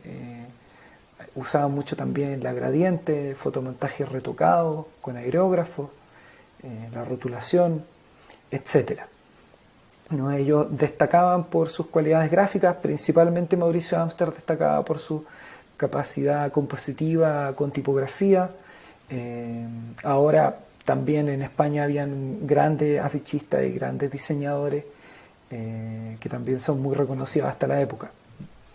Acá podemos ver tres trabajos muy diferentes de Mauricio Asmter. A la izquierda de la revista Cristianismo, algunas composiciones y collage, un afiche para el Ministerio de Instrucción Pública para el cual trabajaba, y a la derecha otro también para el Ministerio de Instrucción Pública, pero donde podemos ver un trabajo más colorido, más enfocado a las familias, realizado en acuarela. El trabajo de ambos diseñadores era muy versátil, pero sin duda mucho más versátil era Mauricio Asmter. Él estuvo a cargo también de una obra emblemática editorial de la época, que es la cartilla escolar antifascista. Este proyecto editorial era una pequeña caja que tenía varios cuadernillos y cartillas donde se podía aprender aritmética, y también incluía un silabario. Una de las cosas que podría destacar en términos técnicos o como diseñador es la combinación de este realismo bélico, muy de la época de la guerra, ¿no? De collage, collage con imágenes en blanco y negro, coloreado en imprenta, pero combinado curiosamente con una tipografía Bodoni, ¿no? que normalmente se considera muy clásica. El equilibrio entre los dos elementos, entre esta idea de que la educación era algo fino, que la cultura era algo fino, pero en el contexto de la guerra, rescatando ambas estéticas, hacía de este proyecto un objeto muy singular. En el contexto de la guerra, mientras estaba en España, Mauricio Asmter conoció a su esposa y a su compañera de toda la vida, a Dina Benbrahim. Acá podemos ver 3 artefactos o 3 objetos donde aparecen sus nombres en conjunto, ¿no? Un ex libris, una estampa que se utilizaba para marcar los libros de una biblioteca, en este caso la biblioteca de la familia, en el centro una ilustración en una tarjeta de presentación, seguramente una tarjeta de fin de año o de Navidad, donde aparecen sus manos, y luego un aviso público donde Mauricio ofrece sus diseños tipográficos y a Dina Benbrahim ofrece sus encuadernaciones. También se puede destacar que en algunos proyectos, sobre todo de la Sociedad de Bibliófilos Chilenos y de la revista Babel, a Dina encuadernó los diseños hechos por Mauricio. Mariano Ravix, lamentablemente, al final de la guerra o ya en el momento de la ocupación fascista por Franco, fue encarcelado, fue llevado a la cárcel en Valencia, condenado a cadena perpetua, donde estuvo 7 años encarcelado. Luego de esos 7 años, él fue expatriado, había recibido la nacionalidad española, al igual que Mauricio, pero en este momento se la quitaron. Él recibió la ayuda de un hombre polaco que tuvo cierta influencia y logró que lo liberaran, y una vez que él estuvo libre, se fue a Chile invitado por Mauricio Asmter, que se fue antes a Chile. Esto pasó ya en el año 47. Bueno, sobre la historia de Mariano Ravix se puede consultar online el documental cortometraje El último abrazo, muy interesante, se los recomiendo. En esta lámina también podemos ver algunas imágenes de Lemberg. Podemos ver el Tango de la Muerte, que es una imagen muy conocida, donde está esta orquesta que estuvieron tocando para los nazis hasta que fueron ejecutados uno a uno mientras estaban tocando. Una imagen que es una muestra de la tremenda crueldad de esa gente y de esa época. Luego podemos ver una imagen de un enfrentamiento en las calles de Lemberg y un campo de concentración. Campos de concentración donde lamentablemente tanto la familia de Mariano Ravix como la de Mauricio Asmter encontraron el final de sus vidas. En el momento en que la ocupación fascista era inminente en Barcelona, justo 3 días antes de que Franco con sus tropas llegara a Barcelona, a Dina Benbrahim y Mauricio Asmter lograron escapar hacia Francia. No corrieron la misma suerte que Mariano Ravix, que terminó en la cárcel. Ellos lograron fugarse y, estando en Francia, fueron invitados por Pablo Neruda, cónsul en Europa, cónsul chileno, poeta muy conocido, que estaba haciendo una lista de personas que podían irse a Chile como refugiados en un buque muy conocido llamado Winnipeg. En este buque viajaron 2.000 personas. En el año 39 zarparon desde las costas europeas hasta Valparaíso. En Valparaíso estaban esperando a Dina y a Mauricio Asmter, y apenas llegaron en la semana siguiente, Mauricio ya tenía trabajo en una revista que se llamaba ¿Qué hubo? Y luego tuvo inmediatamente trabajo durante toda su vida. Sobre él y sobre su trabajo no hay mucho disponible online. Se pueden encontrar algunas cosas en la página Flickr, se pueden encontrar algunas cosas en Wikipedia, en un sitio web de la Dirección de Archivos y Museos de Chile, en una página que se llama Memoria Chilena, también se pueden consultar algunos archivos. Como publicaciones, se publicó en España hace algunas décadas el libro Mauricio Asmter Tipógrafo, que compila parte de una exposición que se realizó en Valencia, En Chile hay especialmente una persona, el académico, artista y diseñador Juan Guillermo Tejeda. Él ha hecho varias investigaciones, varias exposiciones. También publicó el libro que lleva el nombre Asmter, donde a modo de crónica habla acerca de la obra y la influencia y el contexto en el cual Mauricio Asmter trabajó durante 40 años en Chile. Uno de los primeros contactos o los primeros entornos de trabajo que tuvo Mauricio Asmter era con los libertarios de izquierda, como es el caso de Manuel Rojas, Gonzalo Herrera, reconocidos escritores de tendencia anarquista.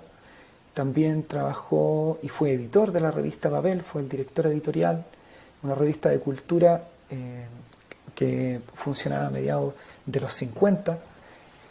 Él trabajó también para la editorial Zigzag, una de las editoriales más grandes de Chile, durante gran parte de su vida, también un par de décadas, diseñando cientos de ediciones, tanto las colecciones como las portadas, es decir, tanto los interiores como las portadas. La mayor parte de su trabajo era como portadista, sin embargo. También fue parte de la editorial Cruz del Sur, de la Sociedad de Bibliófilos Chilenos. La Sociedad de Bibliófilos hacía ediciones de bibliófilos, es decir, de colección, con tirajes muy cortos, con papeles de alta calidad, impresos en tipos móviles, encuadernados a mano, un par de bases encuadernados por la misma señora Dina. Otra cosa muy importante que hizo Mauricio Asmter en Chile, él fue el cofundador de la Escuela de Periodismo de la Universidad de Chile. Él escribió 2 manuales de técnica gráfica, el Técnica Gráfica, que lo sacó a mediados de los 50, normas de composición en el año 69, enfocado sobre todo para periodistas. No existía en ese momento el diseño gráfico como tal, y la imprenta no tenía mucho que ver con la academia, entonces esto estaba enfocado sobre todo para periodistas. Lamentablemente él no tuvo discípulos, él no trabajó con nadie más joven aparte de sus estudiantes, era un trabajador solitario, de hecho muy parecido a lo que sería hoy un freelance, trabajaba mucho en su casa, desde su casa. Se sabe que era podríamos decir un trabajólico, una persona que trabajaba incluso los fines de semana, siempre en torno a la acuarela, a la gráfica, al fotomontaje, a la caligrafía, etc.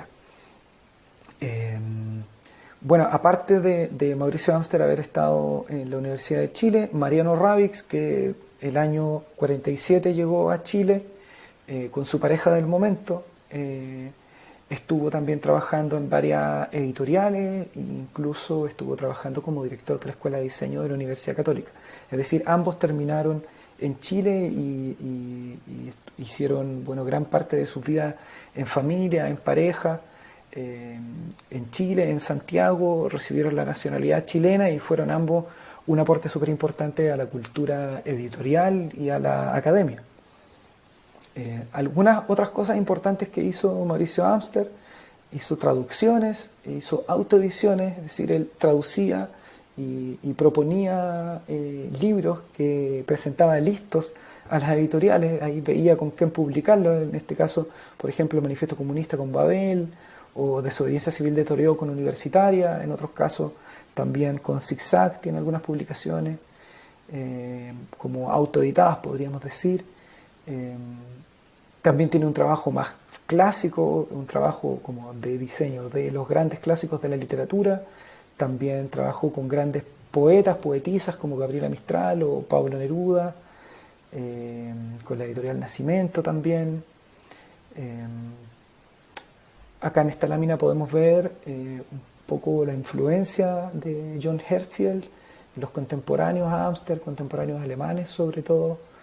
Podemos ver de la editorial Malik y de la revista Eyes, 2 fotomontajes de John Herzfeld y un fotomontaje y portada de Mauricio Asmter al lado, como para marcar sus similitudes. Acá podemos ver 2 portadas de revista que desde mi punto de vista están muy influenciados también por las revistas más clásicas alemanas también, como el caso de Insel Verlag. Acá podemos ver la editorial Insel o Insel Verlag, donde para mí es clara la influencia de las personas que conocen el trabajo de Mauricio Asmter, podrían pensar que son trabajos de él, pero son trabajos alemanes de la época de la Werkbund, de antes de la guerra. Acá podemos ver un ejemplo de elección tipográfica, el papelucho, es un libro para jóvenes, para niños, donde podemos ver el uso de Photon Perpetua, es decir, la versión de fotocomposición de Perpetua, la tipo de Eric Gill. Acá logré reconocer una rotulación para la Sociedad de Apoyo Mutuo Unión de los Tipógrafos, donde él utiliza Albertus de Volpe, un diseñador alemán. Él hace una adaptación de cómo es la tipo original, pero hecha como una rotulación, hecha a mano, algo similar acá, usando Weiss Initialen de Emil Rudolf Weiss, un contemporáneo, alemán también. Esta tipo distribuida por la Fundación Bauer.